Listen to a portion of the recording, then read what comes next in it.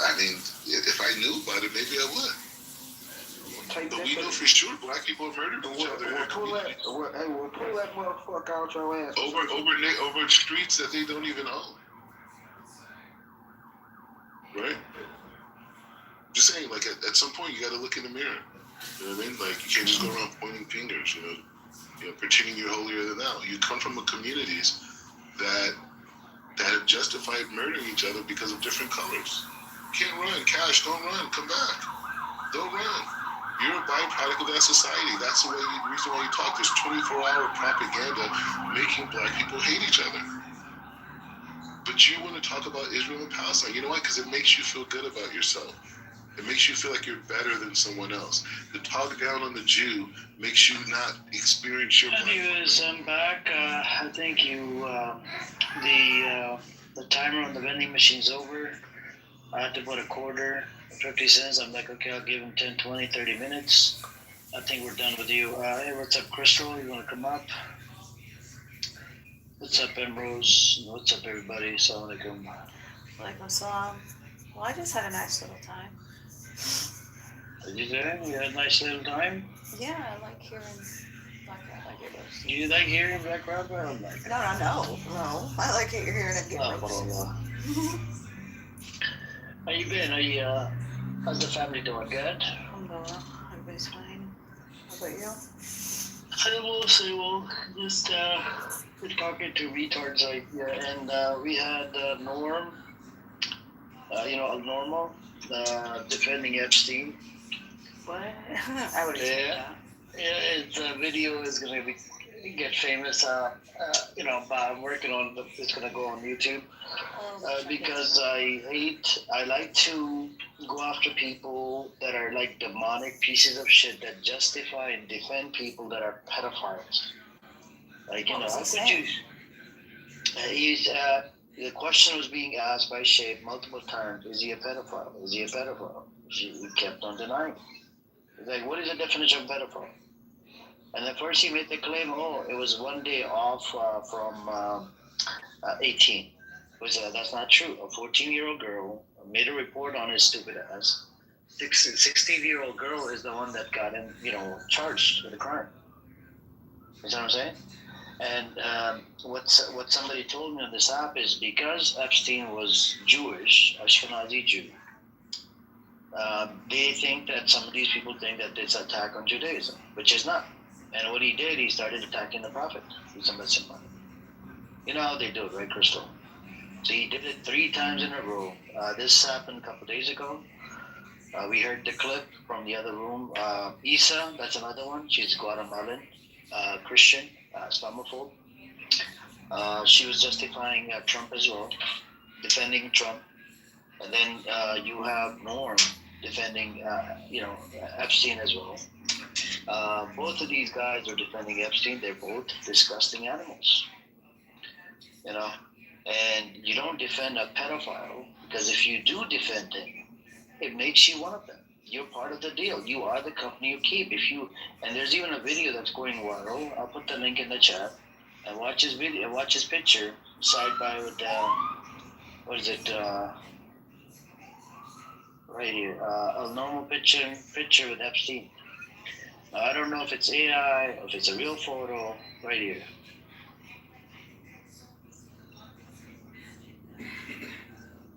I put the link in the chat. And he was a film producer. Norm has produced about 2 or 3 movies. And he's a wild creature. He doesn't allow anybody to speak. When he's a moderator, he becomes like a power freak, right? And he's a disgusting human being. And we had our Trumpy here yesterday, somebody that was defending Trump. And I was in a shock. I'm like, what? We gave a whole bunch of reports. His name is mentioned on the Epstein files more than, 1,000 times or something. And they still defend Trump. I don't know.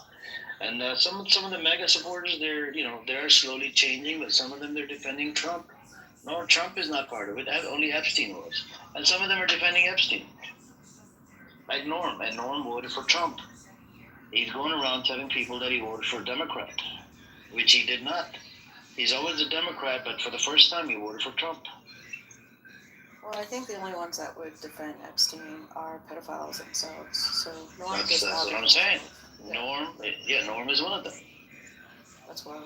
And this is the person, and I called out Yaakov as well today. I'm like, you're the type of person, you did not call him out when he called Buttercup a cunt. He called Buttercup a cunt, right? We heard the clip. This was a couple days ago in one of the rooms. And now he's defending Epstein. He goes, no, we need to do it in private. I'm like, it was done in fucking public. You're supposed to call it out public. Like, why don't you call it out? No, this is, you do it. This is how you guys do it. I'm like, it doesn't matter. A pedo is a fucking pedo. It needs to be called out. I don't get it. And the problem is, since Norm has all their contacts, all their information, these people are, they're scared of, getting doxxed by Norm. And Norm is into doxing people. He even called, the sister Ezra that comes in here. She's Jewish. You seen her, right? Yeah. She's Black American. She comes in here. He called her workplace, like her old workplace. That he wanted to get more information or dirt on her. Like, can you believe it? Yeah, I remember that. That's a disgusting animal. And he has doxed other people as well. And he tried to come after me. He gave me threats about FBI. And then I had to go after him really hard. And it triggered him. He disappeared for about 3 months from our room. Because of the video, how he was asking Danny, his Jewish sister, for nude photos and videos. I put him on YouTube. I blasted him on YouTube. About 400 views so far. Still counting. Put that link in the chat. You want to see it? Yeah. All right, I'll put the link in the chat. Put the link in the chat. Put the link in the chat.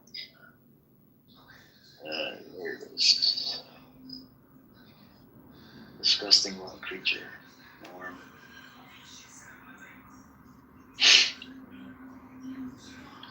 These are the type of animals that are on this app, They need to be... I don't think you're Muslim, honestly.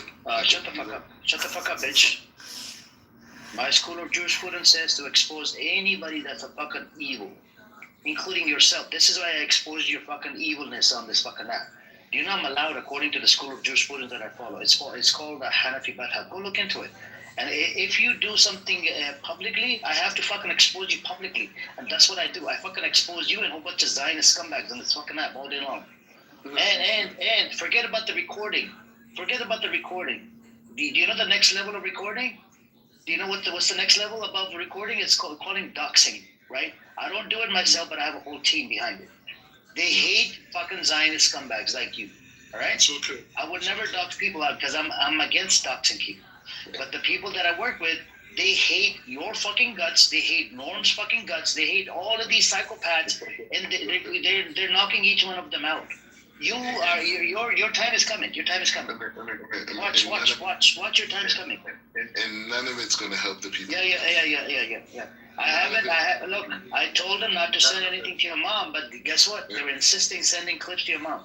Do you want them to send them clips to your mom? She doesn't care about Do you want them to send fucking clips to your mom? Do you want them to send clips to your mom? You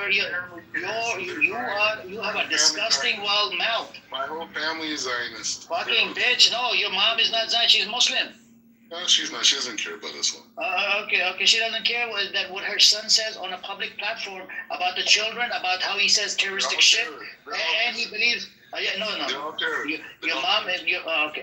Then shut the fuck up. Shut the fuck up. I was talking to Crystal. All right, cool. Okay. Shut the fuck up. I was talking to Crystal. I'm not talking to you. I'm not talking to you, bitch.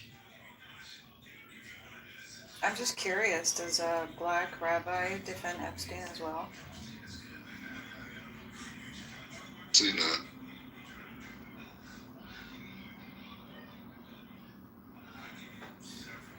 What do you think about your friends that do? I defend Muslims from Islamic radicalism, and I think he did defend Epstein in another room. Ace told me about it. This idiot, this fucker right here, defends Epstein, defends a whole bunch of psychopaths. He defends Trump all day long. You're a pedo. That's all you are. You ran away to Israel because you're a pedophile. Whole bunch of pedophiles that run away to fucking Israel.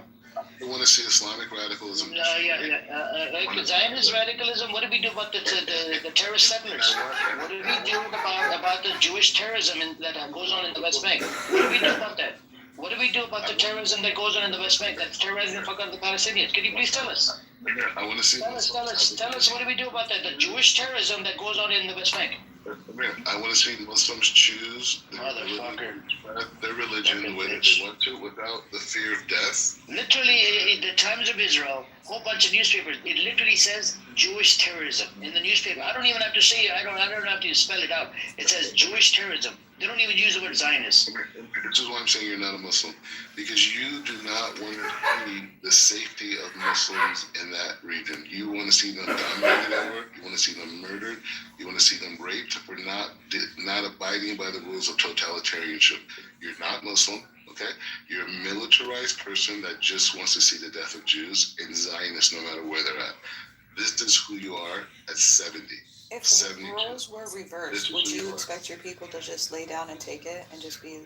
Well, there's 2 million Israeli Arabs that live in Israel and enjoy Israeli society. Great, that's not what I asked though. These people are radicalized. They have nothing to do with Palestinians. They have to do with a radicalized faction in the south of Israel that has nothing to do with Palestinians. These are Russians who came over, who took Palestinians and trained them to brainwash people. This is part of Qatar and Emirates, all these different people who want to resist the West, they use the Palestinians as. I put it in the chat, Crystal, but you have to sign into. Are you signed into your YouTube account? You have to be over 18. Yeah. Okay. Because the things that were said on that video, very disgusting, over 18. And no one called it anti-Semitic for not receiving nude photos and videos of his own Jewish sister, a disgusting wild creature he is. And why would you not be fighting against Islam? Shut your fucking mouth. Why don't you fight against the Jewish, radical Jewishness in the West Bank? Why aren't you doing this? No, because you're. No. Can you please tell us why aren't you fighting against, bro? You're cosplaying as a Muslim. You just hate Jews. Okay. You just hate Jews. That's the radical Jewishness in the West Bank. What do we do about that? Get rid of that radicalism. Times of Israel calls it Jewish terrorist. Times of Israel calls it that. Okay. My question to you: why aren't you fighting against that? Why aren't you speaking up on it? He's one of the Israel terrorists for sure. Him himself. Okay, fine. The point is saying I'm fighting against Islamic radicalism, and the true Muslims who are pure and connected to God are part of that fight as well. You guys are on the side of evil. You just hate Jews more than you love your own children. I don't hate Jews. That's it. I don't hate Jews at all. Well, why would you not be fighting against Hamas? Why would I fight against a resistant group that is resisting against an oppressor? That makes no sense. That's the lie. They're weird. They're there to demoralize the Palestinian people and use them for their economic and political agendas. No, that's just what you tell people. That's the propaganda, so you guys can get away with all your evil actions. Fine. That's what the Palestinians say. Why don't you talk to real Palestinians, not these people in diaspora that have no connection other than having a cousin who lives there in the land. These people who actually live here, the Palestinians, they don't want anything to do with Hamas or the PLO or the PA. There's only factions of them, and those are the ones who economically benefit from their power. If it's not for that, that's just, the same thing goes in Lebanon, right? The same thing goes in Yemen. The same thing goes in Iran. These are the access of evil that's there to destroy Muslims. And so you're saying that the Palestinians in Gaza are against Hamas? No. I'm saying the Palestinians who live in proper Israel are against Hamas. Right? The ones who live in Israel that have citizenship that right, but they're not losing their children and watching their families die. Now, the question is, why don't you ask yourself that question? Why are there millions of Palestinians who live normal lives, and then there's another section that children are dying? Because those are the ones with courage that stayed in their land and they're refusing to leave their land. You call them terrorists because they refuse to leave their land. Wait, I just want to understand your line. So it's courageous to go and attack the Israelis and take 200 hostages, bring them back into your community, knowing that Israel is going to do airstrikes and do targeted military ground troops and tens of thousands of people are going to die. So that's courageous. So is it courageous for the idea of No, I'm going asking to you. Gaza? Don't ask me the Okay, question. I'm going to ask you the same Would question, that but courageous reverse to it. you? Kidnapping women Absolutely. and children Yeah, is it is. courageous. Yeah, so you do. So Because you're a that's terrorist. exactly what the IDF does. So You know, you you're a ever hear that terrorist thing? too. Don't start no stuff, You're a won't be no terrorist too. stuff. No, you're a You ever hear terrorist too. that? You guys started it. So what do you expect them to do? You go and take their children They were and murder the their Israelis children and and rape Americans their had the women, ability to kill and everyone you're in gay, Gaza. and you rape their men. So what do Okay, you expect fine. people to do? We'll If kill you everybody in can sit here Gaza and if we say have that to. you wouldn't do the same exact thing, then you're a Listen, coward. we will kill everyone in Gaza if we have to. Is it worth it? It's Well, worth the it day of just to judgment, die. we'll see your answer. Okay, well, okay, so focus on your day of judgment. Okay, focus on that. I Okay, am. So speaking out is going to be my saying that I did what I could. You're willing That's what I to can do. sacrifice 1 million people because of your day of judgment. Okay, No, fine. that's their choice. But No, it was your it's choice not to their kill them. choice. They're being forced. That's the point. They're being forced by Hamas. They're being forced by these other organizations. They're being forced by other Arab countries. They're being forced to be in that position. Then how come you're blocking the things so they can't leave? If they're being That's forced. that's another issue. Because nobody wants them. Egypt doesn't want the Palestinians. Jordan doesn't want more Palestinians. There's over 3 million. Is it that they don't want Palestinians Palestinians, or they don't want the Palestinians to lose their land? Like I said, there's 2 million Palestinians that live in proper Israel that call themselves Israeli Arabs every day.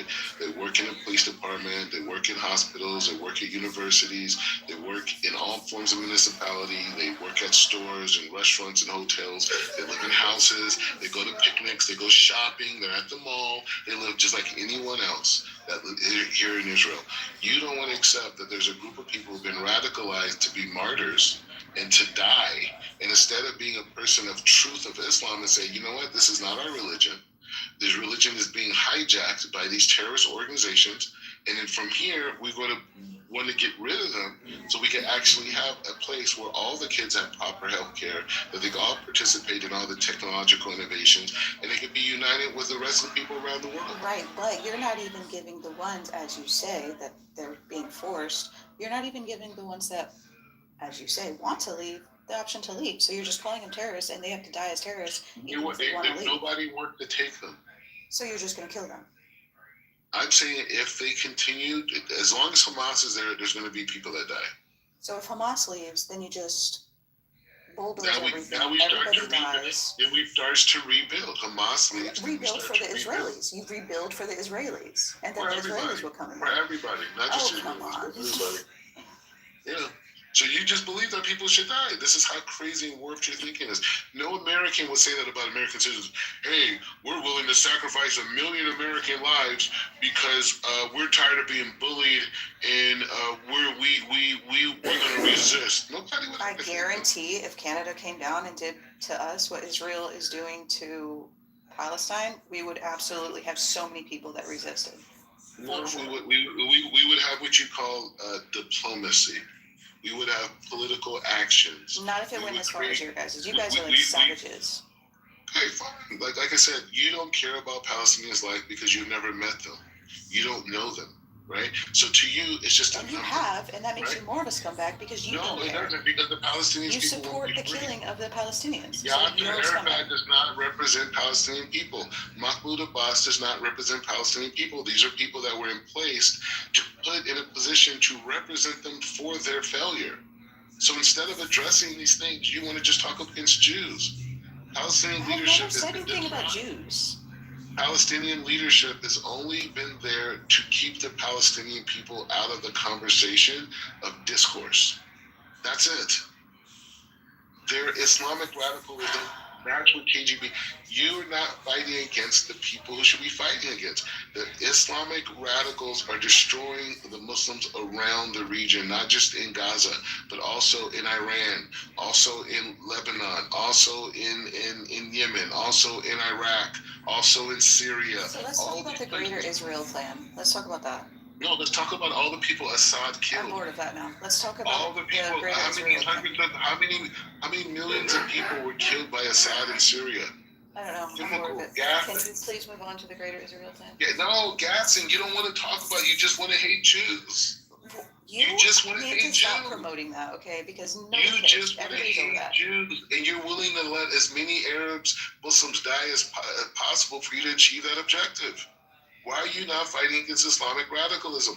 50,000 people murdered Do you in ever get Iran. like embarrassed to use the victim card? In Iran, 50,000 people. We're talking about 70,000 people killed in Gaza, and you're screaming up in arms. 50,000 people within weeks killed in the streets of Tehran, in Esfahan, in Shiraz, for wanting equality, wanting freedom, and you don't have the courage to sit up and say, America, Israel, please fix that environment. America, Israel, please fix that environment. You've lost all morality. All morality. There's 70,000 people died in 3 years in Gaza. 50,000 have died within weeks in Tehran, in throughout Iran. Like this is insane. You guys are not Muslims. You guys are demonic individuals that just hate Jews. It's kind of weird to keep saying that when nobody has said anything about Jews.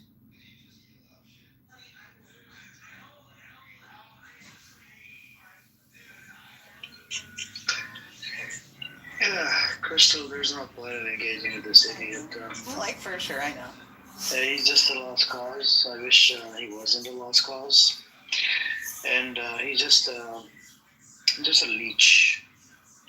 You know what a leech is? That's him. All of a sudden converts to Judaism, and then becomes Jewish in 2013, and then he does Aliyah. He gets a free ticket as well. He had a pretty good life in California, but he just had to fly. That's according to him. I don't know about that, but I feel like something happened to him in his life, and that's why. And I think he just wants to be famous, and that's where he thought he could. That's it. Yeah, cloud chaser. Yeah.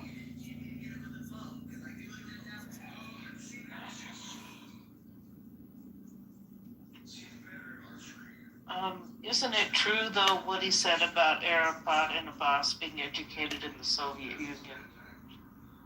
Mm-hmm. That could be true. Just like Osama bin Laden's son got education in the UK. But, I mean, when people say that they were educated to... Netanyahu went to school in America. Wait a second. Isn't it sort of suspicious that the Soviet Union might have had intentions? With Mahmoud Abbas? Yeah.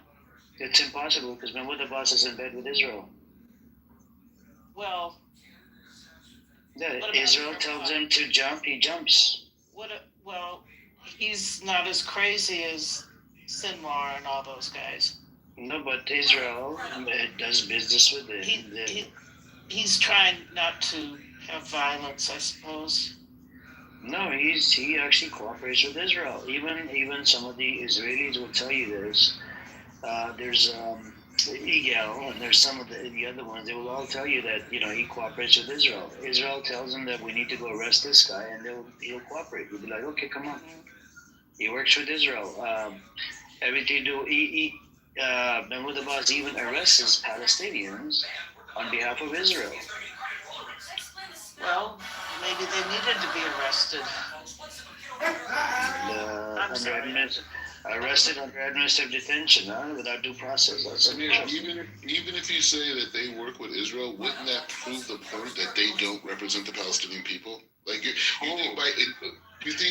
don't represent the Jews. Just come with this and you got enough attention. I'm done. I'm gonna move you down.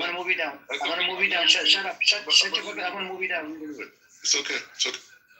Thank you. Suddenly, I'm tired. I'm tired of listening to the same fucking voice for the past 4 hours. It gave me a headache.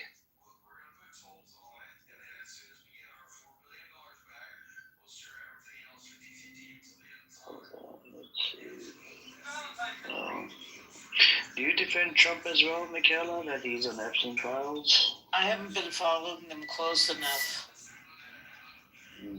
I don't, just because his name is mentioned, there was accusations that weren't followed up on. So my son is trying to educate me. He's all, you know, hot on this, but I followed the QAnon stuff back then, you know, and I realized that you got to sit back and wait till it calms down a little bit, you know. I haven't followed it close enough yet. He's on there more than 1,000 times though. Yeah, And, so that means they were friends. they knew each other. Okay, that doesn't prove anything to me. Well, we know Trump's character, so. I mean, Trump has made comments about his daughter multiple times. That comment, it can be taken. Yeah, he would date her if he wasn't her father. She's cute. That's You know, weird. that That he was is making- super weird. Well, come on. He was just commenting on how pretty she was. Has anyone ever Please. told you you look like Diane Weist?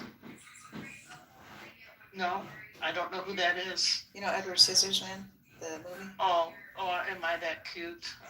No, the mom. I didn't see that movie. Oh, Or if I think maybe I did, but I forgot it. I don't think I did though.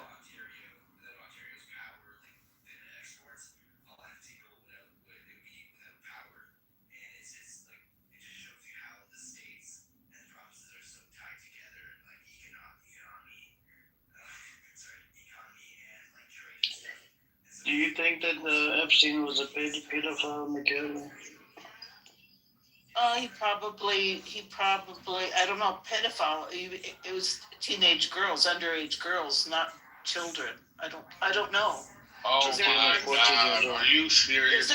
Is there evidence that he was like with prepubescent kids? A 14-year-old girl filed a report, and a 16-year-old girl got him locked up. I thought it was almost 18. Nah, that's you're mixing the two. That's I thought there was just one. I thought Yeah. there was just one that. Norm was saying the same thing, and Well, I just heard that on Michael Tracy. Okay. Yeah, but underage is underage. Underage, but pedophile means a child, prepubescent. It's the same monster. Uh, Well, because the child is a little older, how does that make sense? You're trying to say that it's more severe for a child than it would be for it's the same shit. It's underage. Underage, right. But when you think of pedophile, you think of children, little children, okay? And I don't think he was involved with little children. I don't know. I haven't followed it that close. If there's accusations, what happened to those accusations? Why weren't they followed up on? Why? Who, on Epstein? Yeah, you said there's 14-year-old girls or whatever. I'm just learning right now, okay? Why weren't they followed up on? Is just that they were just letting him off. Who said that he died in jail? Well, the accusations were years earlier, weren't they? Or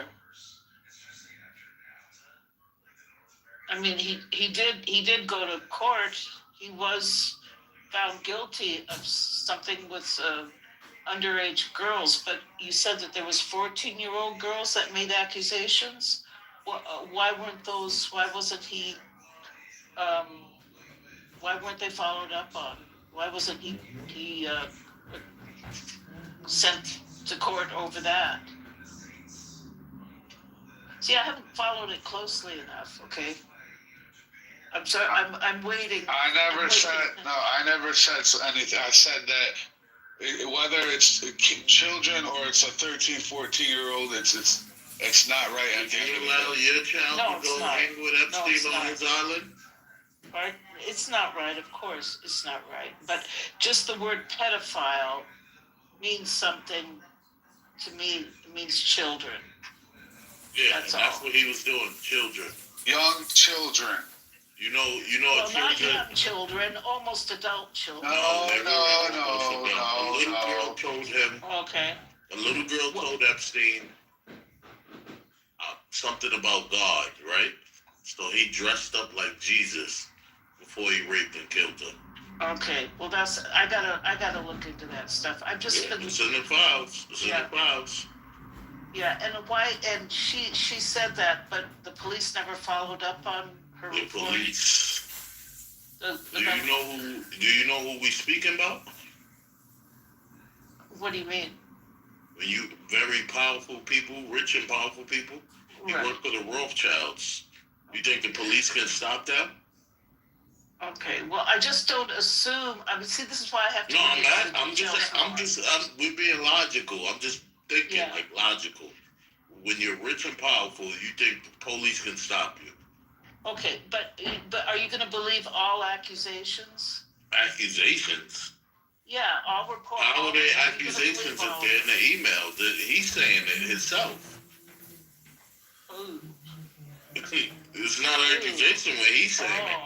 When somebody appeared dead, he said, whoops. Yeah. That also happened. Yeah, okay, I gotta look into this. My son You is. gotta understand, Epstein is a part of a network. It's a whole network. There's others out there.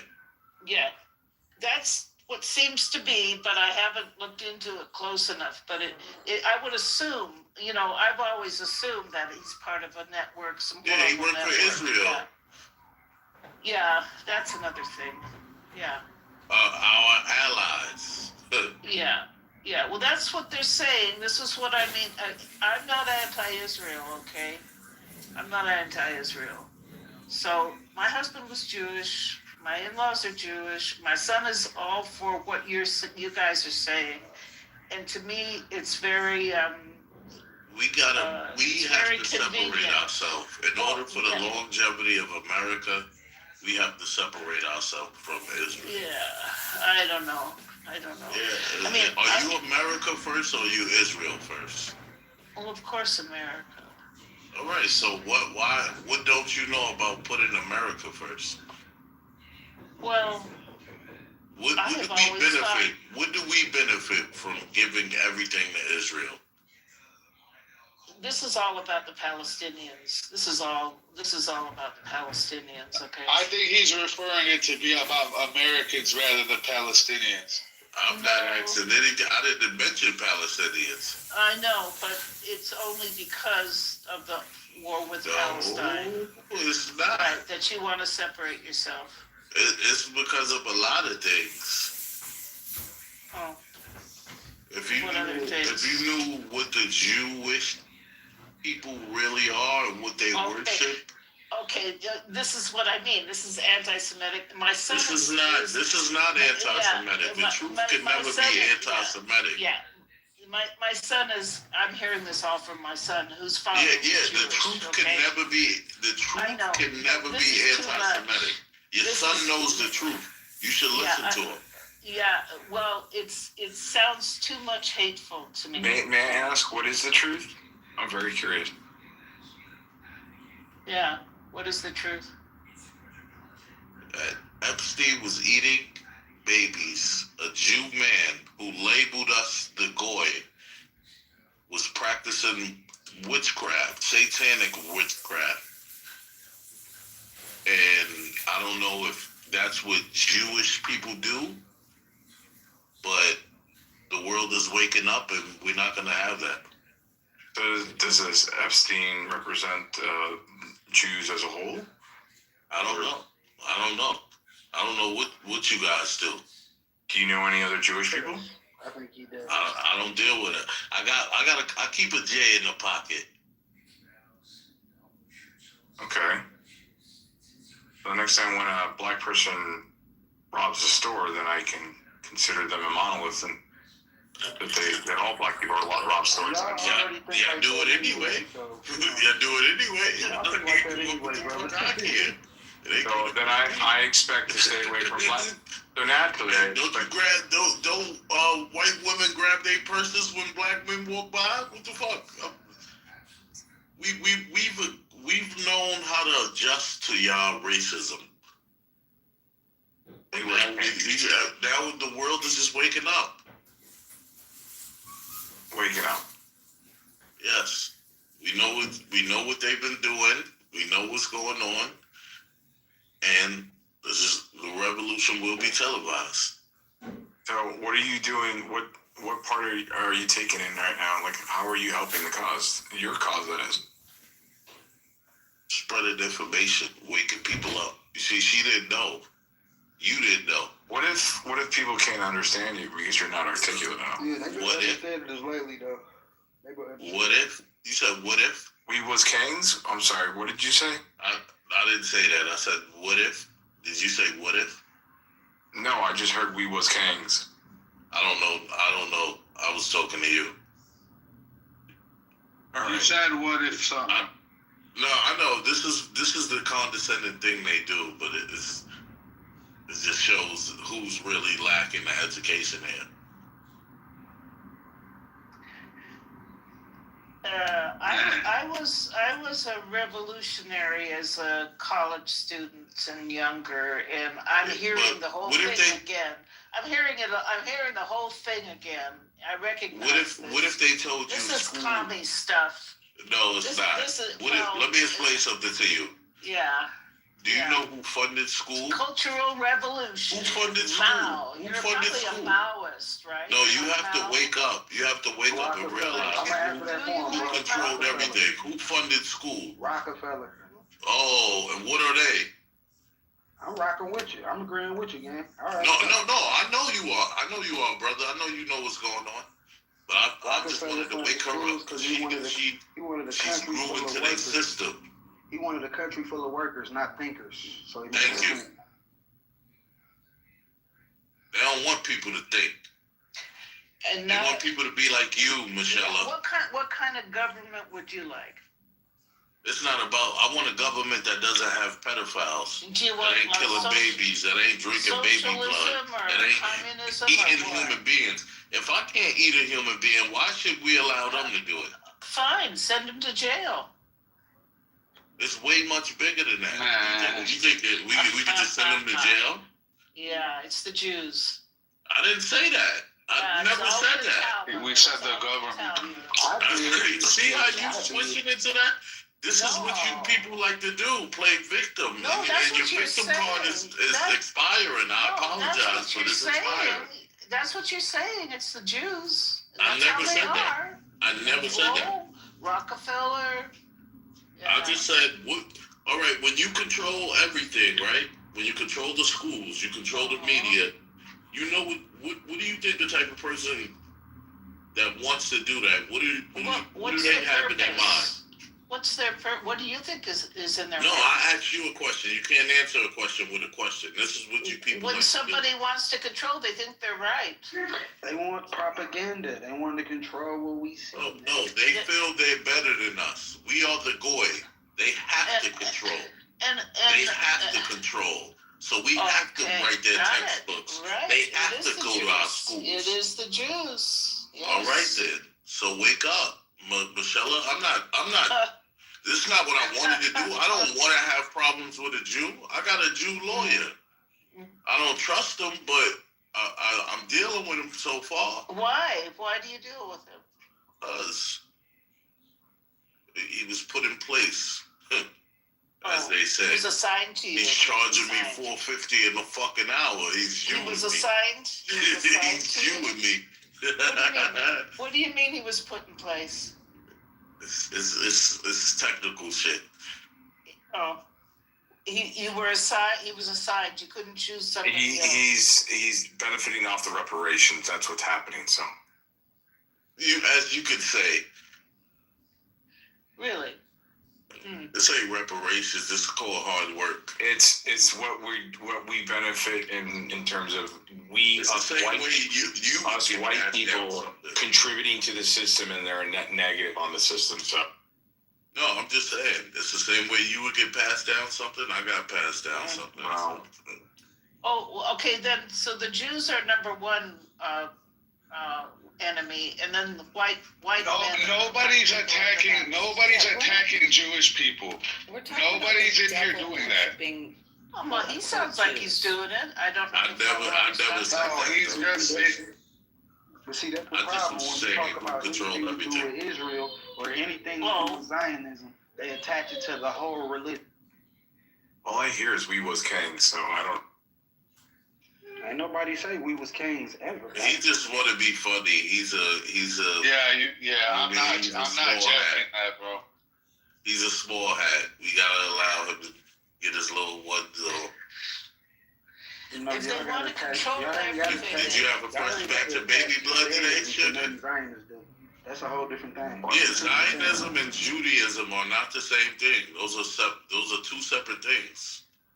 I don't know. You guys know that? I'm glad we can differentiate. So Rockefeller was a Zionist, not a Jew. You telling me? I don't. Or you asking me? Are you telling me, or you Well, he asking me? wanted. So how are they? But they're both trying to control everything, right? Zionists and Jews. No, let's be clear. The people that are trying to control everything are Jewish people that are actually Zionists. Now, to say somebody as far as being Jewish is to practice the religion of Judaism. Not every person that practices the religion of Judaism agrees with what the regime of Israel is doing right now. So we're not going to say that we're not going to say that Zionists and Judaism have anything in common. There are two different things that they like to associate together in order to use words like anti-Semitism and propaganda in theory. That's why they attach those words together with each other. So so I don't know why y'all Jews over there like to play that stupid game and like to play like we just got a problem with a whole group of a religion. You don't even have a distinctive look. We don't even know what y'all look like until y'all open y'all mouth. So don't play it like people just hate Jews. You're nothing to hate. It's because people like to make Jews a race, just like people consider black people a race, right? Which these things really are arbitrary titles that don't exist. Judaism isn't a race; it's a religion. There is no well about it. Judaism is a religion. If someone does not practice Judaism, they are not a Jew by definition. Can we look at the individual, not what the individual is, just the individual itself? We definitely not just grouping a whole group of people by one. It's kind of hard when you label us the boy. Is what we're trying to tell you as Americans is what we notice in America that some people like to ignore is that the main problem a lot of times is Zionists. Period. They cause a lot of problems, bro. In America, they own everything. Everywhere. Zionism has been causing problems since the beginning of I'm gonna tell you something real that I always say. It's a cancer on the human If you race. got a kid that go to school, All right, tell us something real. and your kid get kicked out of school, it could be the school. You feel me? But if your kid get kicked out of 40 schools, it's your kid. All right, well, we're gonna do redundant. You know why they got kicked out of 180 states, right? I mean, countries, right? Yeah, I know for sure. I know the breakdown of really why Just practicing that. Oh, you know exactly. For the babies. No, look up. So tell me what They could They get was kicked out for practicing stuff like the that. witchcraft on them babies. No, look up. This Or they coin could hands up out of get here. kicked out for stuff like that, bro. But they actually got kicked out for stuff like what's going on right now in America. They mess with finances. Yeah, finances. People suffer Well, while they get but rich. that was one That's how of the they think. things. Can you please name the individuals? Also, real quickly, I think it It was is. a rabbi. I think we do need to make Right. It's a a rabbi. honest argument and say that Jewish people, just for the sake of being Jewish, have experienced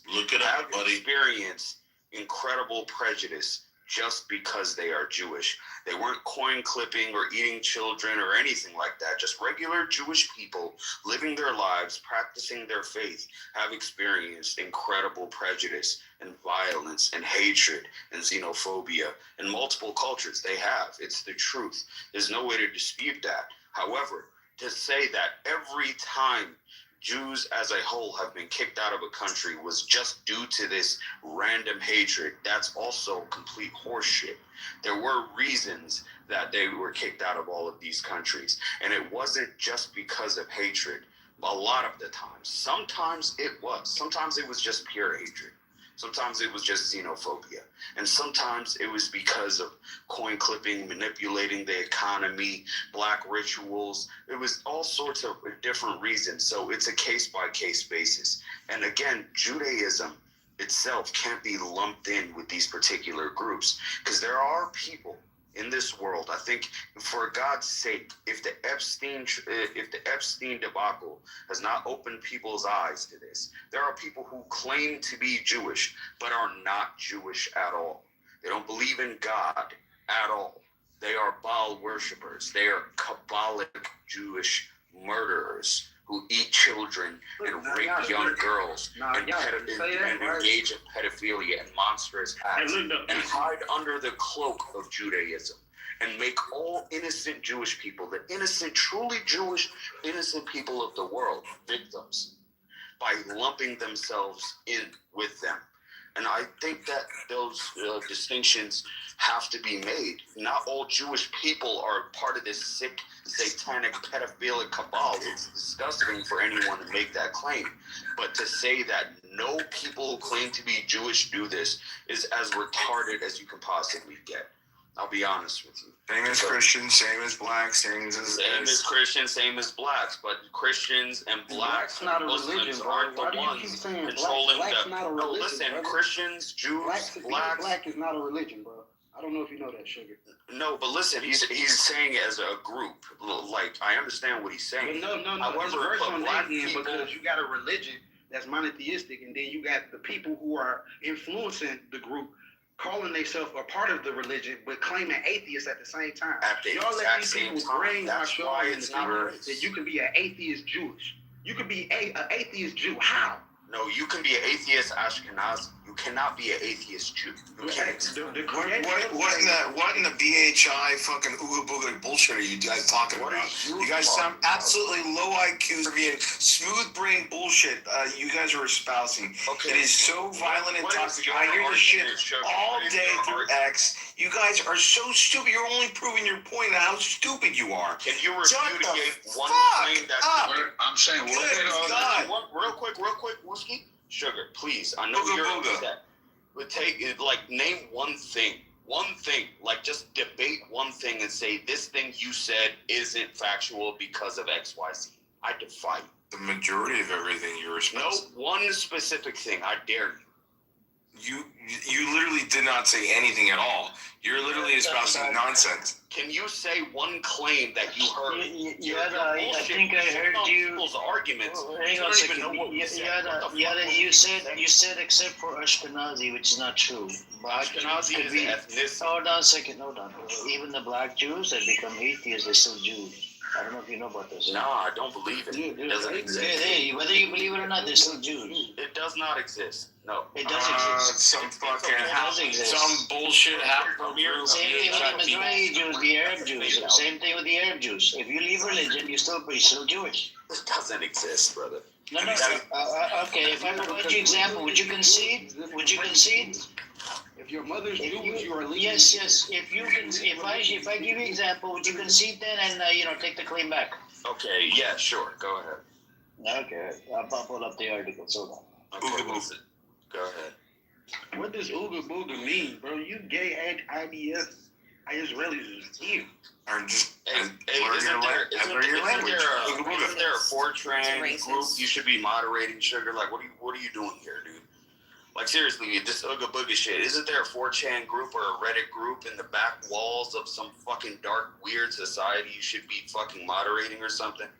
Ooga booga. Yeah, there you go, little fucking cracker boy. That's mad racist. Amir, that's what is- very racist, Amir. You should take him off the what stage. is Uga I'm completely okay with being racist towards fucking facts. Hold on. There's no What is tolerance. he saying, Mazi? What is he saying? He's imitating like some African languages. He's just making fun of. Yeah, that's how white people used to imitate black people. Don't kick him. Let him say. Sugar, you gotta, I don't know. Hold on, yeah, bro, hold on a second. Oh my god, these people though. Let's meet the fuck up, guys. I don't allow racist shit. I told you this, Seymour, before as well, bro. You gotta calm your tits down. Not in this space. You're not gonna, I'm not gonna allow you to racist shit. Otherwise, All right, I get one free pass a day. I push the limits with you. not free pass. Not free pass. I don't. No, give I know. Sorry, I'll digress that Amir for respect. No, just attack the points. You should Attack the apologize. points. All right, I'll let me get Black Rabbi in here. Let me punch him. Attack the points. Attack the points instead of fucking going, like racist. Well, that's the whole point I'm trying to get to, Amir, and that's the fact that when he speaks as if it's a complete monolith that we're all Then absolutely. engage in a conversation. Why do you have to freaking do personal attack? Just go back and forth with him. Well, again, Sugar, I gave you the opportunity. I said, please say one thing that you heard on stage, one specific talking point, one specific argument that says that's complete bullshit, and here is why. I gave you the opportunity. I cannot enough to go back. He's incapable of doing so because Well, they're first all off, counterfactual to what I'm saying. Please refer me as my full name, Sugar Tits. If Okay, you don't how mind. about this? I will make one claim, and you will argue against it. Judaism is a religion, not a race. Go. It's an ethno-religion, Yana. Look up the Judaism definition is of what not an I ethnic want you. religion, it's a You know, there's a thing called terms. There's a thing called terms and then definitions. Okay, so do you know? I want you to look up. New term, buddy. Can you please? It's not a new term, buddy. I want you to please look up what an ethno-religion is. Okay, ethno-religion. That literally means ethnicity and religion combined. It combines two different terms in one. So what is ethnicity? Let's look that up. Ethnicity definition. A quality or fact of belonging to a population or subgroup made of people who share common descent. Right? That is the literal textbook definition of ethnicity, right? So, if Judaism is an ethno-religion, let's do it in the form of a joke. An Ethiopian Jew, a Moroccan Jew, an Irish Jew, and a Russian Jew walk into a bar. They're all the same ethnicity in your mind. I put the link in the chat for you, Yada. Are they the same descent, Sugar? I'll read it out. I'll read you the name. All right. The first one is Jack Black. Second one is Black Jewish figures like Michael Tweedy, Naomi, Naomi Wadler, Julius Lester, are typically observant or agnostic, but not explicitly atheist. Black atheist, Hubert Harrison, Philip Randall. So I put the link in the chat. So it depends if you're born to a Jewish mother, right? You're still a Jew, by the way, right? If you leave religion, yeah. So if you leave the religion, you become atheist, you're still a Jew. Even Rabbi would but based on what though, Amir? You're born to a Jewish. This is how they practice it, bro. This is how it is. No, but I understand how they practice it, and I'm confused with this whole. How it's practiced isn't what I'm debating. Of course, if you are born to a Jewish mother, you are considered Jewish based on the traditions of Judaism. I understand that. That's not what I'm battling with. Okay, do you want to ask this rabbi character? By definition of the word. Okay, I'll bring him up. You can come up and just answer the question and don't go on a fucking monologue, man. I hate your fucking monologue. Man, I don't want to hear his voice, bro. I don't want to hear his voice. I hate this fucker monologue, man. It gives me a fucking headache. Voice, bro, it's good. Yes, I'm just saying, bro. That's just how it is. He left. I'm here, baby. Holla at your boy. What's going on, man? Let's go. Okay, how are you? How are you Jewish if you leave religion, Rabbi? If I what? If you were to leave religion, how does that still make you a Jew? Because a Jew is like a peoplehood. It's not like a religion. I mean, there is a spiritual idea, but even if you don't believe in the. If you leave religion tomorrow, you're still a Jew. Yeah. Yeah, so there you go. He's converted. He converted to Judaism. It's not this fun. It's like a gang. Once you're in, you're in. You can't get out. You can't get out. They took a drip of his blood as well by the private area. They said Muslims did a good job on circumcising him. And this idiot thinks that, majority of Americans are uncircumcised. Mental retard, go look into the stats. What? A lot of Americans, majority, even the white folks are circumcised. Go look into it. Who the hell made that ridiculous claim? This idiot made a claim earlier. This retard made a claim. Yo, Black Rabbi's he's a black rabbi. What do you? Fucking retard. Yo, Black Rabbi, you made that fucking claim. You said most Americans aren't circumcised. Did you really make that fucking retarded claim?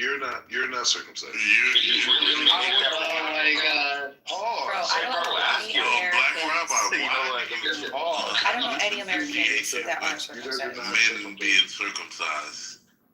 I know that you're worried about the Jew culture. That's what y'all worry about. No, it's not just. It's Abrahamic culture. So no, if you're- all right, whatever. So it's Abrahamic Muslim culture. It's Why Muslim is that culture even as well, since it's an Abrahamic faith, right? Yeah, Muslims are circumcised. Of course, right? You're so not. It is You're an not. Abraham culture. But Right? that's you what I just do said. them yourself? But I'm saying you are You not got a knife circumcised. for it? Wait, you said you're not. Who are you talking You're to? not circumcised. You see my dick?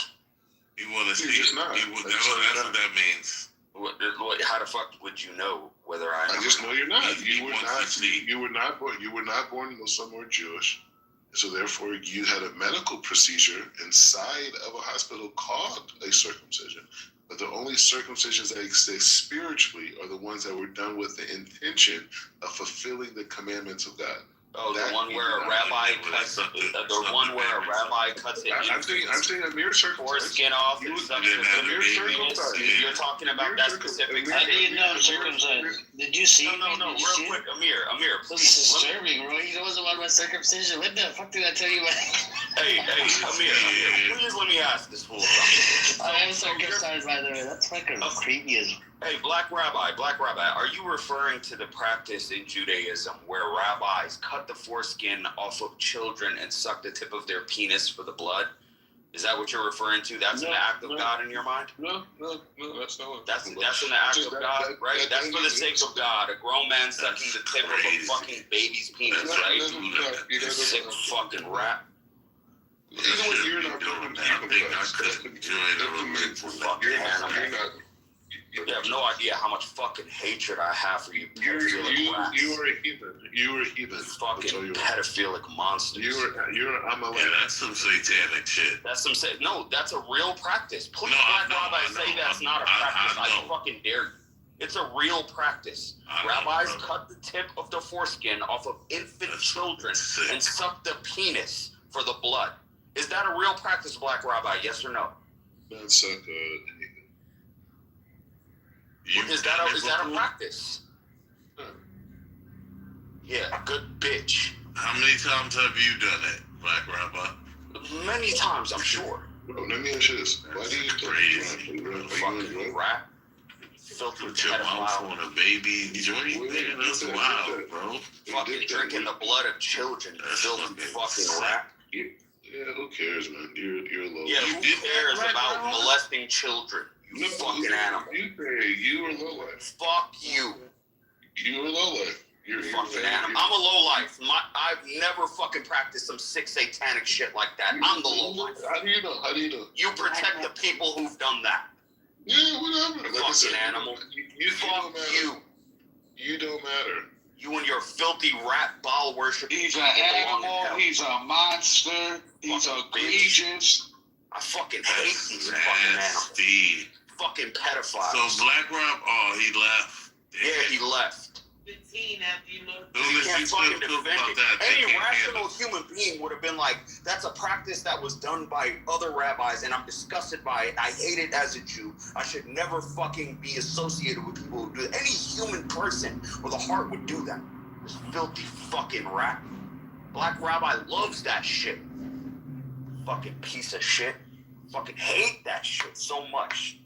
Hey, Michelle, just listen. I don't have no hatred towards the Jays. I have no hate It's just towards certain innocent shit that regular is Jews. devilish. Innocent regular That's Jews don't do devilish. that.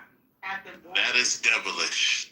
Fucking animals like Black Rabbi do that. They And advocate then they for shit worship like the that. Baal. That is They true. worship Baal, bro. Fucking Bibi Netanyahu got Fucking mad animals. in Iran. Filthy They burned fucking it. rats. They But give it's like- Judaism a bad name. They give Jewish Why would you people, worship innocent, good a Jewish statue people, a with bad name. horns? A devilish statue. Fucking animals. Devil worshipping Zionist cunts. Wait, what did you say Netanyahu did? Dipset? Did a lot. No, he said he had a statue of Baal. He might have. Pretty sure he has an effigy somewhere in his house. I would not be surprised if that was the case. I don't think he's a Jew. These people aren't Jews in my mind. That's why I battle with people saying they're Jews. They're not Jews. I think Judaism is worthy of respect. Just true Judaism. The Abrahamic Judaism is worthy of respect. These people aren't Jews. They hide behind that title.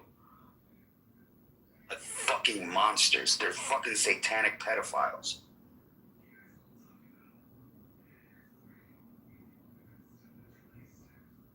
So you say real Jews don't do that bris? They don't do the bris that way. Well, I hope not. You tell me, Michelle. Do you believe? Are you a Jewish person? No, my husband he wasn't practicing, but his family, none of them were practicing. They were all modern Jews. I mean, Atheists. Are they Jews then? Like, let's be real with ourselves. Judaism to me, it's like Islam. Like, it's like Christianity. If you don't practice the faith, if you don't believe in God at all, how can you be a part of a faith? You don't practice. Yeah, but you can't. Yeah, but we were talking about that already. Esno. He was still his mother's Jewish, so he's Jewish. But that's how they consider it. But I don't believe in that. Yeah, but the bris is a tradition. That's a traditional Jewish practice. So you're saying that anyone who does the bris, to me, it's a way of, I don't know why they do the sucking, but it's not, if they do that, if it's part of the tradition. That's if a it's satanic. part of the tradition, it's probably That's a fucked up to get rid of tradition. the blood or something. No, let me ask you this. Does this bris go back to the ancient Hebrews? What? I don't know. Maybe not. It doesn't. It's a satanic practice made in Central Europe. Right. Listen, a lot of the Jews since Christ, when they became when there was no more temple, Judaism has been dependent on the rabbis, and it's a whole different thing from ancient Judaism. It's a whole different thing. Yeah, that's why I don't know if the ancient rabbis did that. I don't know. No, they didn't. They did not. You know that. Just from all the studies I've seen, the only practice of this sick culture, the what did you call it? Bris. That was the official name. Yeah. The only documented cases I found were from Central Europe. I didn't find cases of bris in the ancient Hebrews. I didn't find cases of that. Well, they were circumcising, and that's what the bris is. Circumcision is one thing. Muslims circumcise. I'm not talking about the act of circumcision. The act of circumcision is a symbol of allegiance to your faith, to God, as commanded to Abraham by God. But Abraham did not perform bris on his kids. He didn't perform bris on his son Isaac. Bris just means circumcision. No. I'm saying the act bris is the way it's performed in I don't even want to say Jewish tradition. The way Abraham, there's no documentation of Abraham performing it in that way, where he put his mouth on the blood of the child. They didn't say how Abraham did it, did they? Did the Bible say how Abraham did it? Doesn't matter. I'm saying it was never documented as that's how it was done. If it was never said that's how Abraham did it, how did it become a tradition? I have to look up why they do that. I did look it up, and I've never found it outside of Europe. Well, do you have any explanation of why they do that? I think maybe it's to remove the blood. It's a pagan practice that is taken from pagan roots inside of Central Europe, where the blood of children is seen as pure and allows the person to be in oneness with life coming into the earth. It's a Is that what practice. They say? In certain pagan traditions, that's how they used to do it. They didn't do it through circumcision. Swallowing the blood. They didn't. No. They didn't do circumcision. Like in these pagan practices in Central Europe, they sacrificed the child, and the child's blood. That sounds like another anti-Semitic trope. I don't think it's. And everything is anti-Semitic. Everything. That's what I'm saying. It's not a Jewish thing. You have to look it up. You have to look up and see. Okay, let me look it up right now. Matter of fact. Yeah. Instead of arguing, why is the blood removed in that way? Right. And I don't think they're swallowing it, and I don't think they're. I think it's just a way of removing it. But it's not okay to swallow it. The swallowing would have to do with the blood, being some kind of life force or something. So I don't think they're looking for a life force. I don't know. It's okay to suck a baby's willy.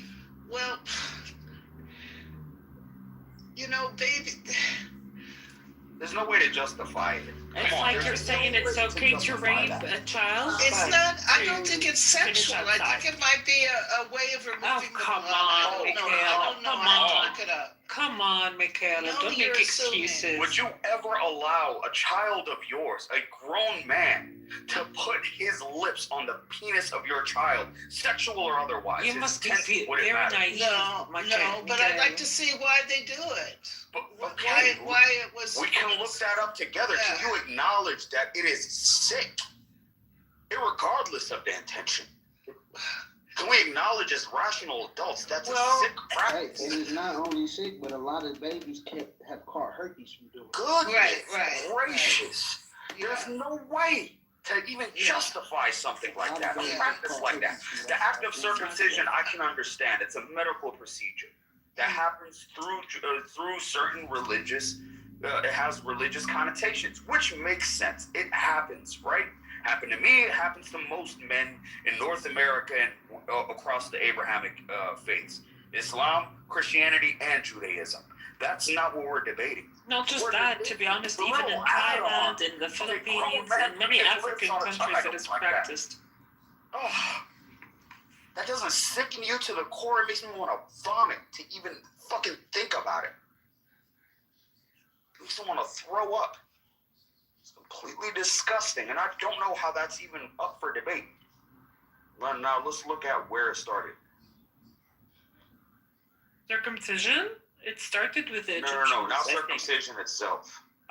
The suction. Yes. Probably in Romania because they were vampires.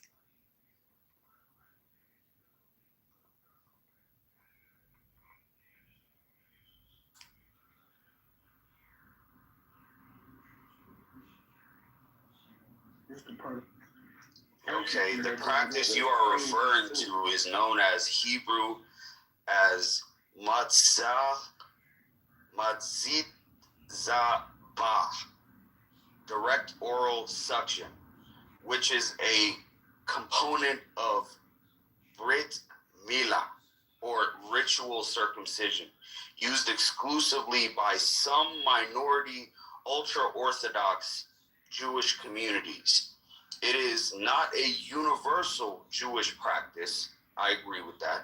And most Jewish authorities, including modern Orthodox and non-Orthodox, have moved away due to modern medical understanding. Context and details regarding this practice. What is it? Following the removal of the foreskin, use the mahel, or circumciser. Uses his mouth to directly suck the blood from the wound. Historically, this was due to a prevalent infection or to prevent infection based on ancient medical understandings. Is it drinking the blood? No, the practice is to remove blood from the open wound. The mahel, or the circumciser, typically spits the blood out immediately, often onto a cloth or the ground. Where is this practice? It is predominantly practiced among specific heretic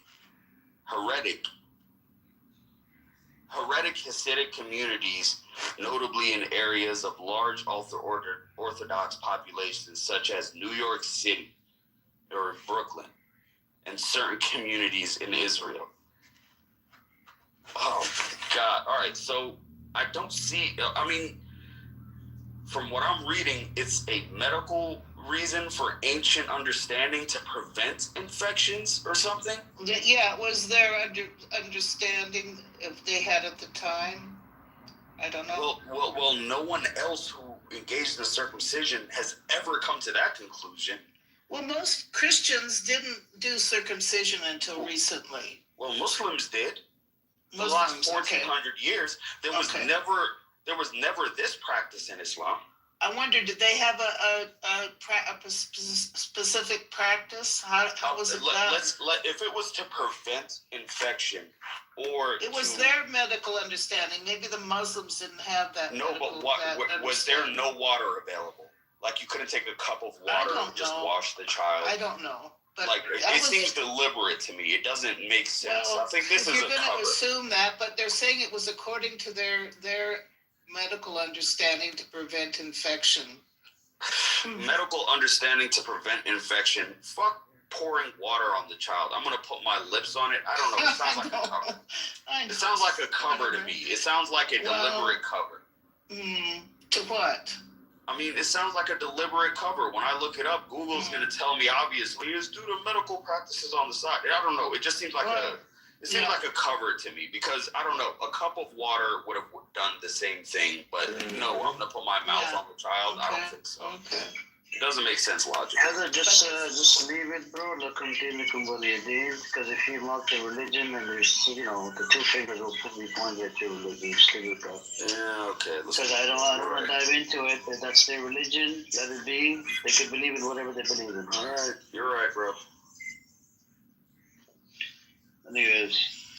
No, that's not believing sucking baby dick, though. I know, but this room is not about mocking. I know, but this room is not.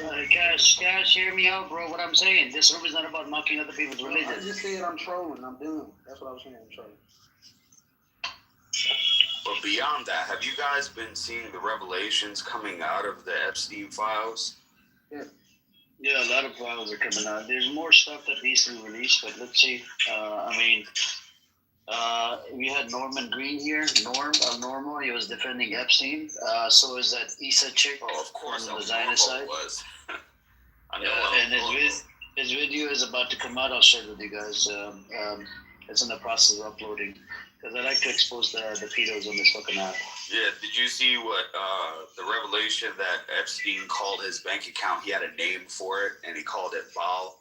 It was the Baal account. Yeah, it was the Baal account, the devil's account, right? His demon account. Crazy. Yeah, the sickest thing I saw on there, I guess I have to be completely intellectually honest. I say a lot of this stuff is alleged because there's no concrete evidence. But the stuff that I saw, especially that diary that was in the Epstein files that was put forth of a young 16-year-old girl writing that she was breeding on behalf of Epstein, where she was forced to give birth to children multiple times, and Ghislaine Maxwell would be right there with her and then tell her to cover her eyes so she doesn't see the child to prevent mother-child bonding. So when the child or the mother lay eyes on each other, there's an instant bond. So she would cover her eyes and she would describe how she hears her baby's cries, and then it would be taken to the other room and the cries would almost instantly stop. And she never knew why. And this happened to her multiple times. And I'm reading some of this. It's just the sickest, most disgusting shit. It was another one that was sick. They had like a baby girl, and they had a recording of her mother, and they was using it to tell the little girl to suck harder because she wasn't sucking right. And it was a young girl, like 5 or 6 or some shit, bro. It's the most disgusting shit, man. And like just the way he was describing the real evidence. This isn't really alleged or anything. The way Epstein was describing non-Jews, where he was calling them cattle or the goyim, or they're just cattle. Anybody who was non-Jewish. I think he was talking about Madonna in one email where he says she's forgetting that she's cattle. She needs to remember that she's one of the goyim or something like that, where anyone who's non-Jewish is instantly, and that's in line with certain teachings in the Talmud, where it describes anyone who isn't Jewish as goyim, as cattle, and they are to be referred and treated as such. So he definitely practiced that Kabbalic, sick, disgusting ritual form of quote-unquote Judaism, which I don't believe it's Judaism. I just think it's satanic pagan shit masquerading as Judaism, because I don't want to disparage the many, many good there are in the world. Would he have been speaking cynically or joking cynically? We don't know that. I mean, how many people do you know that cynically say, "Oh, well, this person, they're not," like if you went into the email account of a Hamas member or a Al Qaeda member or ISIS member, where they're describing anyone who isn't Muslim as cattle and as kuffar or as infidels, would you say, oh, maybe they're speaking cynically? Would you ever even, or would you be like, this is what this person believes? Like, well, he was taking it from the Talmud, that he was taking it, but modern Jews are much more cynical than Al Qaeda people. Hey, Michelle. Your words, not mine. Hey, hold on, real quick, got it. Let me ask you a question real quick. Is you Jewish? My husband was. Okay, I got a quick question. I'm not going at nothing. I'm just asking. Mm-hmm. Like, if Jewish people have the Hebrew Bible, right? Why do they refer to the Babylonian Talmud at all? Right. Oh, they do, don't they? Yeah, I'm just asking. I'm not being cynical. I don't know. My husband was he wasn't religious. He was atheist, so he wasn't even educated that way. His parents, he was third generation atheist. Okay, one time I had asked a rabbi the same question. I asked him, like, if y'all got the Hebrew Bible, why do y'all refer to the Babylonian Talmud at all? And I know there's a Jerusalem Talmud too, but the Babylonian is more popular. But he told me it's because that the Hebrew Bible is basically stories and the Torah, which lays the laws, but the Talmud is for daily living instructions, right? Yeah, that's it's commentary on the Bible, so they're trying to figure out how to interpret the Bible, and they're arguing with each other. So he said that, I read a nice little chunk of the Talmud, so he said that they use it for daily living instructions, right? Yeah. And one interesting argument in the Talmud is the appropriate age it is to have sex with a minor. Yeah, I've heard of that one. Yeah, and I think it's Galatians 57b. It says 3 years old. Yeah, it's the verse is Galatians 57b, if I'm not mistaken. And they agree that, well, one rabbi say that they should be 3 years old. Another rabbi says, because it's all debates, another rabbi says they should be 3 years old in one day. And at the end, there's a girl who acts as a rabbi years later, because the debate spanned on years. You know what I mean? It'll be one rabbi from 200 years later that answers the question, and they go back and forth. So there at the end, it's a girl who asks a rabbi, like, so what was the age you came up with for a young girl to be betrothed and have sex? And he said 3 years old in one day, right? So my point is that I was just confused on when I asked the rabbi this, and he kind of got mad. I seen he was visually mad and act like he was busy at the moment. I asked him, well, if you look at the Talmud for daily living instructions, and that's a daily living instructions in the Talmud, do you feel it's okay to have sex with a minor? You know? And then he got visibly pissed off. He didn't really answer me. You know, he got to acting like he's busy and the questions are irrelevant. But that's a real question. You know what I mean? Well, is it to have sex or betrothed? Did they specifically say have sex? See, to be betrothed in different cultures is different. In ancient Judaism, you could be betrothed for years and then consummate, later. Yeah, but that's not what. No. But listen, hold on, yada. Let me tell you. Listen, this is the thing. To be betrothed in ancient Judaism is to have sex. Well, I don't know. Are you sure of that? I'm positive. I wouldn't even be bringing this up. I believe the exact words in the Talmud have nothing to do with betrothal whatsoever. There's a rabbi that makes an argument when he discusses the having sex with this minor, this child, and then he says, so a virginity returns to the girl that is 3 years and 1 day, the same way tears return to the eye after it's been poked, and describing that sex with a minor who is not your wife, that is not Jewish, is permissible as long as the child isn't Jewish. Young girls and young boys.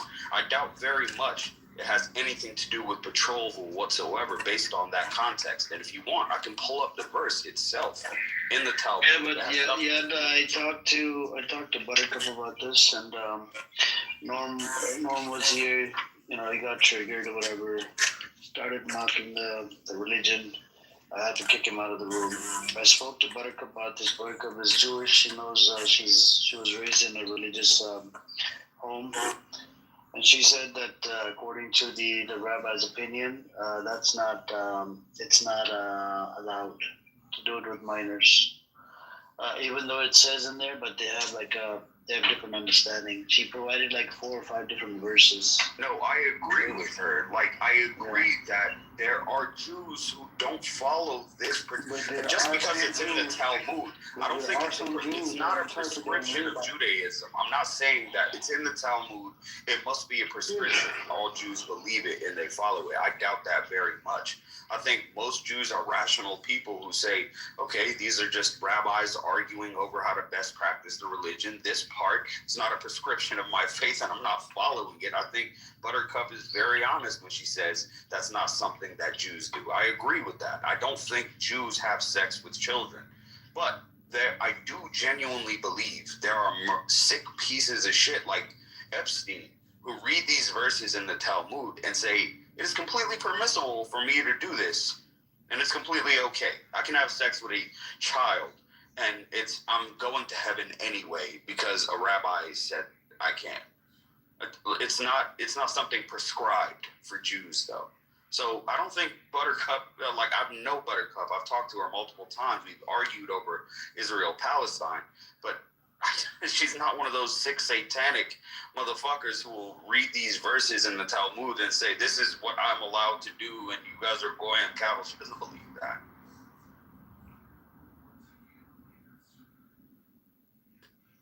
Hey, yo, Fatima said stop following Goy News. I'm weak as fuck.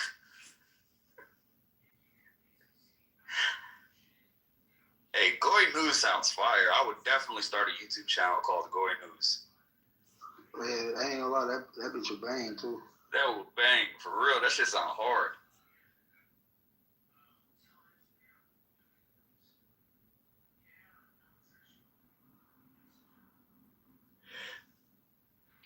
Hey, Amir, let me ask you a question. Thea clearly knows it based on her PTR, but that effigy of Baal that was burned in Iran, what do you, we all know what the purpose of that was. But what if you talk to any Iranians on the app recently, what are they saying about it? So I think Amro said it's anti-Semitic. They were burning it because on one incident they had what did you call it? They had Star of David on it. There is no Star of David, but I mean, maybe. Soren said he did see it. Soren is Iranian. He did see it on one side of it or something. So that's where they're having a problem.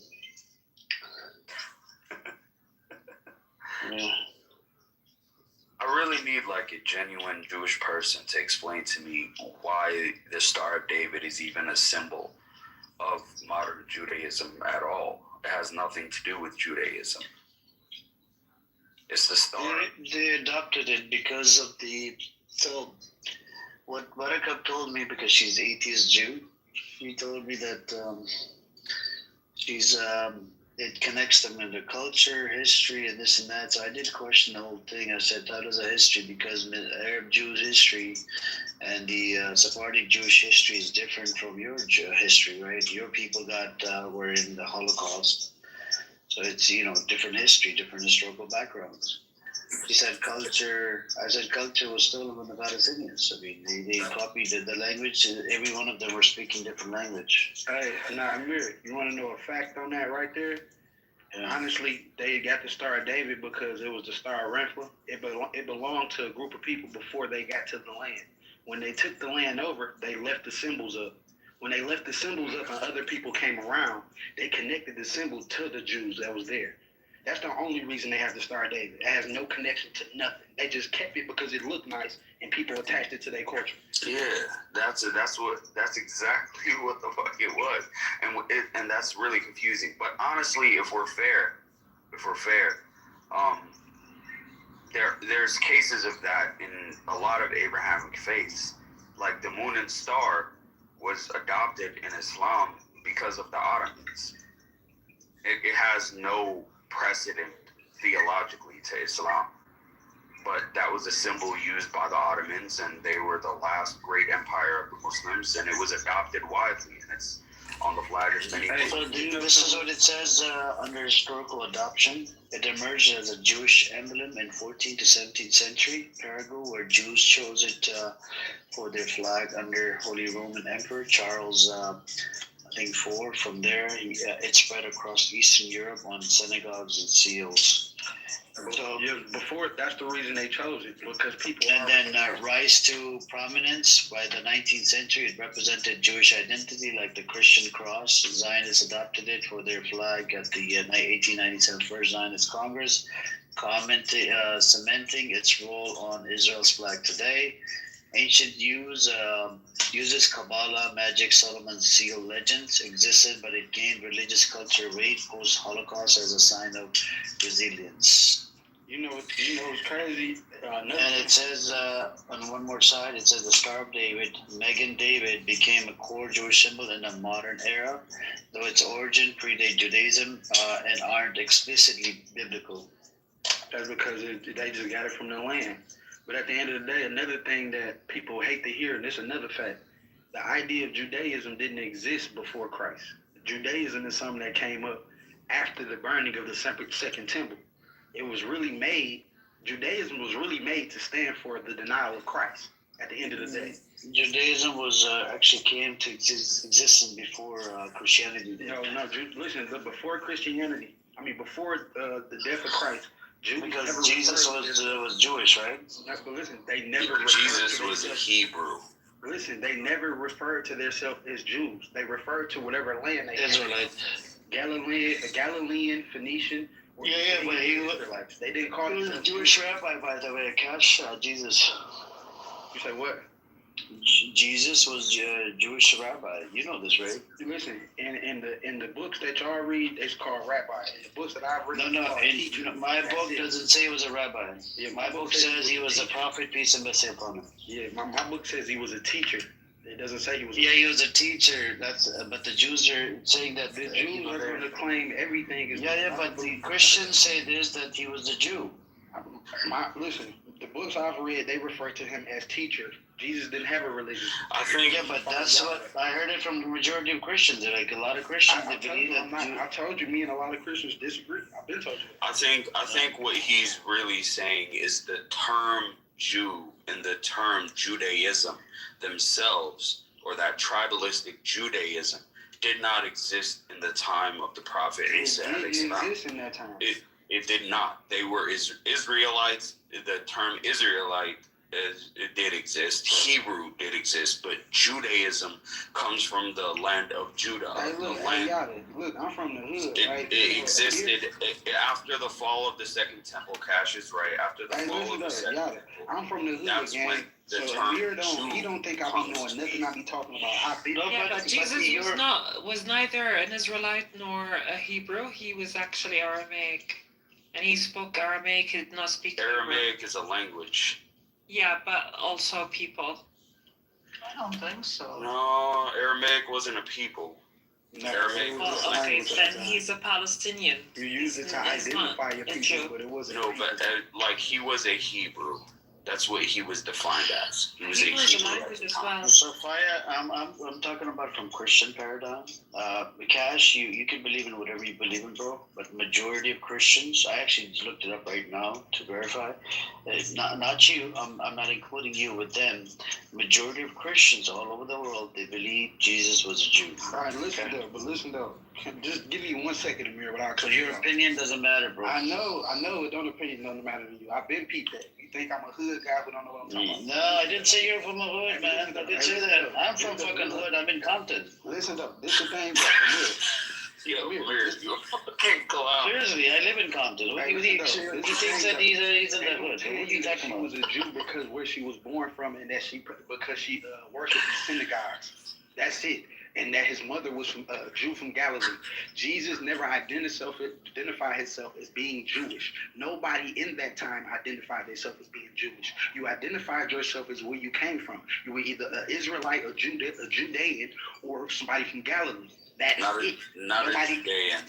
Yeah, nobody called themselves Jewish. Oh, he's Jewish. I'm a Jew. That's right. That's right. You can believe in whatever you believe. It didn't exist. Okay? Majority of Christians. One time, I'm sorry, Amir. You don't. I know, but majority of Christians believe that the Jesus I don't was give Jew. a fuck what Christians think. I think Christians Okay, are dumb but as dogs. this is their belief, man. I don't care what they believe. What they got to do with me? Well, I'm telling you real history.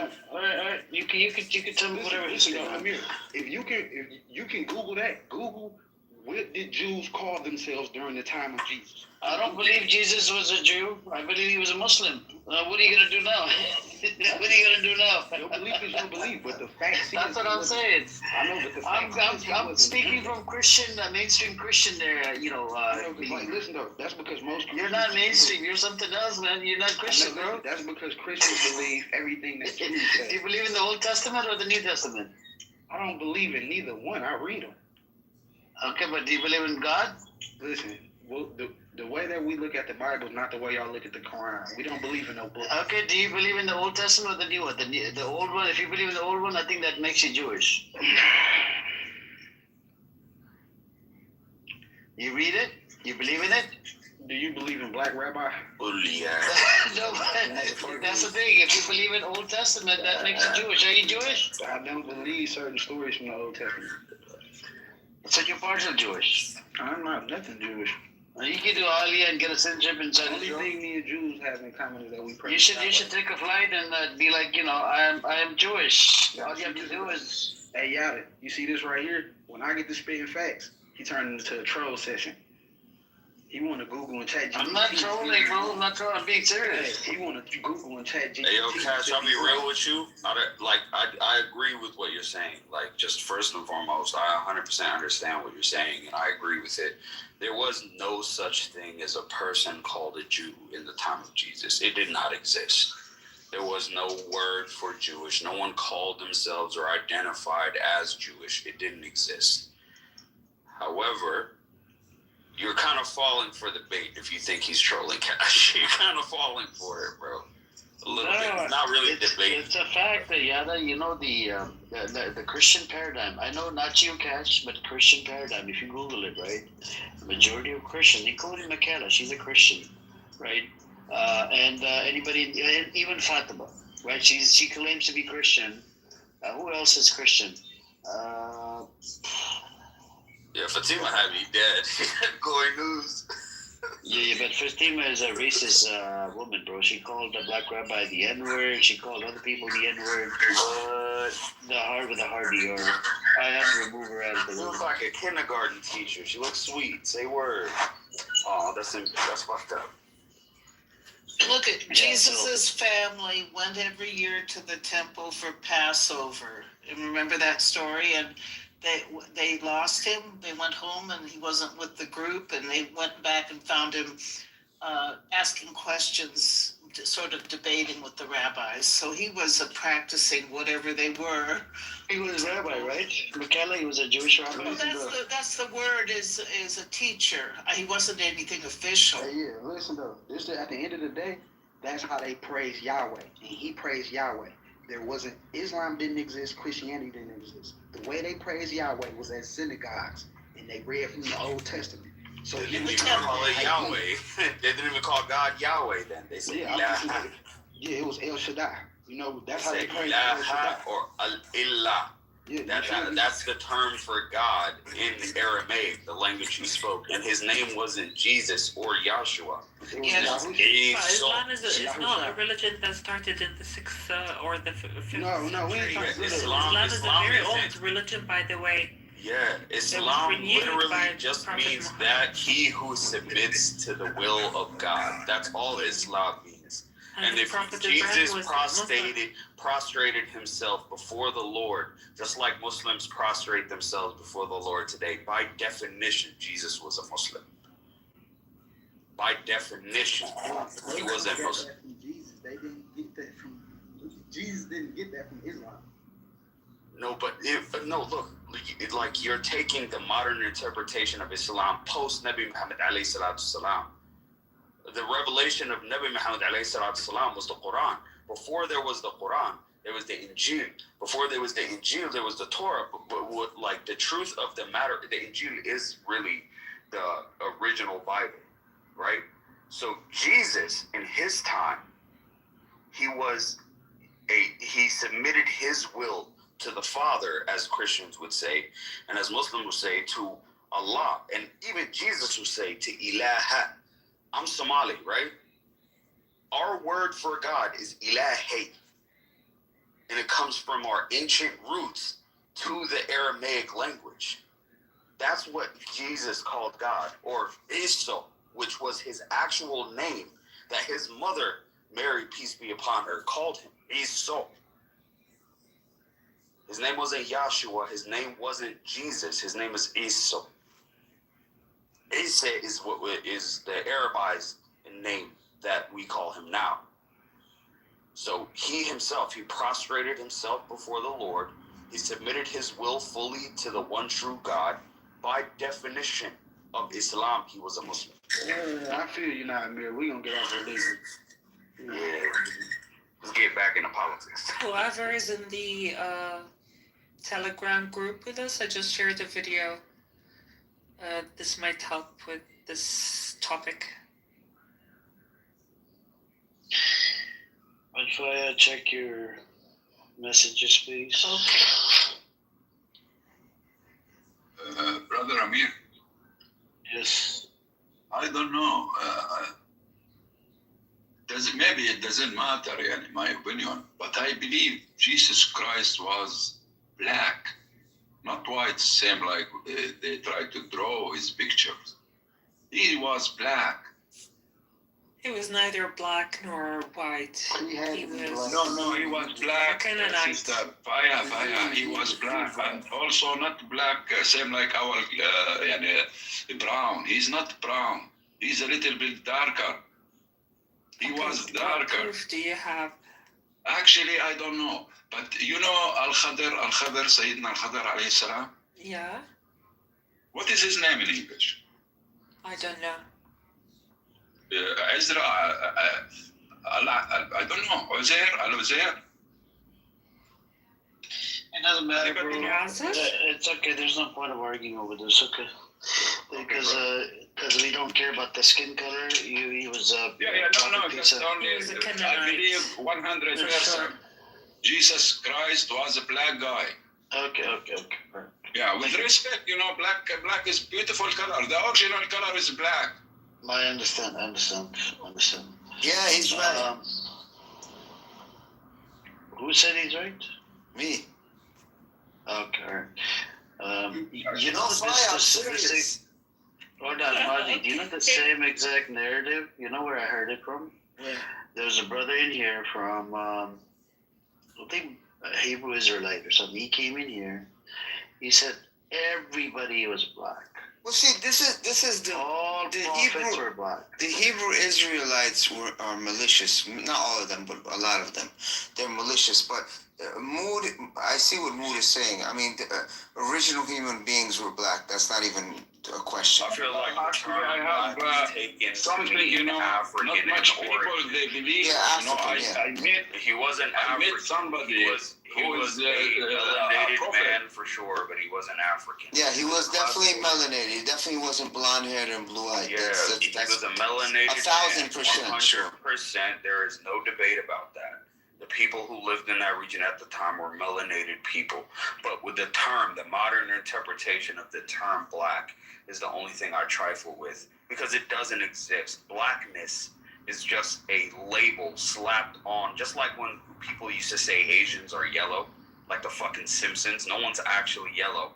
Or like Native Americans are red. No one's actually red. It's just a random fucking color assigned by European colonizers. It does not exist. It's not real.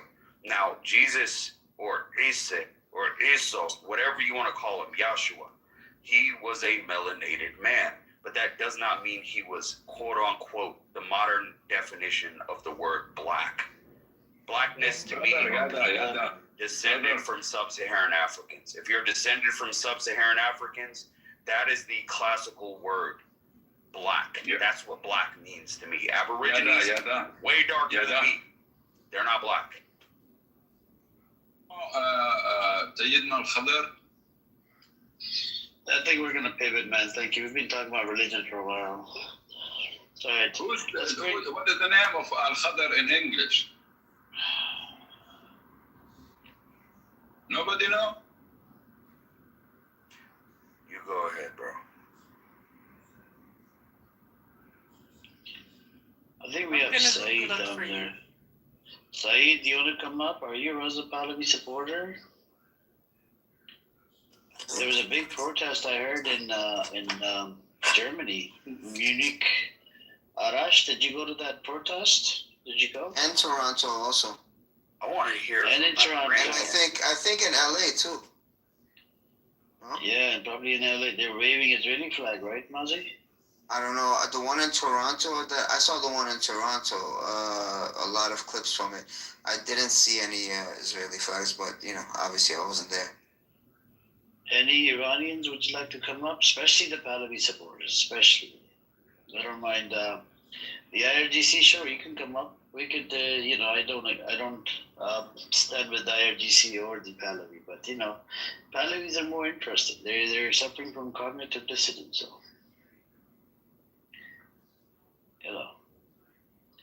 Mr. X Mazi, don't says it's the same as Arabic. He's called Al-Khadr. Okay. You know who's Al-Khadr? We're done. Mood, we're done with the religion. Thank you. Well, go to something else, Amir. Nobody want to talk about Paladin. No. Hold on. What'd you say? I said we'll cook up something else too, man. Because Paladin. I'm trying to go cook up the Iran thing, and yeah. Hey, can we get an Iranian in the room?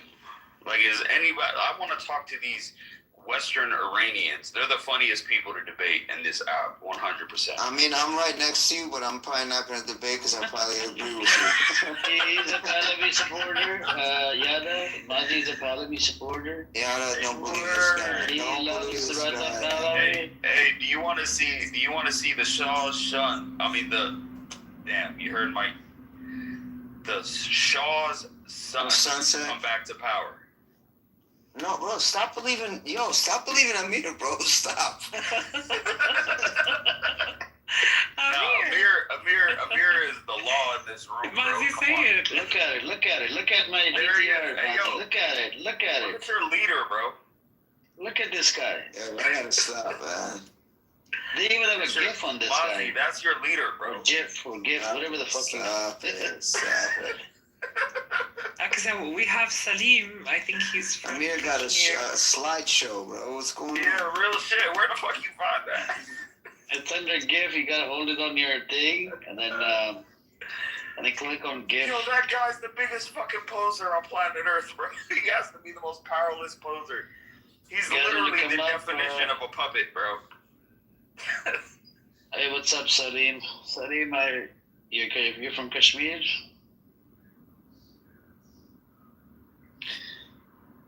I think he is because he wrote something. Kashmir always stands with Palestine. Hello? I'm audible? Yes. Hi, Yes, Salim. yes, you are. Salam alaikum. Hello, everyone. Assalamu alaikum. Alaikum salam. Alaikum salam. السلام ورحمة الله. رمضان مبارك للجميع. Ramadan Kareem, Mr. X. Ramadan Kareem. Yeah, I'm from Jammu and Kashmir, India. Oh, nice. Yeah. And here, everyone, I guess every single person supports Palestine. Except for the Hindu nationalists, right, Salim? The Modi supporters? Obviously, why would they support Palestine? Because they like the Modi support, the people who support Modi are directly connected with Israel. They want that Palestine should be avenged. So, Do you know Modi was an Antifa, Salim? Yeah, I know. I heard about it. And do you know who else? Ambani.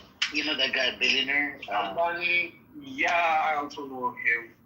He's into You can find I live in the state here in Jammu and Kashmir, in Kashmir mostly. There's a Muslim majority, so in here, sometimes it's the ruling party pressures us that not to do Islamic things. But here in my state, in Jammu and Kashmir, they don't force us because it's a Muslim community all around. Other parts of India, they don't allow Muslims to give azan on the mics, and they don't allow Muslims to pray in the parks. But where I live in Jammu and Kashmir. Here, we don't have that much of like Modi pressure because it's a Muslim community all around, and we have like faced so much things from back to 1990s till now. When they wanted to like bring Hinduism to, and they wanted to like take Kashmir and bring new things, bring alcohol to Kashmir. But Alhamdulillah, the people here, most of the people here don't prefer that type of the atmosphere where it's like alcohol around and the clubs around.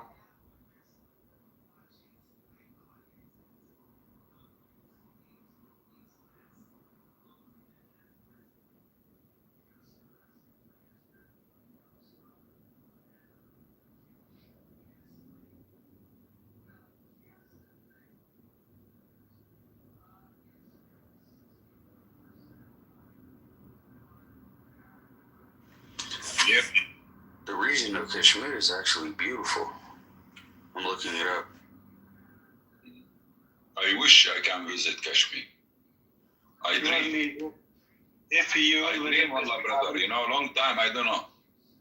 I involved, in making carpenters before, and I hear about, the land, the Kashmiri land.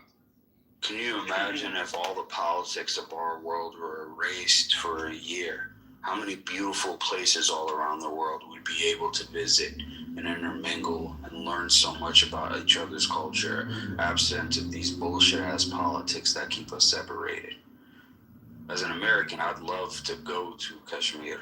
I'd love to go to regions in Iran and in Syria that are completely gorgeous, forested areas with clean rivers. Visit Norway. Come to visit Norway, brother. I'd like to visit, but I can visit Norway. That's the point. Only because Norway is politically aligned with my country. I'm talking about places that are adverse to the nation that I'm not able to visit just because of the politicians that happen to rule my government say I can't. Brother, if you come to Norway, any Muslim, he come to Norway, he will keep on Subhanallah, Subhanallah, Subhanallah. I believe you 100%. Norway is a gorgeous country. I would love to see Switzerland. That's on my bucket list. I want to go to Switzerland. Norway is Switzerland's one of the most natural here. Even the people are very close to the land. I don't know. They are very humble, close to the land. Very nice people. You know where I didn't know was just one of the most gorgeous places on the face of the earth? Azerbaijan. Azerbaijan and Armenia. I meet actually with people from Azerbaijan. They are very tough people, nice people, pretty girls. Oh yeah, that part.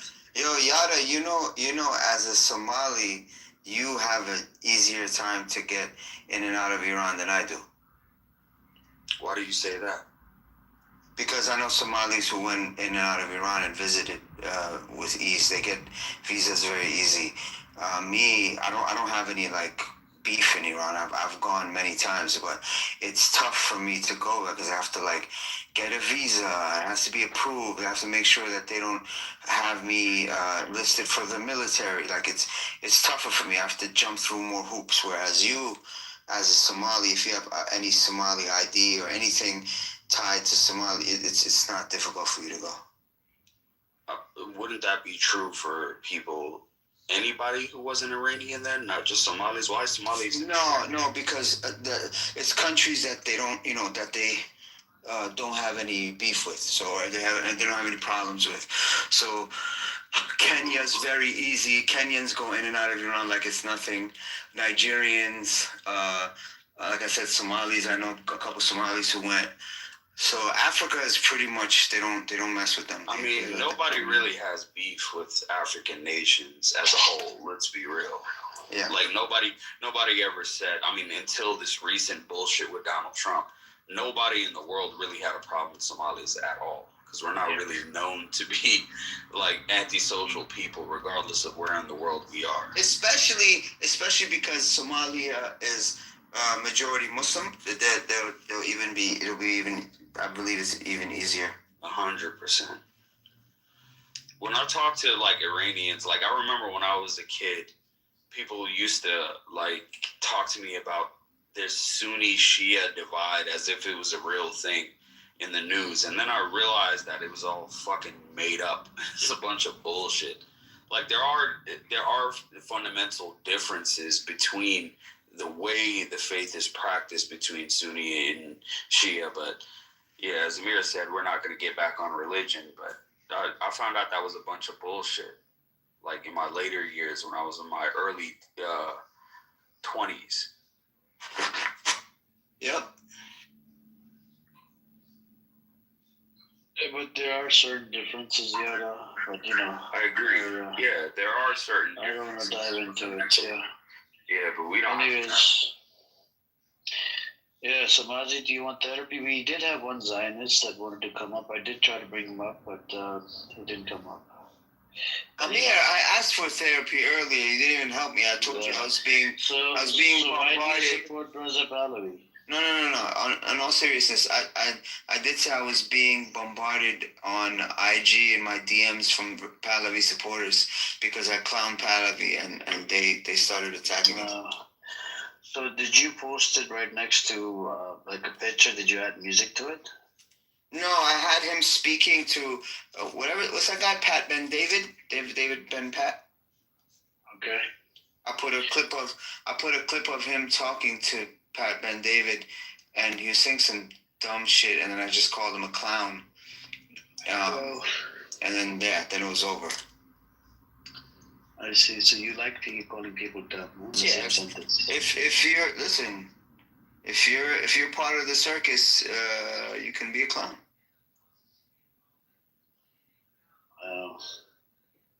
It's okay. Don't worry about it, Mazi. You'll be okay. I think what the problem with you. That's your therapy. It's okay, Mazi. Mazi will be okay. I'm not done yet. I said I was going to get to the next point. I think. Okay, go. The problem we're having, right? You calling people dumb and clown, it's just too much. I think you need to, calm down on that. Okay, stop calling people dumb and clown. Look at yourself. You're dumb and clown. Look at your picture. You're dumb and clown. So I shouldn't call Pahlavi a clown. That's what you're saying. No, he's the son of Shah. We should respect him. He's just an idiot, but he could be a dumbass, a retard, or whatever you want to call him. And a freeloader and a thief, right? He stole a bunch of money. But he's not a clown. But he can't be a clown. Okay. He's all those things, but not a clown. All right. Did you put a clown? Did you put a makeup to his picture? No, I didn't. I just called him a clown. You should have added like a music sound effect to it. Like after the video was played, like right in the video. What a fucking clown! Like too much like editing. That's too much editing. Audience in the back. Mm-hmm. Yeah, I posted the normal video, right? How he's defending Epstein. Mm-hmm. I had to add the introduction video, like a 10-second, 5 seconds. Mm-hmm. And then I had to add the disclaimer to it. And then the actual clip. It's interesting, man. Very entertaining. It's not easy. It's a lot of work. I put the link in the chat if you guys want to watch it. Let me see. Right here. Check out the introduction on this. I had to take that video, post it on there. And it was all done using the phone. No computer.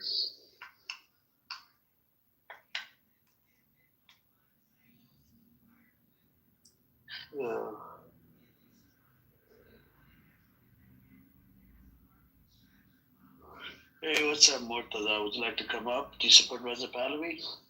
Or what's your take on Iran? We have Benny. What's his name? Benny Fazio. Would you like to come up, Benny?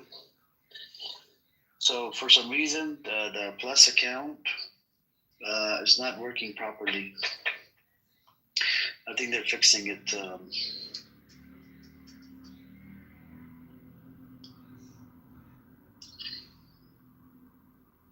Yep. So I did post a normal video, Norman Green, aka El Normal, on this app.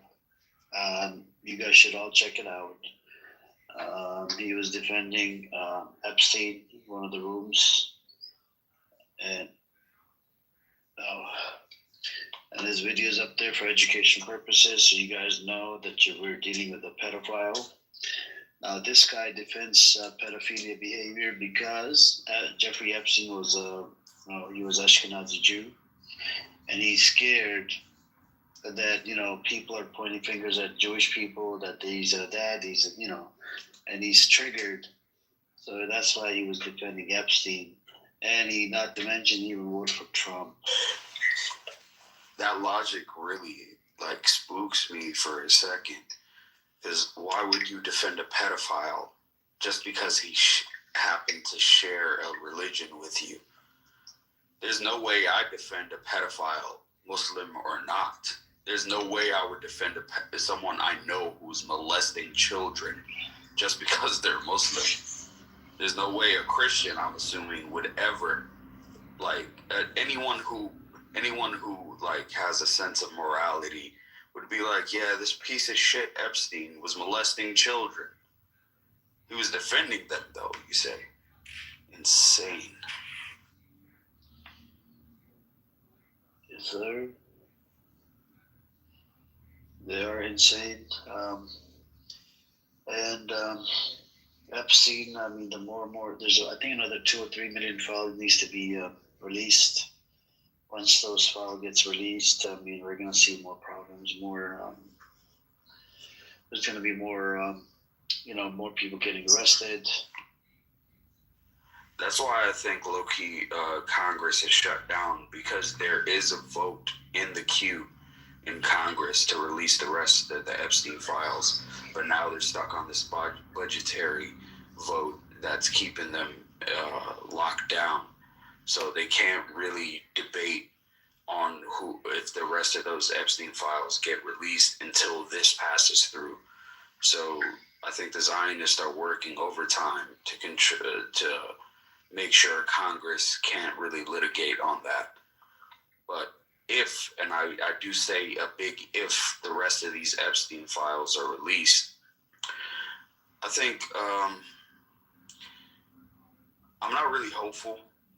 I don't really think we live in a society where people are willing to blame the ultra rich or Zionist of any wrongdoing, whether they're molesting children or not. I think we live in a society of complete fucking morons for the most part, where most people really don't care either way until it happens to their children or until they see a video of it happening to a child.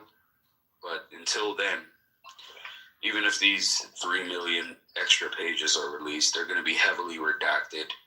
And legally, the only reason they're allowed to redact certain things in these files is to protect the identity of the victims. But anyone who's even combed over the first release of the 3 million pages of Epstein files will see that redactions are heavy on things that have nothing to do with victims. There are pages in there that are heavily redacted, then they're in there again where they're partially redacted, then they're in there again where they're less redacted, proving that they're redacting things that have nothing to do with victims. So, and considering that the FBI by law answers directly to the offices of the President of the United States, and considering that the President himself is in these files multiple times, I don't really think that we can be hopeful that there will be any clear evidence that'll prosecute any people. In the UK, I got to give the UK a round of applause, because they're at least holding the people from their country that were in these files accountable to some degree, a very small degree. Like Prince Andrew, I guess his title was stripped from him or whatever in the UK, which is a slap on the fucking wrist, right? Like anybody else caught raping women, and like they'd be in jail and they'd be awaiting trial right now as we speak. But Prince Andrew, oh no, you get to live in this 50-bedroom mansion and your title stripped from you, bad boy, right? But I gotta give them credit for trying. At least they're doing something publicly. But in the U.S., I don't know. This country is ruled by this Baal worshipping cult of monsters that claim to be Jewish, but that's where we are.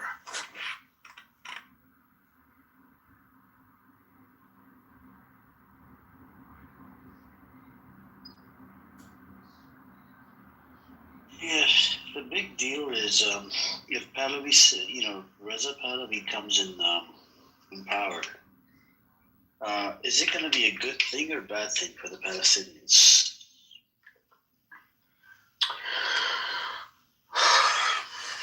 I mean, it really depends. It really depends. Does he take a stance? I mean, does he want to keep his power, or does he want to take a stance against the injustice of Palestinians, in which case his power would be under threat constantly? It depends what stance he takes. What do you think is more likely, Amir? Just for real. Just an objective view. I mean, I think the Pahlavi position, I think it's two-state, isn't it? You think it's what? His position is like two-state, I think, on related to Palestine-Israel thing. Yeah, but everyone's position is two-state, right? The only people who have the one-state argument are those who are in favor of Netanyahu and his Likud party. They're the only one-state activists. Even Hamas is two-state. Everyone is two-state at this point, right? There's only one particular side that is a one-state solution. I think if the two-state does happen, right, down the road, it will self-destruct. No, it's almost guaranteed. Yeah, the Jewish state will self-destruct because the secular Jews and Haredim Jews and all types of other Jews, they don't get along with each other because it's civil war. Haredim don't have to serve the IDF, and they're just freeloaders. And then you have the secular one that have to serve the IDF and protect the country. I personally think that Israel does need and deserve a very serious civil war. It does. I think the more level-headed Israelis, those who genuinely do pursue peace, not the pieces of shit who support Likud party or the terrorists that murder innocent children or parade, or the settlers that parade around the picture of an infant girl they just killed by firebombing a farm, right? Like, I think those animals are going to be on one side, and I think the secular Jewish community or the secular Palestinians or the secular Muslims and Jews and Christians that live in Israel are going to be on the other side, who don't want to firebomb children in their homes when they sleep. And once that happens, there'll be a civil war in Israel. The U.S. will come in, try to mediate. They'll clearly side with the side. Fantasies. Very nice. Yeah, Black Rabbi. I wasn't talking to you, bro. Calm down. He wasn't talking to you. Why do you have to come in the middle? Me and Amir are having a conversation. We're having a conversation. Just meet the fuck up. It's not on you. Let's just fucking attention whore. Always wants attention. Yeah, he does. But anyway, shut the fuck up, man. Shut up. Yeah, I mean, he's saying it sounds stupid, but he's ignoring the fact that his country was on the brink of civil war before even October 7th. If it were not for October 7th, we very likely would have saw the exact scenario we were talking about, where Netanyahu was facing corruption charges, and for the first time in Israeli history, he was completely taking away the power of the Israeli Supreme Court for himself. So we would very likely would have saw this outcome. But now, while we're experiencing this quote unquote ceasefire, because it's not really a ceasefire for anyone who's paying attention, Israelis are getting to a point where they don't have any common enemy anymore. They're going to fight each other, and I hope it happens soon, and I hope it's bloody as fuck.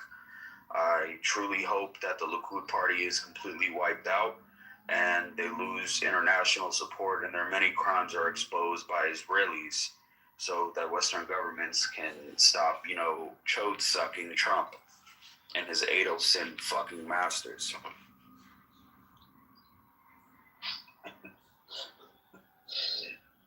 That's the thing. He ran away. That's good. Hey, what's up, Tiger? How you doing, man? Good morning. Pretty good. It's Chinese New Year in China. Oh, Happy New Year, man. Thank you. Happy New Year for sure.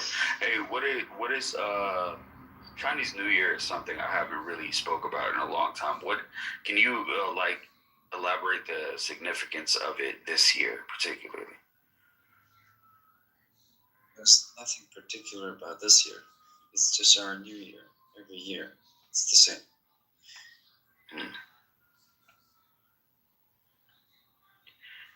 No, I meant as far as why it's at this particular date, this particular time each year versus the old Chinese calendar is a lunar calendar, so it's 12 months a year, but it's a different cycle than the solar calendar. Huh. Yeah, that's what it was. Forgot about that. All right, thanks, bro.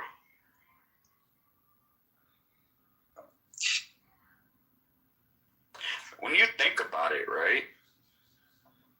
Why isn't there 13 months in a year? Why is it 12 months universally? Why is it 12 months universally and not 13 months? If you do the math, it makes far more sense. There are, 52 weeks in a year. 52 divided by, there are 4 weeks in a month. 4 divided by 52 is 13. So why aren't there 13 months universally? I never understood that. It's the Roman calendar took over. I get it. I know the history behind it, but I never understood why that hasn't been changed just to make it universal. Each month gets 4 weeks. There are 4 weeks in each month, 13 months in total. I never understood why that isn't the case. It's because the period of the moon's orbit and the Earth's orbit around the sun. No, I get that, but what? That's a universal thing, though? It's 12 months in China lunar calendar. It's 12 months in the West solar calendar, the Roman calendar. Hey, what's up, Kat? How you doing? Why 12? I send you an invite if you want to come up, Kat. Check your profile, accept speaker invite. Yes, Tiger. Oh, sorry, so continue, Yada. I think, what we were talking about was not very important, so if you have something more important. Yeah, he was talking about the calendar and whatnot. But Tiger, do you get a lot of smoke from people that don't like China? Like the last time? I get quite a bit, but it's been less. 5 years ago was much more. But most people who don't like China are kind of, I'm not, drawing causality here, but they're pretty much idiots. So, yeah. Without China, I don't think America will thrive. Hey, what's up? Did they ask you, Tiger, did they ask you stupid questions like which China or some shit? They always ask stupid questions. They're just stupid people, I think, in general. I got great respect for the Chinese culture, honestly, and the Chinese people as a whole.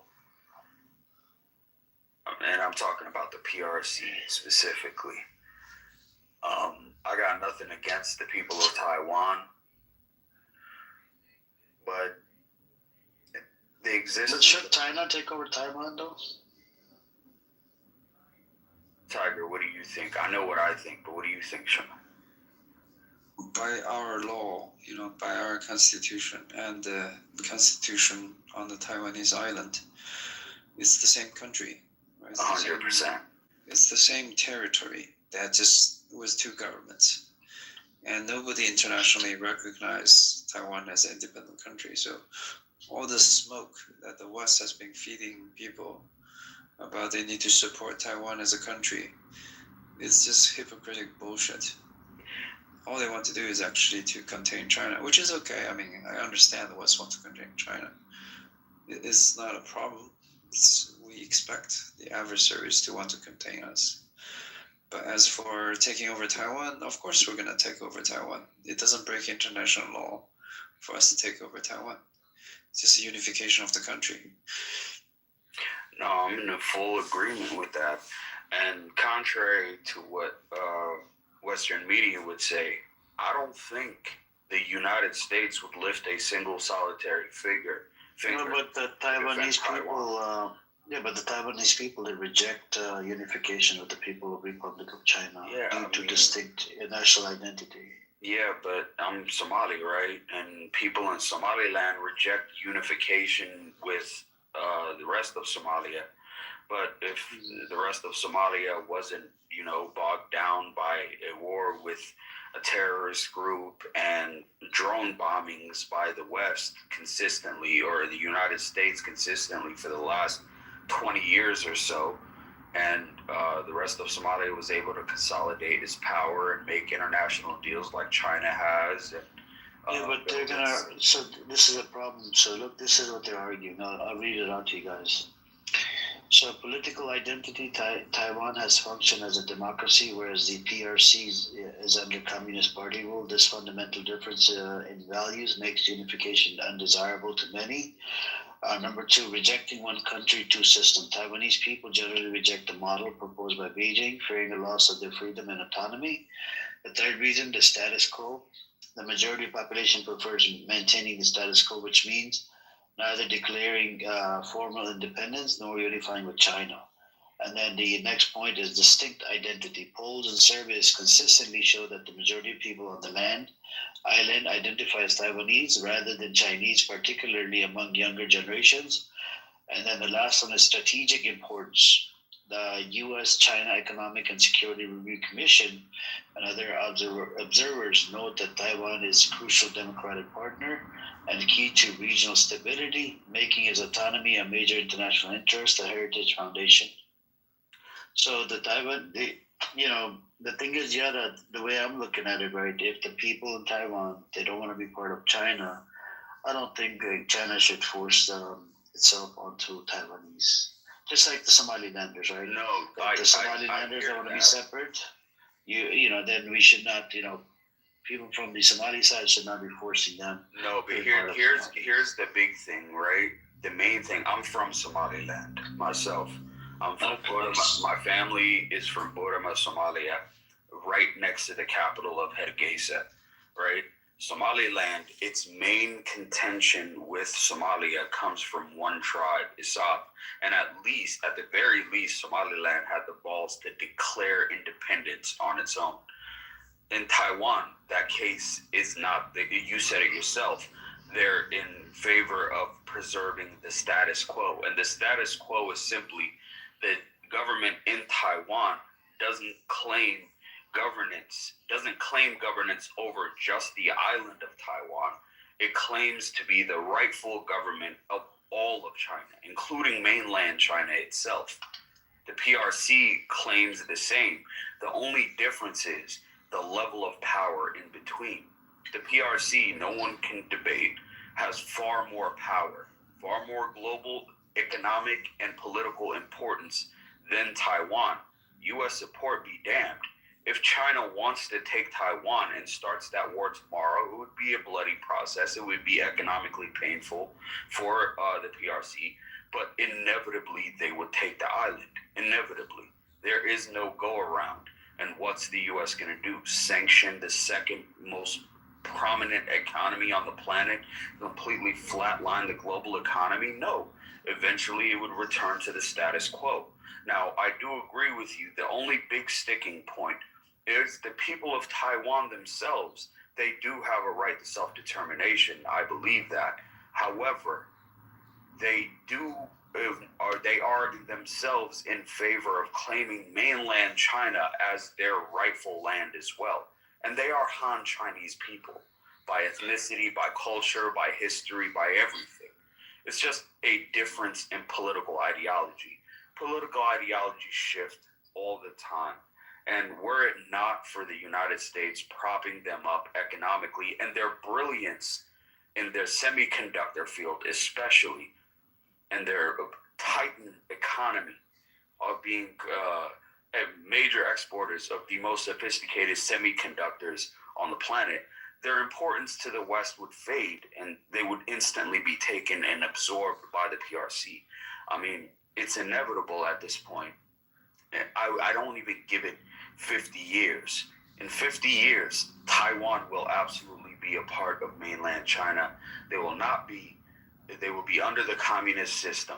And I see a future where a deal is made rather than an all-out war, where it's like Hong Kong after the British left. Yeah, but For a time, Hong Kong was a democracy and it had its own governance. But if the Taiwanese people don't want to be part of it, they like their freedom of speech, because China doesn't have freedom of speech. You know this, right? So what's freedom that's of another speech? problem. You mean like freedom of? I think people in China have the same freedom of speech. You just can't talk. Not the same freedom of speech on the same level. I can criticize my government. They can't criticize their government. It's not the same. But that's not all freedom of speech. Yeah, but it's communist versus you have the democratic system. But Hong Kong was also exactly in the same situation. We're talking about Taiwan here. Yeah, I know that. It's on a smaller scale. However, wasn't Hong Kong literally in the same boot not even 40 years ago, where most people were not in favor of being under the PRC? They were mostly democratic. They had more freedom of speech than the rest of mainland China did. And slowly over time, there was a deal made with the British where Hong Kong would remain a mostly autonomous territory, and the PRC would slowly incorporate Hong Kong back into China's fold, and now clearly it's been fully done. There were demonstrations and protests, and there were a lot of upheaval. Yeah, but it was handed. Hong Kong just there's a difference here, bro. There's a difference. It was handed over to China, versus Taiwanese don't want China to take over. You see the difference there? Handover and takeover is two different things. No, but what would, real shit, if the U.S. does not intervene, again, I don't see them doing it. If the U.S. does not want to start World War III over Taiwan, regardless of what the politicians say, regardless of what the media says, I don't see the U.S. saying, you know what, I'm going to start a war with the second richest, most powerful country in Asia over an island 50 miles off of their coast. I don't see us doing that. It's not really in the U.S. interest to do so. It's more beneficial if Taiwan is a part of China. Well, not really economically, but not really politically, but economically it is. If mainland China says, tomorrow I'm going to take Taiwan, there's not really much. Okay, do you know what China did? Do you know what China did? They were supposed to have Hong Kong was taken over, handed over, right? And they were supposed to have this system where China would only control a certain part of the government, right? Up till promised until 2047, but they did the people dirty. This is why China cannot be trusted. No offense to Tiger, but the Chinese government, sorry to say, cannot be trusted. Trusted with what? Their own land? They made a promise. Right, the promise was up to 2047 that they're going to be controlling only. No, but would they make a promise too? Okay, I'll read it out to you. No, I know that. I'm not saying I know that exists. You're right. Yeah, you don't have to figure it out. But I'm saying. No, I'm going to read it up to the room for the people in the audience. Sure. So the key details under the 1984 Sino-British Joint Declaration, it became a special administrative region, SAR, of China with one country, two system autonomy, promised until 2047. The high economic freedom, separate legal system, but China controls defense, foreign affairs. Post-handover shifts by 2026, Beijing 2020, National Security Law and Article 23, 2024 have eroded freedoms, arrests of pro-democracy figures, Jimmy Lai, electoral overhaul favoring patriots, press closures, Taiwan condemned Lai's sentencing as rights erosion, still formerly Chinese territory, not taken over, unused since 1997. So yeah. They don't have that. What happened. But Amir, I have to ask you, how was just... Yeah, go ahead. Sorry. You guys are both pretty much off in the topic of both Taiwan and Hong Kong, unfortunately. Amir, have you considered the fact that, for example, in China, we're free to criticize the Zionists, whereas in America, you're not so free to criticize the Zionists? No, I'm allowed to. This is why I'm on this app. No, Yeah. but the thing is, we won't get into any legal trouble. Yeah, I won't get into any legal trouble either if I criticize Zionists. Not the Jews, but Zionists. Not all Americans agree with you because they're Americans. Not in Florida though. My go to point Florida, is not you even can get to arrested compare for this. My point is that have you considered the fact that you enunciated that the Chinese people do not have freedom of speech? It's just part of the propaganda that's been fed to you. They don't have a say against the government, do they? And you're still thinking China is a communist government. I think that's a Western perspective. You're just not aware of it. We in China, we don't think in such ways. I understand, Tiger. This is the historic facts. This is the same problem I was having in Saudi Arabia when I lived in Saudi Arabia. But over there, people don't think they lived in China. I've lived in China. No, but I lived in Saudi Arabia. Same thing over the same concept. You can't speak up against the government. And you don't speak up against the government. If you do, you can get arrested. China, we do speak against the government. Yeah, but you can get arrested. You do not understand.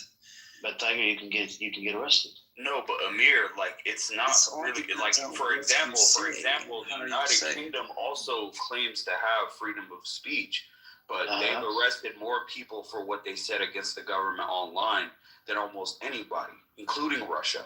Like just last year, they arrested 14,000 people just because of what they posted, just opinions they posted online. That China doesn't really do that. China isn't arresting tens of thousands. No, hold on a second. They arrested for what, Yada? For what they posted online. Yeah, but if you post some fucking inciting violent shit, of course. No, just opinions, not inciting violence. Okay, what was their opinions? Can you give me some examples? I'll look it up right now. Sure, we can look it up here. You say 14,000 were arrested? Yeah, it's about 14,000 in 2020. I don't know. Yeah, it wasn't those are the 2024. ones that wanted to go out on what do you call it? Incite violence. Violence against the refugees and non-whites. Yeah, that's fucking terroristic shit. They should be arrested. Yeah, because it was considered. Same thing happened with Capitol building. A violent action, against Brits. Yeah, that's testified. Yeah. For posting it online. I don't think Yeah, that's how the Capitol building started. How do you think they got gathered up in Capitol building? Amir, I think bad. I mean, an action like what happened in the Capitol building is really by the fact you've been online. inundated by Western propaganda. I think Amir, you can agree. I'm sorry, Tiger. I don't mean to talk over you. I really don't. I'm gonna let you speak right after this. But Amir, I think you can let me speak because we're talking about China. Sure, Tiger. I'll let you. I think it's better Tiger speak on, Tiger. I don't want to disagree with you too much on what's going on in China because honestly, I don't think you have bad intentions. I just don't think you're too much aware of how we live in China, which is okay. And I would invite you to visit China and you can decide for yourself. Sure, inshallah, one day, yeah. So let me go back to your point about what happened in Hong Kong and in Taiwan. And in both points, I think you're also under too much Western propaganda. The situation in Hong Kong is like this. When the British handed Hong Kong back to China, China promised that they will have a separate political system, which Hong Kong still do today. And China signed with the British this document called the Basic Law, which is supposed to be the mini constitution of the SAR of Hong Kong. In the Basic Law, there's a thing called Article 23, which is the national security, part of the Basic Law. National security law. Yes, and that was not ratified because in the 20 years leading up to the riots in Hong Kong, the Hong Kongese Congress could not decide on how to ratify it, how to implement it. And also it has become a thing with the political support of the ruling party. So they shelved it. But that's part of the Hong Kong constitution, so to speak, their basic law. What happened after the riots, which took place since 2014 and ended in 2019, is that because of the riot, China has demanded, and this is part of also the basic law, because Beijing has sovereignty over Hong Kong, which means the interpretation of the basic law is ultimately decided by Beijing, right? Nothing has said about a different political system. They still have different elections. They have an entirely separate court system than mainland China. So still two systems. Only that Beijing mandated the Article 23 of the Hong Kongese basic law be actually implemented, which is what happened. It's not a betrayal of the document that was being signed, because what was being signed was precisely what China has meant for it to happen, like Hong Kong is today. And of course, the promise to have one country, two systems, by every sensible mean, Hong Kong is a separate system than China. So that's Hong Kong. So I'm just pointing out. So do you have the government has freedom of speech and everything, Tiger? They have freedom of speech under the supervision of the national security law, which is to say, if somebody advocates Hong Kong to succeed from China, they will be arrested, which is precisely what happened. Oh, okay. So in other words, they don't have freedom of speech if they want to criticize the government. Well, this goes back to the point of being able to criticize a Zionist without having legal implications in the United States, right? No country has freedom of speech. In Germany, you couldn't promote Nazism. You couldn't have symbols of swastikas. In China, we could. No, we were talking about Zionism, Tiger. Because Zionism. No, I think Amir, I think Tiger's bringing up a very valid point. No, but we're not talking about the Nazi or the Jewish. I'm talking about he started with the Zionism. I can criticize Zionism all day long in America. No, I'm saying like there's different criteria. The same as Nazism in China. But you're not getting the point, Yada. You see, I said, can you criticize the government? I'm talking about criticizing the government. In America, we're allowed to do that. So let me get this straight, Amir. He brought up the Nazi. I'm not talking about the Nazi. Bro, I would never fucking, nobody should promote the Nazi agenda. No, then Amir, I think what you mean to say is, are you free to criticize the government, not do you have freedom of speech? Yes. Because I think Tiger's point is, when you say freedom of speech, that means you're allowed to say whatever you want to say, whether you're criticizing the government, criticizing Zionism, or in Germany, or whether you want to have a swastika or a Nazi flag. Or he brought up the Zionism. That's what I'm trying to address. True freedom of speech is you're allowed to display whatever symbols you want. You're allowed to say. No, but you're inciting violence. Then, if you're gonna, flash that Nazi symbol, you're pretty much inciting violence. So you're not inciting violence just by having. You're a Nazi. You want to kill the Jews. Inciting violence. Hey, my nigga, I'll be real with you. I'm sorry to say that word in your room. I know you don't like that word, and it's just a reflex sometimes. But if I was listening to Kanye West, that song "Heil Hitler," while I don't like respect the message of Heil Hitler, because Hitler was a piece of shit, I think anyone would say the song is catchy, and I was singing it at one point, right?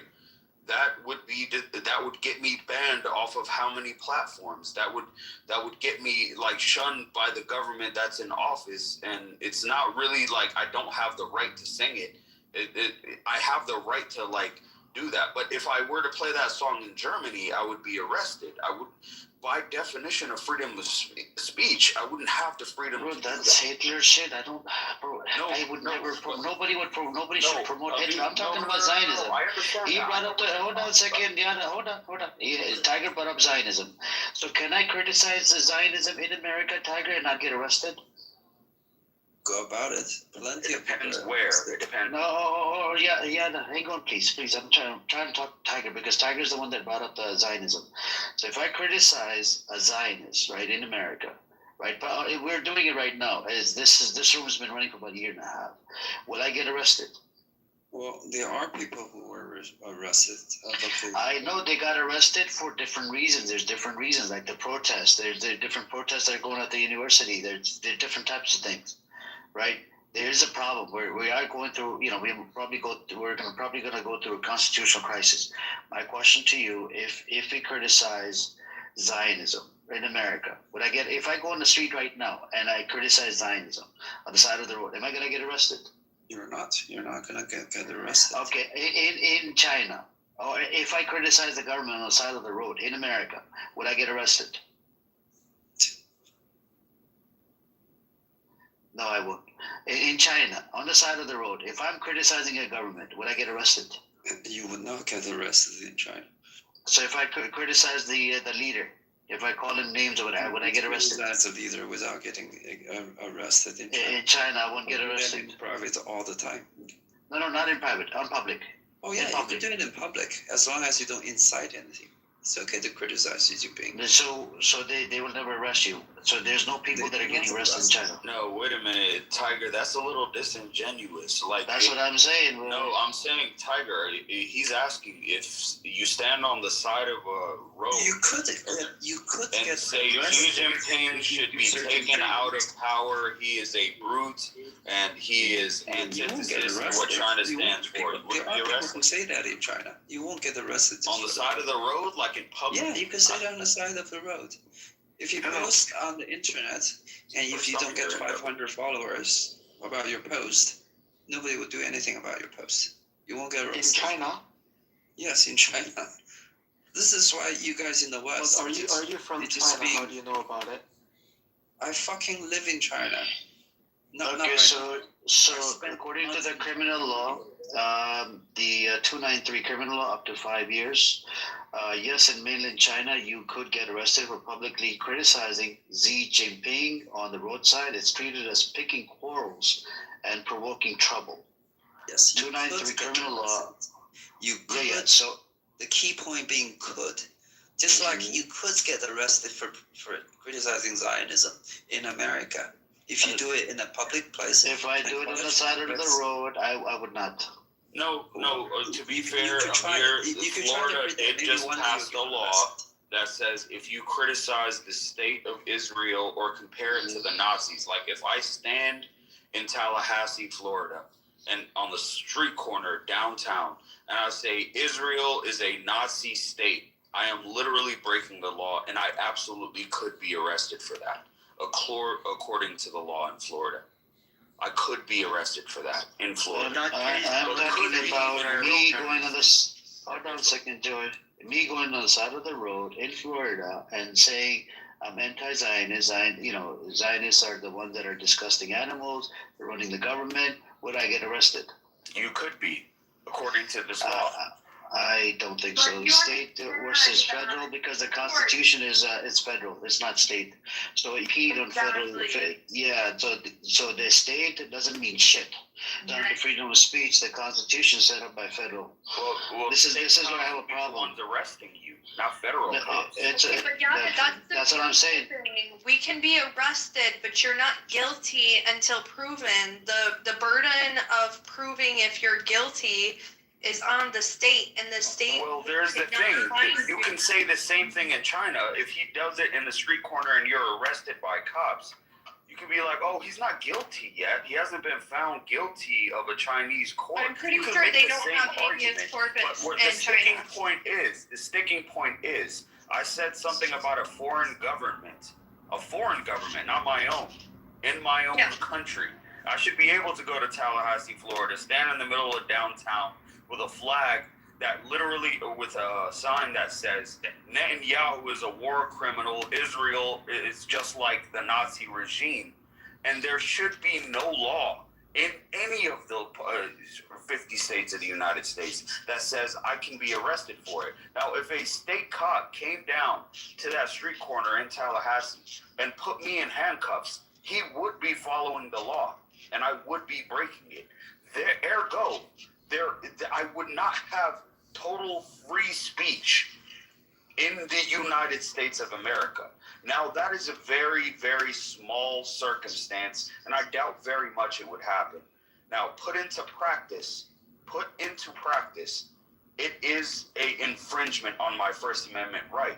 And the clear 100% letter of the law, the ultimate law in these United States of America is the Constitution. And I agree with Amir that we have far more freedom of speech in America than China does. I 100% agree. You said Florida made the law. It hasn't passed the law banning criticism of Israel. It has anti-boycott laws, right? Prohibiting state contracts, investments, grants with entities boycotting Israel or engaging in academic boycotts, but these explicitly protect criticism. Yeah, so it's not for the people. If I go on the side of the road in Florida, am I gonna get arrested, bro? It falls in freedom of speech. Yeah, I just looked up the law. And even if you were to get arrested again, like I said, we have habeas corpus. So, one, you wouldn't be proven guilty of anything because it goes against your constitutional right of freedom of speech. And then you can go ahead and sue whatever police department fucking arrested you. So I'll give you some examples. We have a lot of examples related to China. There's been cases where people have gotten arrested. There's no official reliable data available on this, but China doesn't publish statistics on arrests, specifically for public criticism of Xi Jinping or CCP leaders. Estimates in constant thousands detained overall for political dissent. Since Xi's 2012 rule, Amnesty CPJ document dozens of high-profile cases. Zhu Ziong and Zhu Zhengguan arrested for essays, resignation calls, anti-corruption drive, often political prosecuted. 2.3 million officials by 2023, but unrelated to public criticism. Rights group note hundreds interrogated nearly for online, offline speech. Street cases rare but risky. 2012 Twitter critique, lockdown protesters. So that's what they're afraid of, and that's why I was telling you about the Taiwan thing. If Taiwan comes in, this is what they're going to lose out on. No, I hear you. I 100% agree with you on those. The statistics you have read, again, does not take into effect that China does arrest people on subversion charges, right? On those inciting riots, China does arrest people like that. And often those arrests coincide with the fact that some of them might have published paper calling out for, leader change or whatever. So there's that. You could get arrested in China for sure. With the Taiwan, let me tell you something about Taiwan. First of all, that's not, the self-determination is not how international law works, right? According to UN law, self-determination only applies to people living in lands that were previously designated as colonies. That's how many of the African countries became independent. That's international law. However, international law doesn't agree with that if certain people from certain region wants independence, that the host nation is obligated to allow them to become independent. Usually what happens is that if this were possible, which really haven't happened so many times, right? You have to go through a referendum, take into account of the constitution of the host nation, as well as the entire population. In this case, legally, would be the population of mainland China and Taiwan together. So which is question, your question. People of Taiwan do not have the right of self-determination. No. My question to you is, Shut up, Weevan. I'm not interested. No, not the international law. What does it say? Do not interrupt me. Hey, Hang on a second, Wayford. Hang on, Wayford. Let him finish, and then you can ask a question. Go on, Tiger. Finish. Okay. Which is that usually, if you're in a country, you're a citizen of a country, legally speaking, if you're not happy with the country, the way for you to exercise your self-determination is to exit that country and immigrate to another country. This is normal people in a normally, international law, bona fide country. This is what they do. Second of all, what you talk about the Taiwanese identity, as you said, it's not an ethnic identity. It's an identity based on political view, a political ideology. And it's the only identity that's manufactured after the year 2000. You can look into the history. Back in the 90s, 90%, 95% of the Taiwanese people think they're Chinese. After the 2005, they had a pro-independence government in the name of Chen Shui-bian. That's when they changed their education system to promote independence, right? But they don't really have the guts to do it because they know the moment they become so-called independent, they become separatist, that would mean the civil war will resume. And this is why they have never even tried to declare independence. But they have been brainwashing their people to create this identity on the basis of political ideology, which is okay, right? I mean, people are entitled to have their ideology, but this won't fly in international law or Chinese law on both sides constitution, which is to say when China takes over Taiwan, regardless of how many people in Taiwan are against it, China has full legal rights to do so. It won't please everybody because that's not what international law is here to do. But China is full within its rights to do that. If you don't understand that, then we don't have to talk about, because it's not going to please you, right? There are people that don't want to be Chinese, which is okay. No, I got you, Tiger, but I'm saying the people that live on that land, on Taiwanese land, right, that island, if they don't want China to come and take over their land, I think it's up to the people to decide, correct? There's another question, Hang on a second, Tiger. So do you agree on that? That it's up to the people, just like Palestinians, right, in Gaza. They don't want Israel to come in. They don't want Israel. Hold on a second. Do you know that the Mizrahi Jews, they look like Palestinians? Did you know that? They're Arab Jews, right? They don't want Israel. Yeah, but they don't want Israel to take over Gaza or the West Bank or East Jerusalem. It's up to the people to decide, correct? So people that are living on that land, whether they claim to be Chinese or whatever. You're only partially correct, because within the framework of international law. No, I want to ask you about the international law. Yeah, just hang on a second, Wayfind. Let me just go back and forth with him because I need some clarification. Yes, Tiger. So what I'm saying is, the case for a full sovereign Palestinian state over the territory, which, from the 67 documents in the UN, will consist of Gaza, the West Bank, and many other regions, right? That has support from the international law, which is the only reason why China thinks it needs to support you guys, because China recognizes the state of Palestine as a full sovereign country, as do many other countries in the UN. That's the support for your independence in accordance of international law, which is the moral standard that the Chinese people stick to, because any moral standard won't please everybody, okay? You could say people just should be able to declare independence whenever they want, with the people of Corsica, people of Catalonia. There's a reason why, the Spanish government, the French government doesn't support this, right? You can see that. You could say, okay, we just get rid of the international law. We'll get off this concept of sovereignty, and whoever wants to stop paying taxes to the government should just be able to declare independence. Yeah, but you Taiwan is version of your morality. Taiwan is bound by international law, by the way, Tiger. Taiwan is bound by international law as a de facto state with effective government, territory, population, and international relations. Despite lacking formal UN membership, post-resolution 2758, 1978, that ceded PRC as China. No, but Amir, can you admit that, you're kind of drawing kind of a false equivalence between Palestine and Taiwan?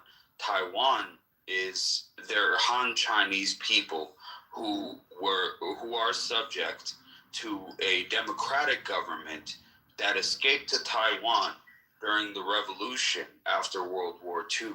So it's not really like European invaders conquered mainland. If European invaders conquered mainland China and then said, we want Taiwan too because my holy book said so, then you could draw an equivalent between Palestine and Israel. So you support the occupation of China?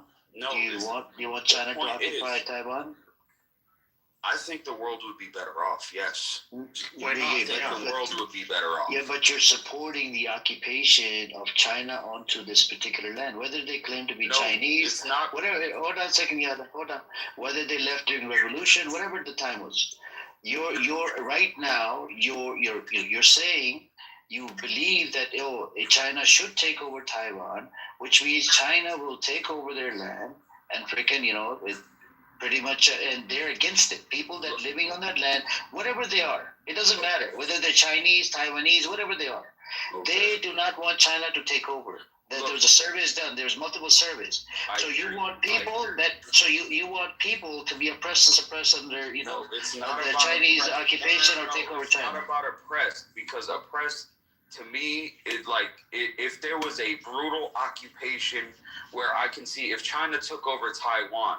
If I can envision China slaughtering people in the street, you're Taiwanese, you're different than me. They haven't done to the Muslim Chinese. But listen. They haven't done to the Muslim Chinese. Look.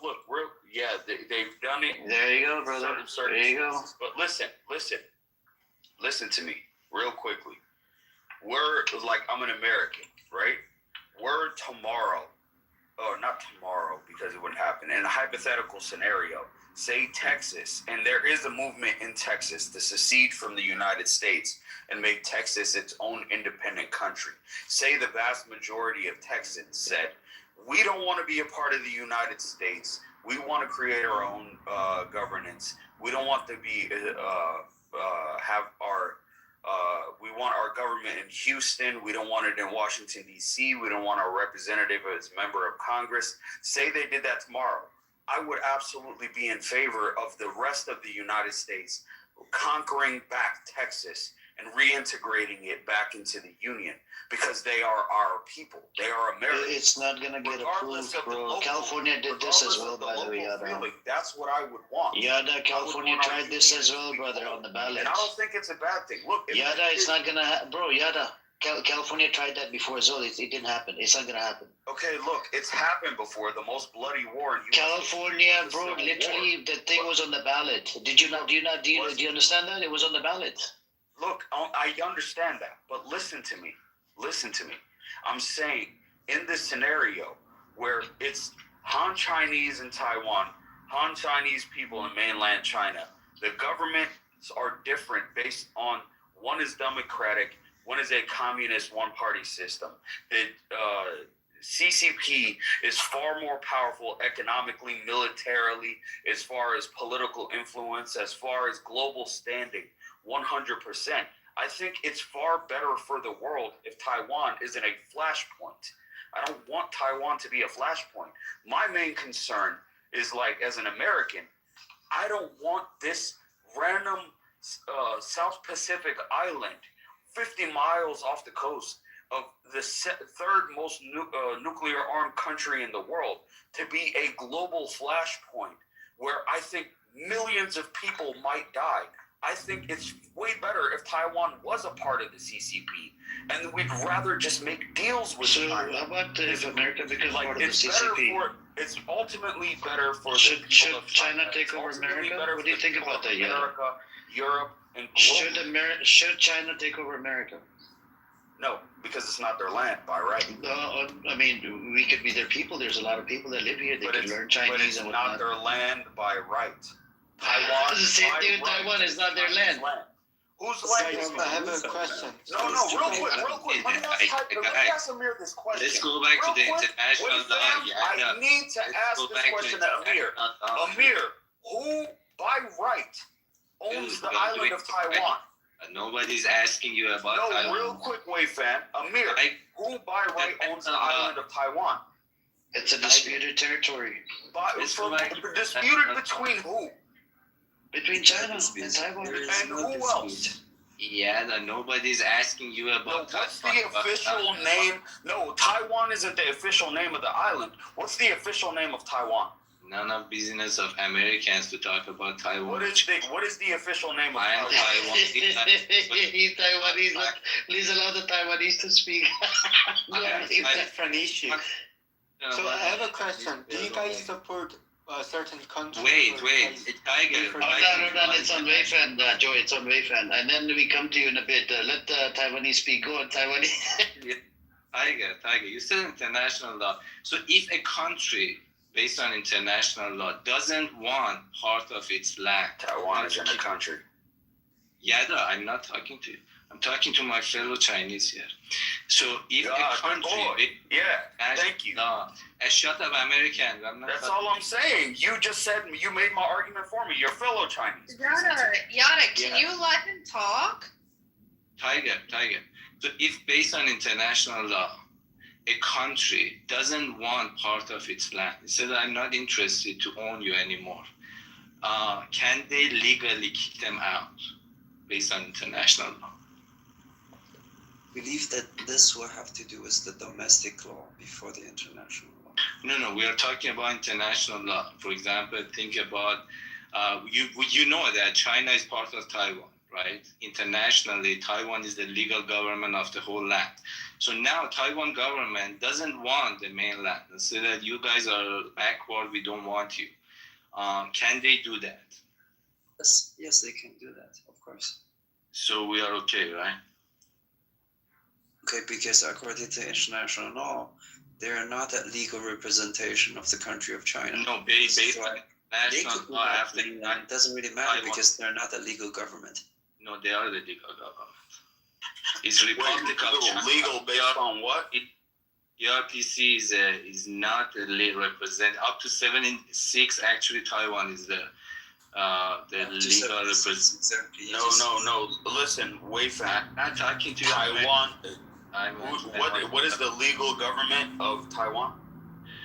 Republic of China. Okay, and what do they claim is their territory? Taiwan. Just the island of Taiwan? Just the island of Taiwan. They Yeah, don't want me to fuck up with that bullshit. Shut up. China.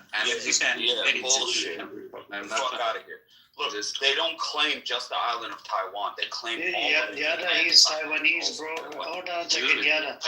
He's Taiwanese. We're American. We're outsiders, bro. Let him speak. Come on, man. Business. Stop disrespecting him, man. It's none of your fucking business, Just American. be fucking honest. I'm very honest. I'm Taiwanese, and it's none of your American business to talk about Taiwan and China. I'm Taiwanese as well. I'm an American. I can talk about whatever the fuck I want. I'm Taiwanese. One of the perks of being an American. Yada, you need to chill, honestly. Like, you're acting like a fucking supremacist right now. Yo, calm the fuck down. I'm not. Yada, you're sitting here attacking the Taiwanese He government. can't even get through his conversation with his fellow Chinese. Yeah, no, you shut the fuck up, bitch. Don't you speak to me like that. Who the fuck are you? What is wrong with you? None of America. You want to sit here and cry about other people being occupied, but when it comes to Taiwan, you're a hypocrite. You shut your filth. All right, we're not gonna get anywhere. We're having a fruitful conversation. Let's agree to disagree, and please allow Wayfan to speak. Come on, Aziz, there's a background noise from your microphone, bro. Wayfan, what's your point about Yada? Behave your time. Mood, please, and please let's mood. And please don't curse Coco out or anybody. Please don't curse you of the women here. Go on, Wayfan. No, I made my point. My point was that Taiwan, based on international law, is the actual government after the World War II, is actually the legal government of whole mainland and the island. And right now, Taiwan doesn't want mainland anymore. So international law, like Taiwan is giving the mainland independence. Go live for yourself. So Wayfan, do you believe? Are you okay with China taking over Taiwan? No, because it becomes like a civil war. So Okay, what about your family? Do they believe in this? If China are they okay with China taking over? nobody on the island wants to be part of the mainland. Nobody. I've never met one person on the island who said that I want to go back to mainland. They do want to collaborate with the mainland, have a friendly. So there are two parties. One party which is like don't want to collaborate. One party want to collaborate, but nobody want to go back to mainland. Like go back. Nobody wants to get back, not go back. Get back, mainland. So Tiger, what's your take on this? If the people living on that land, they don't want to be part of it, do you think it's all right? I mean, should they have the right to decide, or what do you think on this, Tiger? First of all, this sounds like nobody is an IRGC supporter in Iran, according to Reza Pahlavi supporters. I'm just saying. And secondly, again, the Taiwanese de facto government doesn't have any representation of China to be able to give up the territory of the mainland. And they don't even have the courage to amend their constitution to say that they only, their territory only goes to Taiwan. Real shit, Wave fan. Why doesn't Taiwan just declare Tiger, can we have an election in the mainland and the island about, does the mainland accept for an election? So we can see that, if the mainland... Getting this. The legal government of China, with Taiwan included, in the framework of international law, is the PRC government. Taiwan is a separatist government. No. That is not a legal state. No, legal government of international law. And you just said it. Guys, right now, the status quo of the cross-strait relation is, legally speaking, a civil war. We're still in the state of civil war because there has never been a ceasefire that was signed. The two states are now legally still engaged in civil war. Guys, can I just say one thing? I think we keep evoking international law. At the end of the day, China and America both need the semiconductors.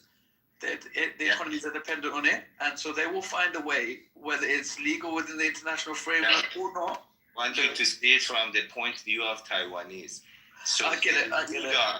The legal government of both land is Taiwan government, is not mainland. Yeah, there it is. Okay, Wave fan, why doesn't Taiwan just declare independence? Because Taiwan is independent. Taiwan, why not declare it? Taiwan is the one who won the Second World War. Taiwan is the one who signed the agreement, which is post-World War II. It's not like this, the government which is in the mainland, they got representation in UN 30, 40 years after war. Taiwan is independent.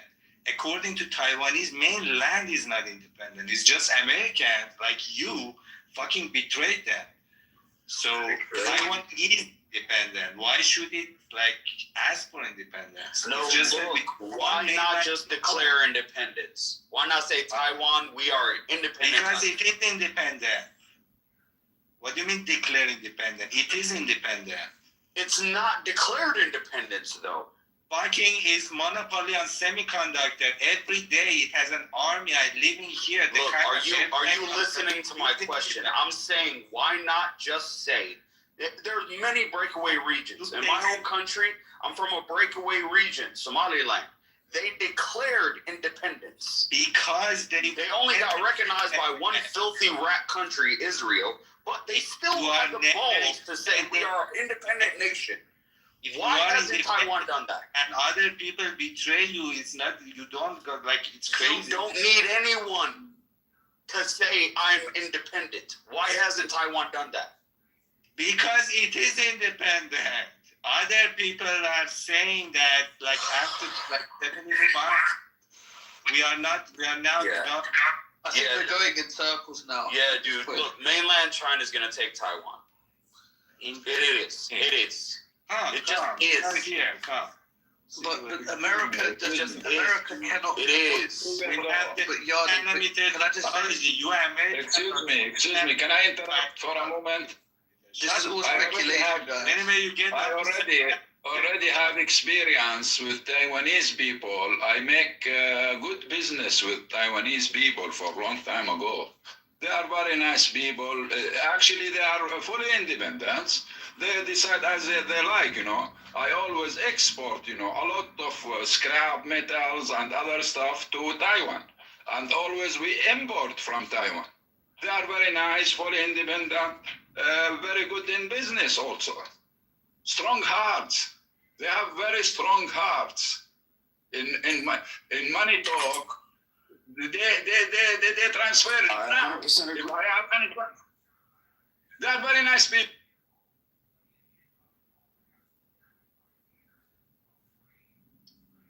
I mean, is anybody going to answer the question? I'm about to answer it.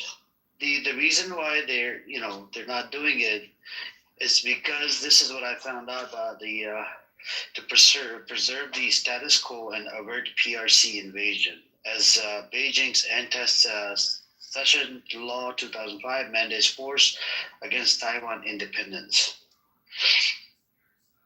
So that's the reason, and then we can dive into it more. Main reasons: PRC military threat, Beijing views declaration as red line triggering war, PLA buildup, 2026 signals readiness, U.S. ambiguity, U.S. opposes unilateral changes, 6 assurances, formal independence risk, no defense aid under Taiwan Relations Act, domestic politics, ROC constitution claims, mainland changing requires referendum, 60% threshold, 80% plus favors status quo over independence polls.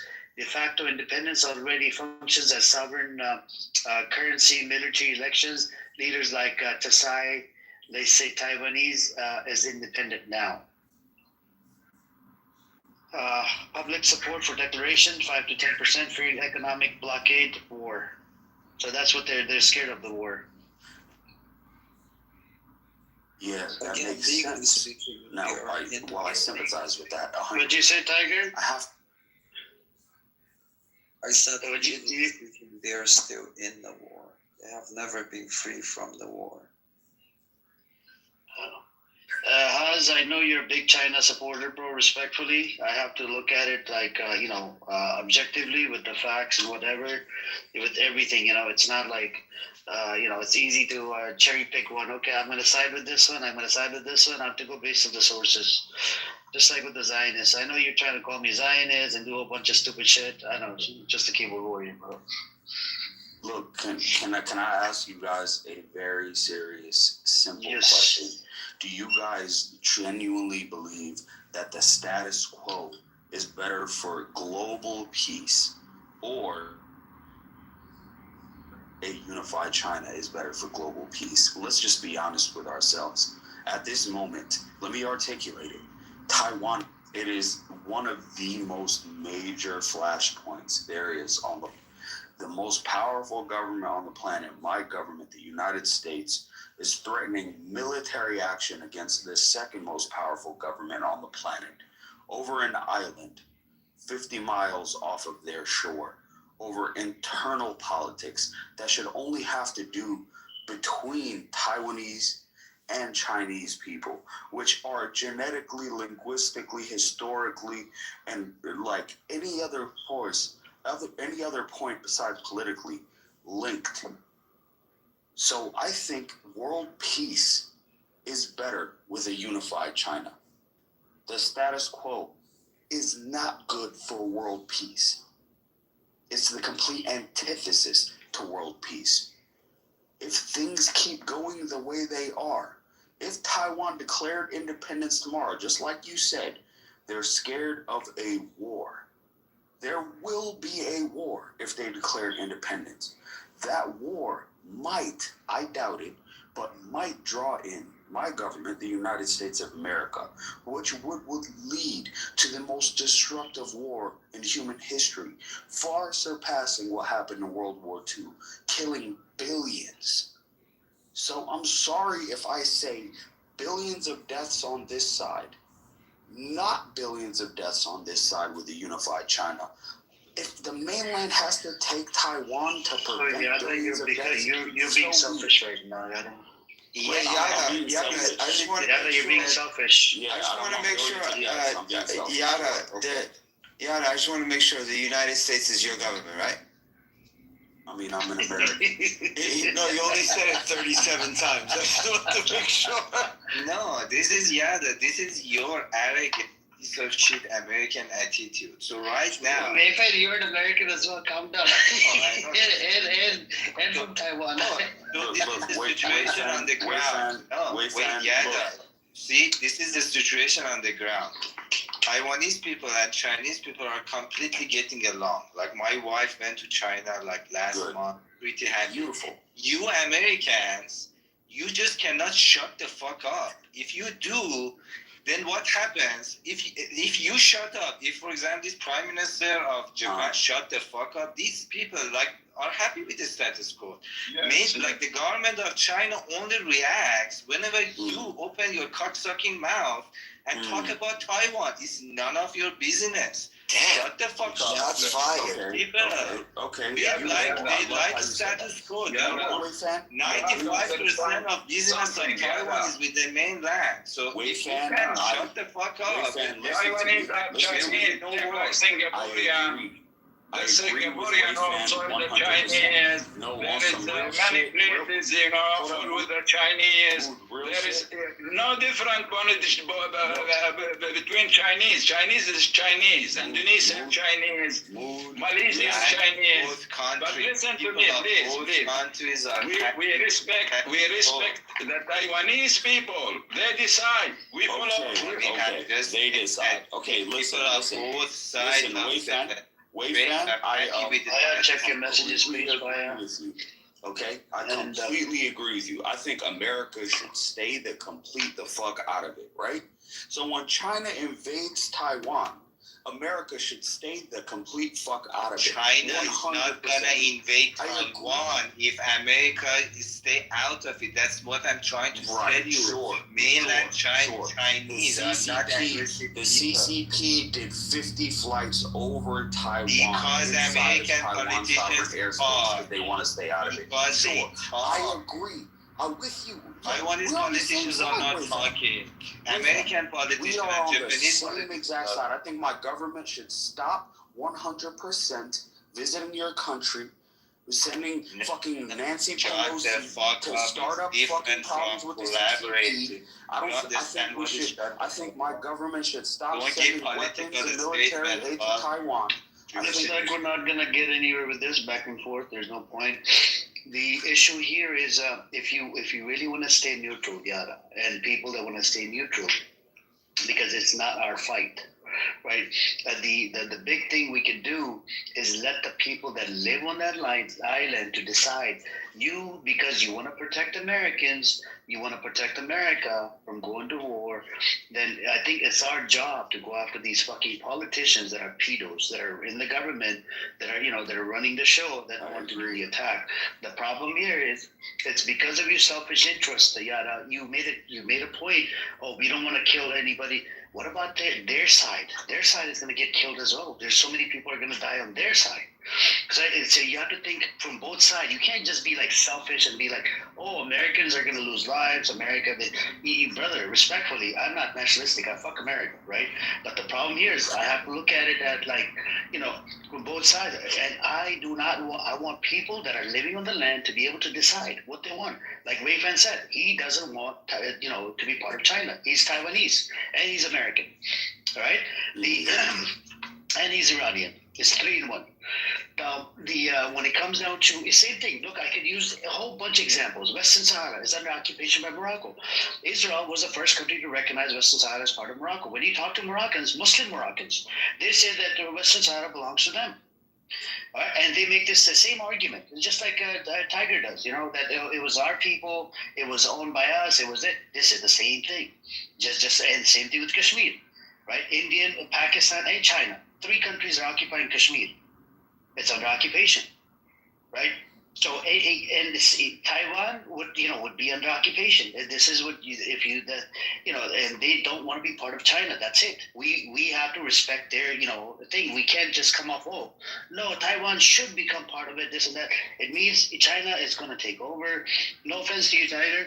Your opinion, yeah, you have your own opinion. I have my own opinion, but I have to look at it from the perspective of Palestinians. And any land that's occupied, like the Golan Heights is occupied by Israel. Israel makes the argument that it's in Syria. Makes the argument it helps them for security. And Syria said it's theirs. You see what I'm saying? Buffer zone, the Sheba farms on the border of Israel and Lebanon. Lebanon says, Hezbollah says it's theirs, or it's disputed territory between Lebanon and Syria. It doesn't belong to Israel, but Israel says it's ours. You see what I'm saying? West Bank, they call it Judea and Samaria. It's they claim to be it's theirs according to their scripture, whatever. East Jerusalem, they have the whole Jerusalem to themselves. They claim it's theirs. Same thing Gaza. Gaza under occupation. So I have to look at it from all of these perspectives. This is why I don't want any land moving forward getting occupied by any nation. And this is the thing. Look, real shit, Amir. I just have to say this: you are dividing. You are splitting so many hairs when it comes. I want to respond. You're taking just give me a moment to respond to Amir Yada. Sure. Okay. Yeah. So what I'm trying to say, Amir, is again, like I said, I totally understand your perspective. And I know that you always side with people who you think is being oppressed and are being weak and not living, according to how they want to live. And I understand that. But like I said, right, your moral standards and mine doesn't really agree with each other. And there is no universal way for everybody on this planet to be happy with any kind of standards or political setup. This is why we stick to the international law. This is also the basis where China would want to support Palestine. It's not because you guys want to be independent from anything. From our perspective, you're already sovereign, independent country that's recognized by my country. And under international law, we support you. But we do not support you just because morally it feels right. Because everybody has different morality standards. We support you because that's the international framework of the law. That's what we determine as UN, as a group of nations, what nations should be doing and stick to. This is what China stick to. And in all accordance of our domestic, with the Taiwanese domestic constitution and with international law, China has full sovereignty over the island of Taiwan.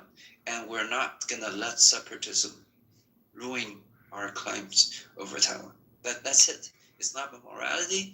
For us, we know we have our own set of interests, but we stick with international law. That's also, Amir, would you agree when you said the people of Taiwan should have a voice when they say they don't want to be with Taiwan, which is about 60% of the population, which is the majority. However, you're kind of ignoring the 40% who don't say that.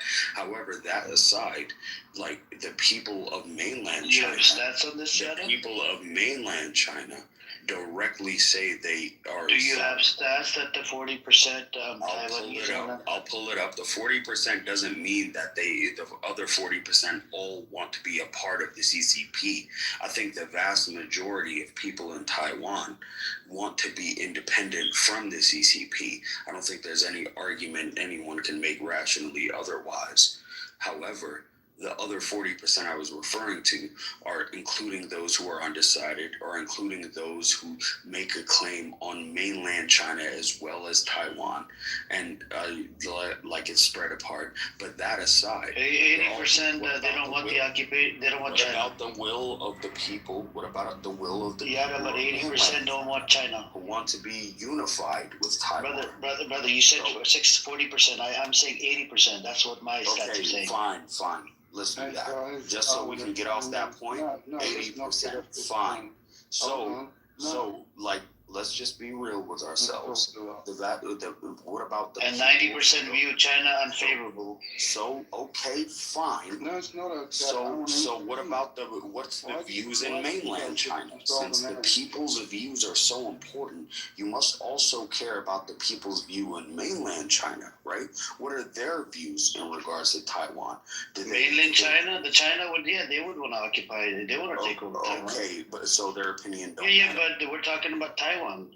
These are the people you're taking over a country. So right now, so Israeli opinions should matter, or we're taking over Gaza and first West of all, Bank? yo, Amir, real quick. I'm really sick of you doing that, and it's kind of really annoying me. You're comparing European colonial fucking power Israel, who has no claim to that land and only use vague, abstract notions of their religion, who aren't from there, who weren't raised there, who weren't there for 10,000 years, like Chinese people were. Don't fucking compare filthy rat. Some Jews did live over there, yeah. Some Jews did live over there. Yes, some they did. Yes, they did. The majority, bro. Are they 90%? No, they're not a majority. No, some Jews did live, so you can't make that claim. Let's talk about the fucking majorities here. Don't compare China. I'm not comparing. I'm giving you example. Israelis say the same thing. It means you want the opinion of China to take over the land. No, listen. So Chinese opinion matter when you're taking over somebody else's land. Wow, it's crazy. It's a false fucking opinion. No, but how does it make sense? You made a claim that Chinese opinions matter. You said that Can I make it? I can't believe this, bro. Amir, can I make it make sense real quick? China didn't come from like the CCP in mainland China. Didn't come from fucking Europe. We're the CCP fucking Europeans who conquered that land by fucking force of arms. And the last bastion of innocent Chinese people were in Taiwan. And they wanted to conquer Taiwan too. Sure, you could use the Israeli analogy. It's not the same, bro. But if we're being completely honest, that's not what we're talking about here. It's Chinese people trying to claim Chinese land. They don't want to be Chinese. They're Taiwanese. They don't claim to be Chinese. What do we do about that? Why not? That's what they're claiming. Who's claiming that? Back in 1980s. Hold on. Tiger said. Prior to 1980 or 1990, they claimed China. I looked up the stats. It was about 46 to 50% of them. Okay. Now I'm sure it dropped down to 30%. My question to you: if 30 to 40% of people that live in Taiwan, they claim to be Chinese, what about the 60%? They don't claim to be Chinese. Then what do we do about that? Independent. Look, here's the thing, bro. I told you it's because of status quo. If the position of Taiwan, the Taiwanese government, like the people, I understand. It's because of status quo. Again, I sympathize, just like I sympathize with Ukraine, right? I think that's a way better analogy. The people of Ukraine, in Western Ukraine, do not identify with Russia, do not want to be a part of Russia. And I sympathize with them when they were invaded in 2022. It was horrendous what happened to them. And it's fucking evil and barbaric that they're suffering still to this day.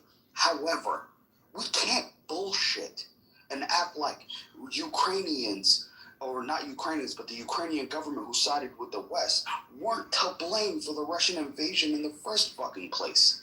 Because they literally wanted to join NATO, a military alliance designed to attack Russia and destroy them. That's their red line.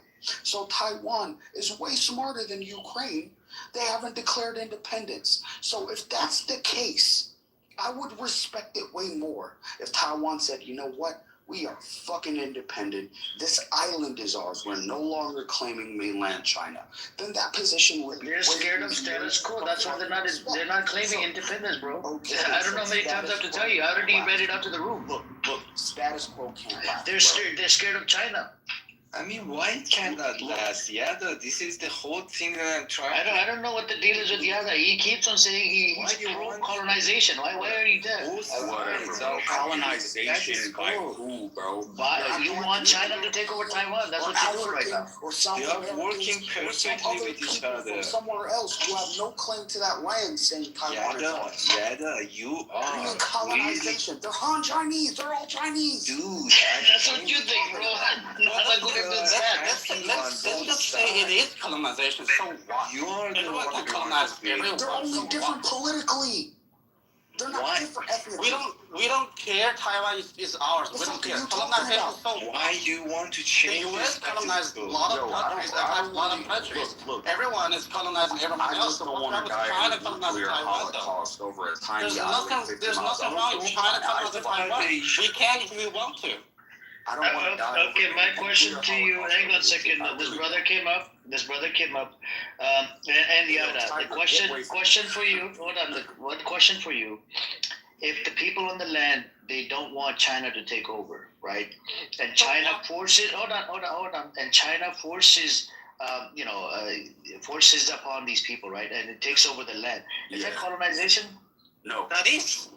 Oh, that is colonization. Go look into the definition of what a colonization means. Yada, you should look into the definition, bro. Is colonization only political? It doesn't matter. Go look into the definition of colonization. Sure. Let me pull it up. Let me pull up Yes, the yes, definition yes, of colonization real quick. I'm We curious. do want to colonize Taiwan. So what? There we go. We have a Chinese brother here. He said he does want to colonize. That's it. That's the end. That's the line right It there. doesn't matter. Like he can think whatever he believes, but I personally think there's nothing wrong in China colonizing Taiwan because we can. If There you go. That's it, Yada. Japan can also colonize Taiwan. No, I'm pretty sure Japan wants to do that again. Just Japan is here's not the definition. powerful enough to do that, right? But like China is powerful enough to do that. We will colonize Colonization, Taiwan. the action As for or whether it is process part of China, settling nobody cares. established control over indigenous people in the area. No, listen. Colonization, the act or process of settling among and establishing control over the indigenous people of the area. So, mainland Chinese people, Taiwanese people, who is indigenous to Taiwan? Literally both. You said during the revolution, so 50%. Well, I should put it more clearly. It's not colonization. It's actually invasion. Like we want to invade Taiwan. Let's just put it. Use a different. He wants to invade Taiwan. You see? All right. Yeah, we just want to invade. We just want to invade Taiwan. So what's wrong with that? You don't have to listen to a random. We do have international law. That's why I had a big issue with Amir's analogy. I think there's another confusion. Israelis are not indigenous to that. Yada, could you give me a moment? I want to bring to Amir's attention that the numbers you looked up, you're confusing two things into one. There are two different surveys, right? One survey is, would you want to have, political unification and live under the mainland government? That's one survey. That's about a political status of Taiwan as a piece of territory. There's another survey which is about identity. Do you identify as Chinese, as Taiwanese only, or as both? You should look up the second survey and you're going to discover this so-called Taiwanese identity is fabricated after the year 2000. Just do that search if you want. I'm doing a search right now. Yeah, I agree with him. Most people here, this Taiwanese thing is yeah. Most people are Chinese. Come on, here people are Chinese. 新年快乐.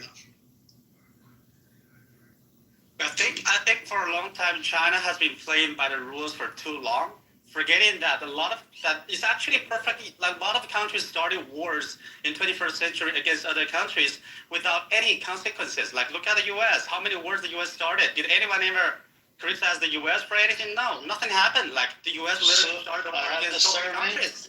The survey, it says 62. Yeah, hold on a second. 62%. Hang on a second. 62% of them, they identify themselves as Taiwanese, Tiger. Do you want the sources? Know exactly what the surveys are. I'm asking you to look at the historic trend. That this Taiwanese identity is a new thing that's been fabricated after this century. Okay, Taiwanese only rose from 17.6, 1992 to 67, 2020, dipping slightly post 2024 election, but rebounding. Chinese only fell from 25.5 to under 6%. Yeah, the percentage went down. This is the thing, Tiger. I'll give you an example. When you have, new generation on the ground, right? New generation, they're enjoying these whatever rights you can call it, or whatever you want to call them, right? Rights, they like the culture. Whatever, it's a similar culture, right? Taiwanese and Chinese, similar culture, but they like whatever freedom or whatever they have over there, right? They start to call themselves, what is it? They start to call themselves Taiwanese, and that's what ended up happening. Do you know that the I said it's an identity based on political ideology. I said that at least twice. Yeah, but they become native to the land after so many think years. there's something that no one ever talks about. So, do you hear yourself? They become native to. They were already native to the land. Okay, do you know that America changed the definition of native, by the way, Yada? I don't care what America said. You coming from an American perspective, right? You're American. No, I'm coming from the perspective of indigenous and native is two different definitions according to U.S. Who's indigenous? Indigenous are the people who are literally were the first ones there. The Native Americans weren't in North America 40,000 years ago, but damn it, they were the first ones here. So they're the indigenous people in North America. Palestinians are indigenous to Palestine. 100%. Israelis are not indigenous to fucking Israel. Chinese people are indigenous to Taiwan and mainland China. That is their native land. Guys, there is two parties here. There is a blue party, which they say that we are Chinese. We are just like our own, and there is a green party, which is, I think, what Tiger is saying, that they are like creating a new identity from the, like, for example. So and this green party from 2000 has been in power. But the blue party, which is like the actual ROC is playing here, they are.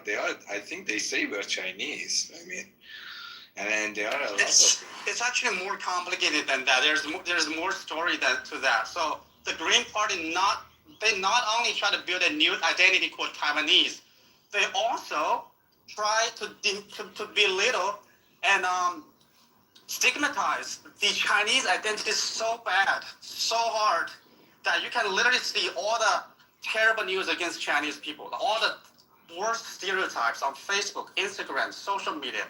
You don't know how many state-sponsored terrorism, I would say unlike terrorism against Chinese people, like this Chinese identity is out there on social media created by the state government of Taiwan. That is pretty true. Anyone checking Facebook or Instagram or whatever, because if they're not available in China, so you will see them everywhere. There are no Chinese people out there. Well, you see all these state-sponsored horrible news by the Taiwanese government, literally everywhere out there. So that is why, as a Chinese person, I think it's totally justified for China to teach Taiwan a lesson. Like, should keep doing that. Like, honestly, if you look at China's actions against Taiwan, mostly the CCP just target the government of Taiwan. Most of the time, 9 out of 10, the CCP would try to bash the democratic system of Taiwan or whatever, like the political chaos in Taiwan. The CCP never ever target the ordinary Taiwanese people out there, saying that they are disgusting or dirty or substandard humans or whatever. But the Green Party of Taiwan, however, they did exactly what I just said. That is the worst thing I've ever heard. So it's okay to say that Taiwan is actually at a neo-Nazi level. If you don't believe it, just go to Taipei and just say anything nice about China and see people's reactions, like from the streets. It's crazy. It's literally like a neo-Nazi level. I mean, it will bounce back. You can work with the Blue Party and they will win probably next election. Okay. There's no chance for them to win. I mean, like, I don't care if you want to build up whatever new identity you have. You can identify as whatever, like a booth, a water, a chair, whatever. I don't care. But it's another story if you try to build your own identity by stigmatizing another identity, right? By stigmatizing Chinese. Like most of the, I would say 99% of the online racism against Chinese people are definitely because of Taiwan. That's pretty fair to say that. Like I personally followed up so many accounts on Facebook, and I can trace them back to the original account who made all the content. It's 9 out of 10 is either a Taiwanese person or some crazy people from Hong Kong. Also 9 out of 10 is Taiwan. So it's like I mean like this is what a so-called democratic country does. It literally targets the people. I mean whatever opinions you have about the CCP, I don't give a fuck. Because by the end of the day, I'm a Chinese person living in Canada. Like, I don't really give a shit about the drama between Taiwan and China. It doesn't bother me. But if you attack the Chinese identity, like you attack the identity of Chinese, like right, that's a completely different story. You're attacking a fucking really race. on the You're not ground. attacking a government or a country. You're attacking a race. No. I mean, I'm living in here in Taiwan. Really, it's not happening on the ground. Honestly, I'm telling you, nobody on the ground attacks Chinese identity. Those are. Come on, bro. Like, come on. I work in Taipei. I started. Do you even see like how they target like Chinese people who married Taiwanese people and who are now living in Taiwan? They're literally chasing them down. They don't. If you just take pictures in the street of Taiwan, they will just think you are a spy and they literally report you to the police. It is literally happening. No, come That on. is the My truth. neighbor That's the reality. No. Well, you don't speak Chinese, so of course you don't know. Like, you only see the bright side of it because everybody. I mean, how the Taiwanese people just always wave their tails and be smiling to foreigners all the time. If you want to know the story, ask a Chinese person instead of just whatever you see. I can ask my neighbor if she's pretty happy here. No, you're wrong. It's propaganda. So what I'm hearing is basically you're saying based on propaganda against the Chinese identity that the Chinese have a right to invade, colonize, and occupy Taiwan. I think that's very ridiculous. I live in the Why is it ridiculous, though? Because I live in the United States, and the Republican Party here in the United States is also notorious for creating AI bots, attacking certain groups in America. A lot of these times, sometimes we can track them back. There was a huge leak on X recently where we were actually tracking where all of these AI bots that attack the identity of certain American groups are actually created from. A lot of these accounts were in India or in, some country in Asia. But from there on, I'm not going to say, okay, we have a right to go and invade and occupy and colonize them. That's ridiculous. This is very emotion-based. No, there's a difference between sporadic and occasional attack by certain groups versus state-sponsored attacks. You do know the difference, right? Like, there's a state-sponsored attacks. If you actually check into the government budget of Taiwan, you will know that they literally have this government group called 4350, Group 4350 or something. Like, literally doing state-sponsored. It's not secret. I'm surprised no one knows that. I'm surprised no one mentions that. Their job is not to attack the CCP. Their job is to attack the Chinese people. Literally, and the Chinese as an identity. That is a fucking Nazi behavior. If you don't believe it, just go look it up. It's something called, I'm pretty sure that a lot of people know this. Something called Group 4350 Taiwan. They have funds from the government. It's completely different from some Indian people hating on the Republican Party and then they do some shit, whatever. And you have to know that the Republican Party does not represent the U.S. as a whole. The U.S. is a very bipartisan country. I understand the difference between state-created danger and state-sponsored hate, all of that, right? But no, a lot of these accounts that I'm talking about, they're not hating on the quote-unquote Republican Party. They're created under the Republican Party, these AI bots, and a lot of people in foreign countries take up these jobs, right? To just hate on certain American identities. It's kind of this. It's basically the same thing you're describing. Coco, if I may bring something to your attention, Coco. Okay. The Indian accounts that are spreading hate comments on the Western internet, they are paid by Western people. They're just a comment farm. I know. So it's not the Indians, they hate Americans or certain American people. Exactly. It's people inside America paying them. Thank you. I'm aware of this, Tiger, and thank you. You just helped me articulate my point even better. In the same way, a lot of these people in the whatever you're describing, the party in Taiwan that's created to attack the Chinese identity, they are also paid. It's very close Well, narrative. they're paid by Taiwan government. Right, They're and paid a by lot the of Taiwan these government. people that are doing that to my people here in America are also paid by Western governments. So it's. I think there's a the part same. that you didn't quite get.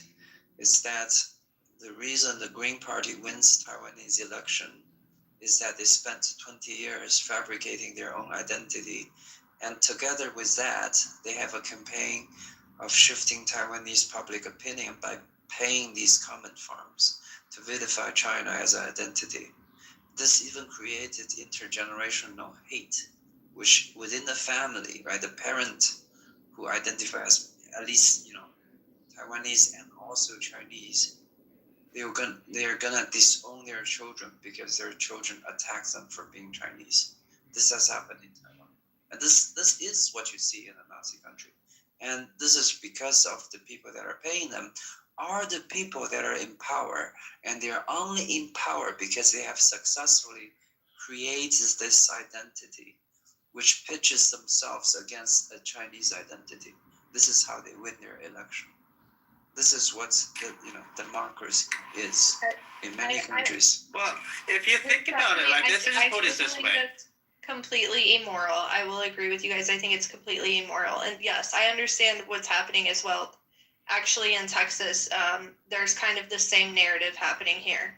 A father literally shot his daughter because she does not politically align with him, and killed her. So, yeah, it's bad.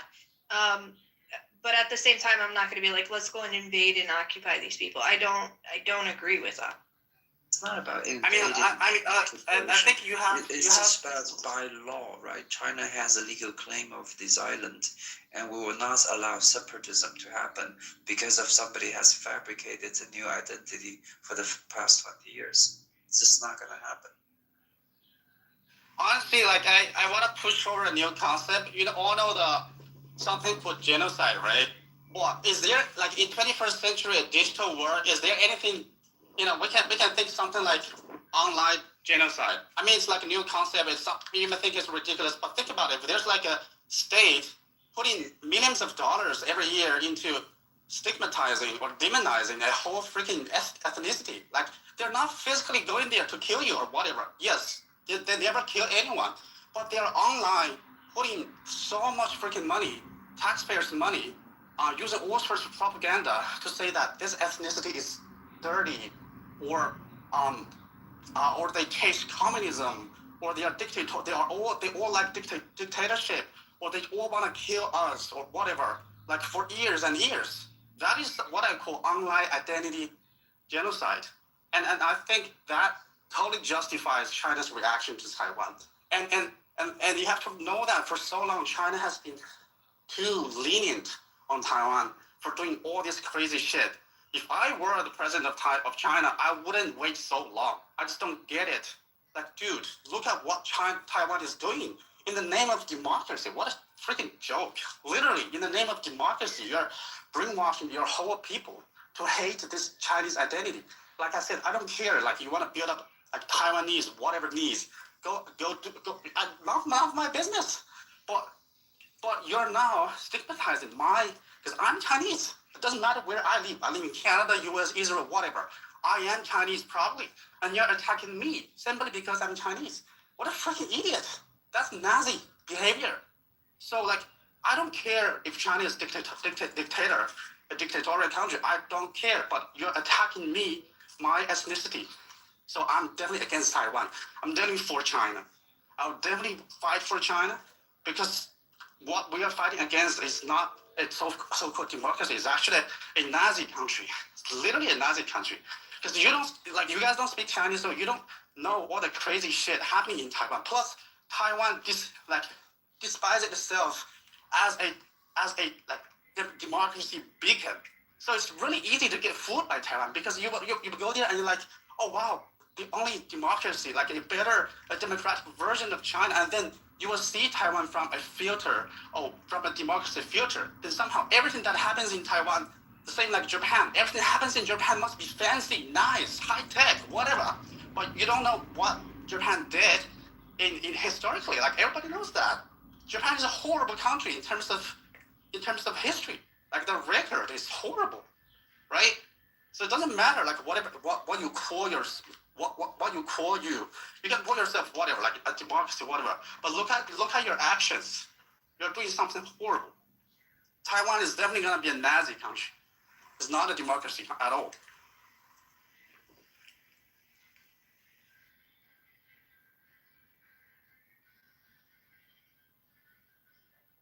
Isn't, thank God. And also Nazism did born out of democracy. If you don't believe me, go.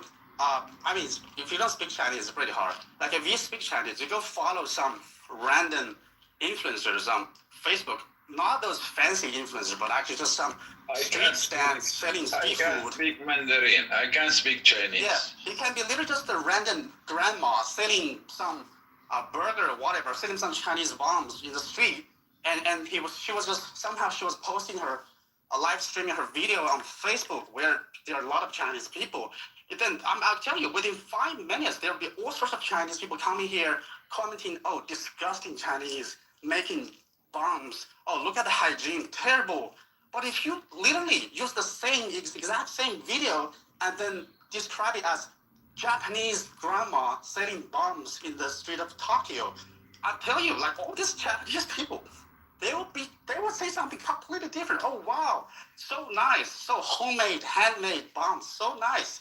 Literally, there are people doing experiments, exact same video, completely different reactions, and there are literally even people in Taiwan saying, "Oh, the Nanking massacre is good. They should massacre more people," or that it never happened, or my grandma offered to provide sexual service to those Japanese soldiers. They're never forced. It's literally not a surprise. It's like it's literally in the news every day.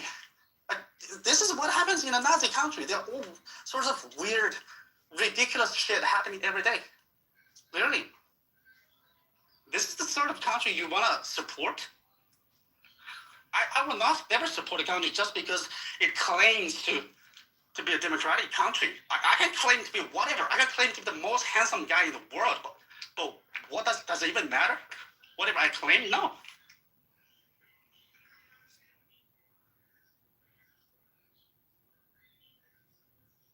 Anyway, we're determined to take over Taiwan, and it won't be too far, in the future.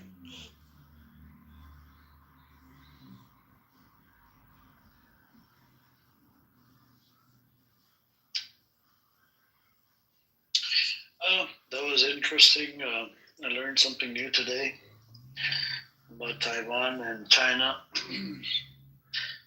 Thank you for the contributions. Yeah. And we just have perspectives and opinions, right? So yeah, we can disagree to disagree, or disagree to disagree. Wow. What's up with you, Emrose? We have Bruce here. Bruce, you still support Reza Pahlavi? Yeah? I think he still supports it. Where's Wayfan when we need him? You supported Bruce? I think you do. It's all right. Anybody in the audience would like to come up? If they support Reza Pahlavi, you're welcome to come up. We can have that conversation. We were talking about Taiwan and China earlier. We have this brother here, Tiger, and this other brother. How do you say your name, man? I can't read Chinese. What's your name? You can call me Joni. Joni. Okay, we have Joni here. Yeah, and we're talking about.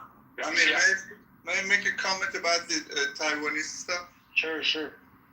I actually happen to know a lot of Chinese and Taiwanese, and I've always noticed that Taiwanese have always felt like they're better than Chinese.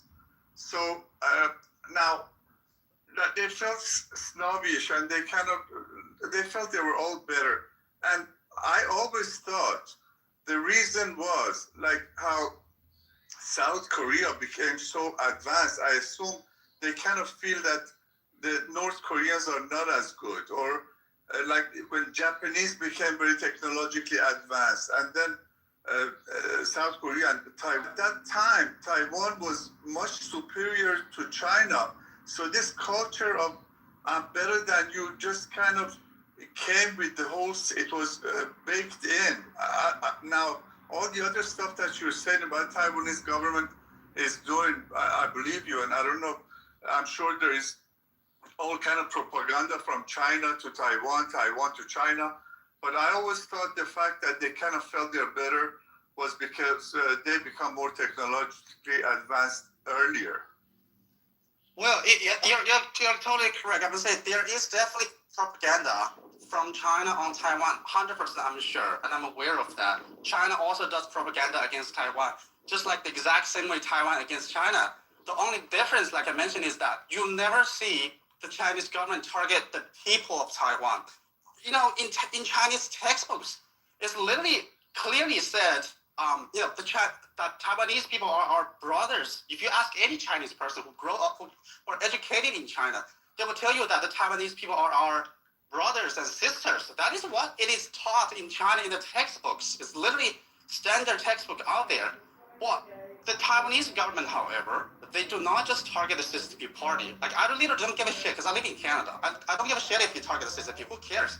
Well, the Chinese government targets the Chinese identity as a ethnicity, as a race. That is freaking Nazi behavior, period. There's no doubt about it. Like, I don't care. Like, you cannot target an ethnicity. If you're Chinese, being Chinese in Taiwan is literally like being Jewish in Germany. It's only a matter of time, I'm telling you. It's only a matter of time before they do something horrible to Chinese people in Taiwan. They're already doing that. Like I said, there are Chinese people who married Taiwanese people and who are currently living in Taiwan. Like, even taking pictures in the street of Taiwan, there literally will be like people walking the street. They will approach you and ask you, like, what are you doing? Where are you from? Why are you taking pictures? Are you spies? It's literally in the news.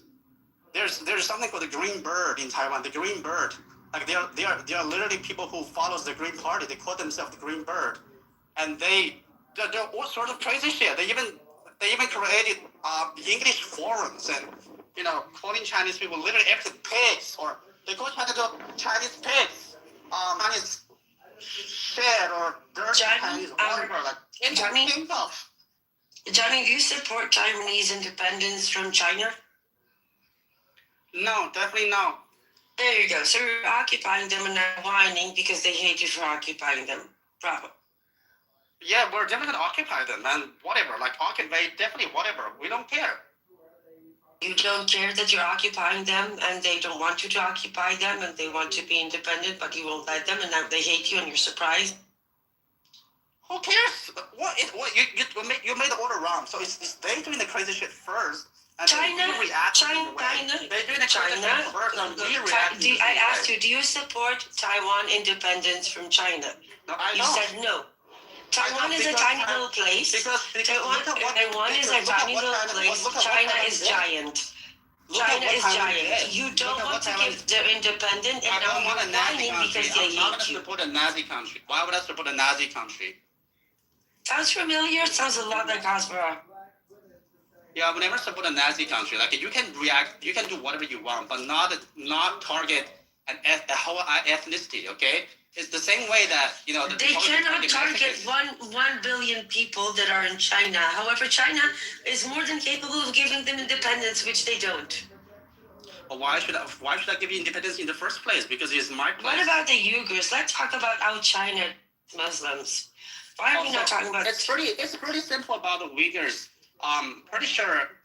If anybody is Nazi in this situation, is the one that have forcing Muslims on their territory. For the situation, I'm pretty sure all countries are starting to see how China is so smart with Muslims and Islam. It's pretty easy. China is literally like most people don't know this point. China is literally the first country to face Islam terrorism because it's not in the news and because you're not even born in that time. There are so many freaking Muslim attacks, terrorist attacks in the northern and western part of China, like in the early 1990s, like even before I'm born, like in the 20s as well. Like they started terrorist attacks in the train station in China, like killing like they're using like all these knives or whatever, and then just stab random people in the street. China is no stranger to terrorism, to Muslim, to Islam terrorism. I mean, like honestly, if it's hold on, because of the Chinese Jamie. So you're saying the Uyghurs were going around? Hold on. The Uyghurs were going around and stabbing people. Uyghur Muslims were going around.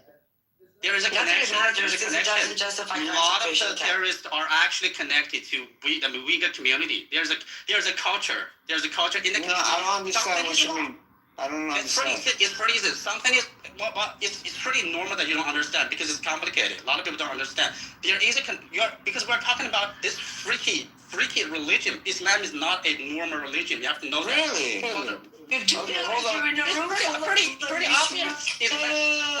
Hold on. Let him talk. Let him keep burying himself. Islam is a problematic religion, and a lot of countries, even the U.S. and Europe, are now realizing that. Like a lot of countries are realizing that it's a problematic country. It's a problematic religion. It's not a normal. Ask you something. What do you know about Islam? What do you know about Islam? Is that not a normal religion, I don't know everything about Islam. Okay, so then you should stop being so xenophobic. You don't know anything about Islam. Okay, by the same logic, I can also ask you, what do you know about China? So stop talking about China. I didn't talk about China. I didn't talk about China. I know. I don't have to tell you what I didn't talk about China. I asked you a question. I said, so the Uyghurs were going around stabbing random people. That was your claim. That's what I asked you. And you said because of Islamic terrorism. Show me proof of that. Show me proof. Go look it up. No. You made the claim. You made the claim. China about 30 fucking times. Where do you see? Yeah, and I've been to China also. I've also been to China. Where? How? When? Don't look it up. I've also look it up. No, you don't look it up.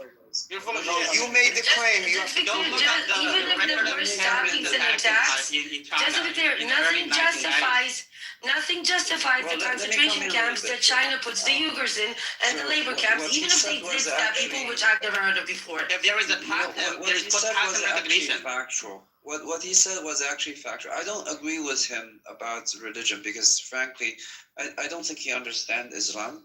I don't claim to be an expert. You don't have to think you should know that he does the religion of Islam. But what he said was actually factual. So the train station attack carried out by not Uyghurs, right? They are extremists. Was in the Yunnan. There's a Yunnan train station where people used machete to chop down random people in a train station. You can look up an event called the July 5th incident. This is actually in the Xinjiang province, where extremists were targeting the Han, at the time was the Han minority. What year are you talking about? What? What year? This is 2007 or 8. So Tiger, let me ask you this to M. Rose's point. Let's say that did happen, okay? We'll look it up, whatever. This guy Jamie doesn't want to provide proof, it's fine. Did that happen? Did that isolated incident happen? Some random radicals did something. Is it to her point? Is it correct to have concentration camps and all the things that they did to the Uyghurs recently? Is that labor camps, and then re-education camps too, by the way. Yeah, exactly. So what a beautiful word, re-education. They do need to be re-educated.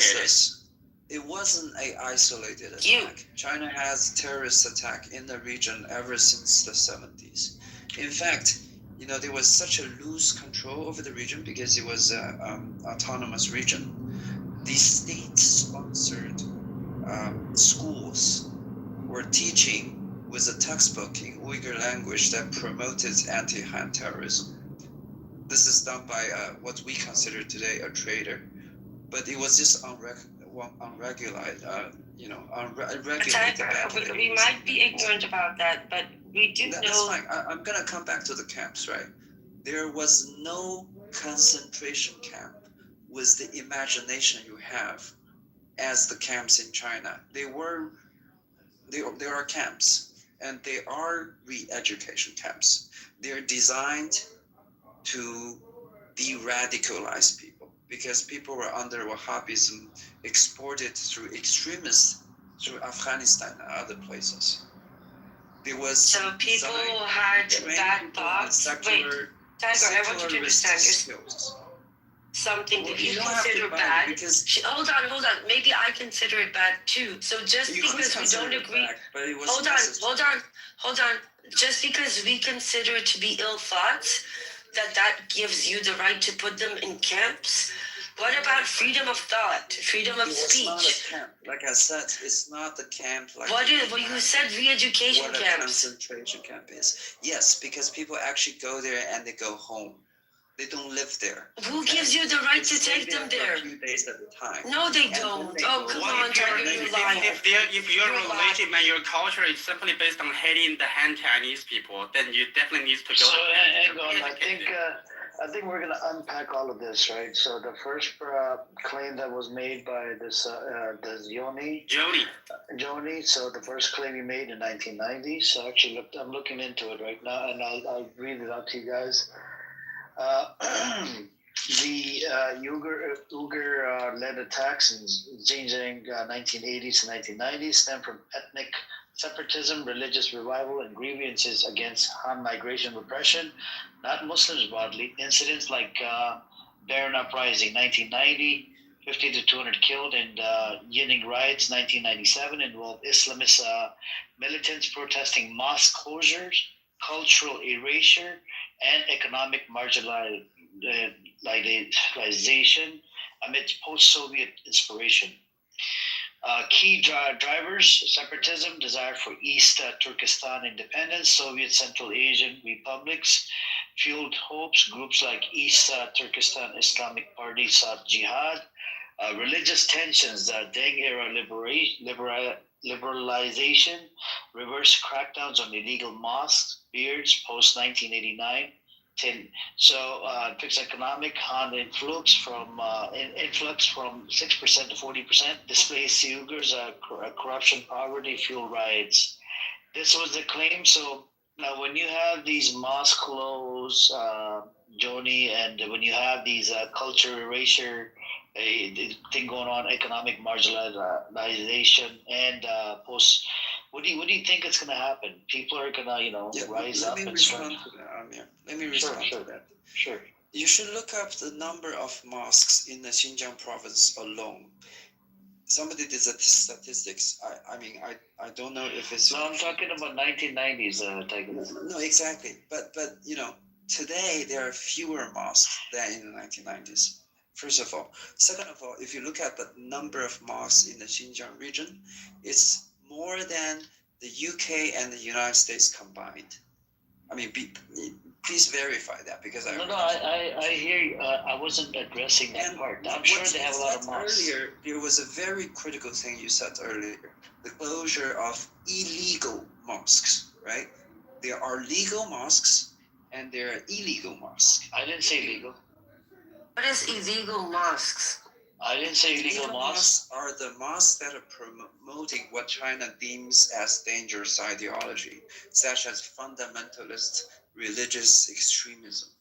There were mosques like that. But Tiger, you're still not addressing the practice of camps. No. Yes. Because even if there wasn't, no. I already told you, even if there were, then it becomes necessary for the Chinese state to ensure the people of Xinjiang, which are half Uyghur and half other minority ethnicities, you don't have a right to lock people out because of what they think. Of course they do. They don't. Okay, so I actually have a breakdown. I have a breakdown. We stop terrorism before it happens, not after it happens. That's the Chinese way. Hold on a second, please, guys. Tiger was speaking. Let Tiger finish, one person at a time. I wanted to, maybe the whole point was it wasn't about the number of mosques, Tiger. Please look at the chat. I never said illegal. Exactly. I never said illegal mosque, by the way. Tiger, I never said illegal mosque, by the way. Well, what I'm trying to say to you is, if you go to Xinjiang today, you're going to see all the street signs are bilingual with the Uyghur language. I'm not saying right now, this other Yoni brother made a claim about 1990, 1980. That's what I was addressing. No, what I'm saying is there is no erasure of the Uyghur culture in the Xinjiang province. He literally wrote down. He wrote down in the chat. Tiger, listen. Dangerous and extreme. Tiger, what he wrote in the chat is not related to terrorism. It's a fact. China did a great job re-educating Allah and Islam. Writing in the comments. Yeah, he's just an idiot. Joni is an idiot, man. I don't care what he thinks. That's not what I think. Okay? Right, and that is not the position of the Chinese state. And then the next thing I want to address, Tiger, so look, we're going to have to disagree on what you said, because I was talking about, what the Joni mentioned, and the other thing Joni mentioned in relate to, I think you guys were talking about the train attacks, right? The private motivations, the machete attacks that, you guys were talking about, right? This actually happened, I believe, in 2013, right? The separatism, right? Push for East Turkestan independence attacks from Hotan after mosque closure, arrest, 2013 suppression, killing 15, extremist Islamic ideology from Soviet collapse, Central Asia, East Turkestan Islamic movement ties, East Turkestan flags found, and grievances hounds in migration displacing Uyghurs, economic inequality, cultural bans, beards, veils, police violence post 2009 Urumqi riots. So again, with the mosque closures, right, and going after the Uyghur and the economic, what's your take on this? I think we can have a conversation with Tiger, but this other person, he's a fucking terrorist fuck, man. He hates Muslims. Yeah, he's Islamophobe. He's Islamophobe as well. Yeah, I am. Can I jump in the queue too? I am. Yeah, you're Islamophobe. So then get the fuck out of here, because you're on a stage full of Muslims. Coco has been trying to speak for like 5 minutes. Yeah, no, I want to give it to Coco. I just want to address what this Yodi character said. I wanted to ask Tiger about this, what I just read out. Tiger, what's your take on this, Tiger, the train thing? Coco, I'll give you the mic, just if you can hang on for a second. Yeah, no. Police brutality, right?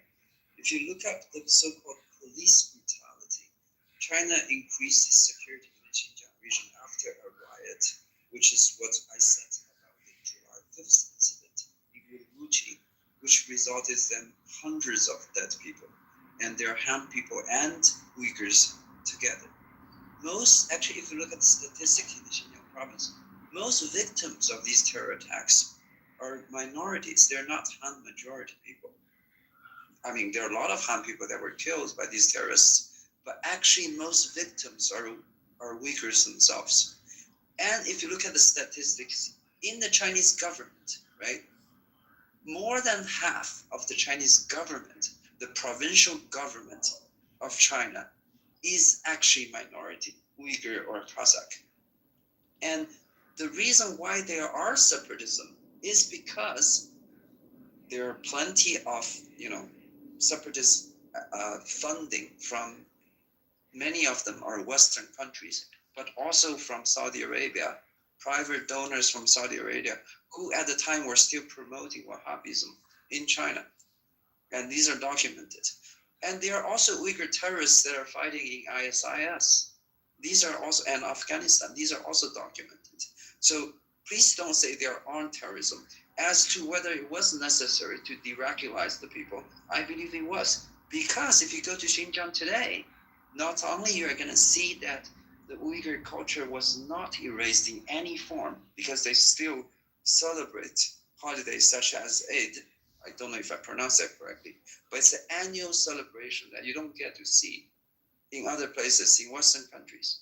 Not only are you going to not see an erasure of the culture, you're going to see that majority of the minority Uyghur people there supports the Chinese government. And Xinjiang province was among the top 3 fastest growing provinces in China in the past 5 years. Tiger, I've spoken with many. No, Coco. I think Coco wanted to say something on Coco, and then Soren, you can jump in, bro. I really wanted to address the boarding schools and the complete just ignoring of what's actually happening inside of these boarding schools that the Uyghurs are sent to. You made a few statements that were false. And I have some evidence here from different human rights places like Amnesty International, so on and so forth. So basically, there was a mass detention since around 2017. Over 1 million Uyghurs and other Turkic Muslims are believed to be detained in what the Chinese government calls vocational education and training centers. Detainees were held without formal charges or trials. Very, very problematic. You're just grabbing any Uyghur and throwing them into detention camps. Forced labors investigations by groups of Human Rights Watch and Amnesty International report forced labor in factories connected to global supply chains, which I think the most of us are very aware of at this point. Cotton, textiles, solar materials. Of course, they faced religious repression, which again is cultural erasure, restrictions on Islamic practices, fasting during Ramadan, wearing hijabs or beards, mosque demolitions and surveillance of religious activity. So I'm assuming even some of these Uyghurs who probably were in hiding were also being surveilled in any mosque if they weren't thrown into these detention centers based on that. Family separation. This one makes my stomach turn. Children reported to be placed in state-run boarding schools while parents are detained. Reports of forced sterilization and IUD insertions. Birth rates in Uyghur majority areas sharply declined. Surveillance state, again, extensive facial recognition, phone monitoring, biometric data collection, re-education programs focused on political indoctrination. You mentioned that these people are allowed to leave whenever they can. However, their children are being held, so clearly they cannot. So I also looked into what are they facing now because of this. You made the claim they have not lost their culture. In fact, they have language loss. Their language instruction has been reduced in many institutions, which is systematic racism. Intellectuals, writings, professors who promoted Uyghur culture were detained or removed from public life. Religious restrictions, ongoing tight control over Islamic practice. Religious leaders must align with state policy. Mosques have been demolished, renovated, and repurposed. Continuous surveillance and social control. Extensive monitoring through cameras, checkpoints, phone tracking, grid management systems where neighborhoods are closely watched. Family separation and trauma, which of course obviously comes from what the state is doing to the Uyghur people, whether that be the boarding schools, the long-term psychological effects from detention, or the long-term psychological effects from culture erasure. Children raised in state boarding systems separated from traditional family structures, diaspora families unable to connect or contact relatives, labor transfers, reports of state organized labor relocation programs moving Uyghurs to factories in other parts of China. Allegations of coercive conditions persist. And these are all investigations by Human Rights Watch and Amnesty International, and they're continuing to document these concerns about all of this. Demographic and identity shifts, sharp decline in birth rates, migration of Han Chinese populations into Xinjiang, renaming or restructuring of cultural sites, diaspora pressure. I mean, this goes on and on and on. I can't take you guys serious when you guys sit up here and make statements like, oh, it's very Nazi-like of, this other country is attacking our identity, but you're completely ignoring what your government is doing to a subgroup of your own people inside of your country. You're completely ignoring it. Damn, homie. Got a lot of explaining to do. There's actually not much explaining that needs to be done, because I would just advise you to see the sources of some of these claims, where they're coming from. Most of them come from a few organizations. One of the most prominent one is called some foundation of the victims of communism, led by this German guy whose name is Adrian Zenz. He's been promoting this shit with U.S. funding. Everything I read was from Human Rights Watch and Amnesty Yes, International. you're reading from a Western source. Exactly. What I would say is, go to Xinjiang yourself and decide for yourself how much of No, I don't want to. That's it. It's not necessary. I've been there, Tiger. I've been to that region. What's your claim? I don't feel it's necessary to convince you, because you could be believing whatever you want. I mean, Tiger. I don't even think you have ill intentions. Yeah. You might just be very sympathetic, especially to other Muslims if you're one. Tiger, I understand that. I had like a personal experience. I don't want to quote any international organizations about the situation of Uyghur people. I've got like first. I remember it was in 2009. I was in Malaysia, and I met a group of in the class that I met a group of people that they refer to themselves as Uyghur, and that was the first time I actually come across the word Uyghur. And when I asked them, "Where are you guys from?" They didn't use the word Xinjiang, which is the province name. They were using one of them used East Turkestan, the other one called it Uyghuristan, which I didn't know about the context. And this is not, it might be right, it might be, but this is a personal experience. What they were telling me was that, again, that's their claim. They were saying that based on the China's policies, one nation policy, they want to ensure that the different ethnic in China, they would be intact. And they were saying because our language is not obviously the Mandarin, they have their own language, which is, I found it very ironic because their language is Turkish, also a little bit of Persian in it too. So that's why I was like I just started talking to them a lot for 3 months. So they were talking about the fact that they have a different culture and their culture does not get along with the mainstream culture, and they felt certain restriction. They were talking about specifically a protest in their eyes that there was a case of rape. They were talking about a case of rape, I remember, and they say that's because of that rape, which was allegedly was done by an Uyghur Muslim guy, and that started, which a group of Uyghurs started attacking Han people, and then the government had to intervene, and then obviously to control the situation, a lot of people lost their life, and since then they had to put certain restrictions on people, extra restrictions, and people were not comfortable with that, and they were felt that they're living under a condition which is not, and that's again 2009, not 2026.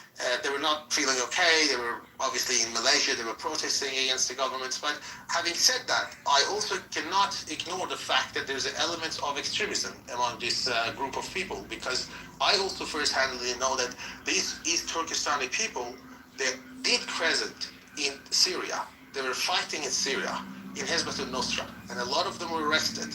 So there's no way we can say that's only one group of people just fighting for their own independence in China. The elements of these separatist movements, a lot of them arrested in Syria, fighting against the government in Syria. That was between 2011 and 2020, and they were extremely extremist. So I cannot ignore that fact too. And also, now moving forward, the situation seems to be, I spoke with them now, again, to your credit, Tiger, they said the situation got much better than what it used to be in the past. That's what also they told me. And that's, again, the personal quotation that I have with them. What I want to emphasize is that the Chinese state wants to operate in line with the interest of all Chinese people. The Uyghurs are considered an equal tribe among all the Chinese people.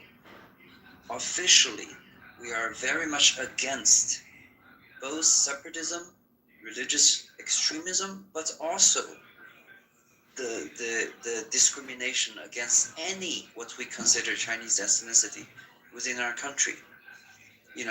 And for example, many of the things Coco cited about the Western report, things like the declining birth rate, or that the so-called the loss of linguistic abilities. You could think in many ways, you could frame it in many ways, but the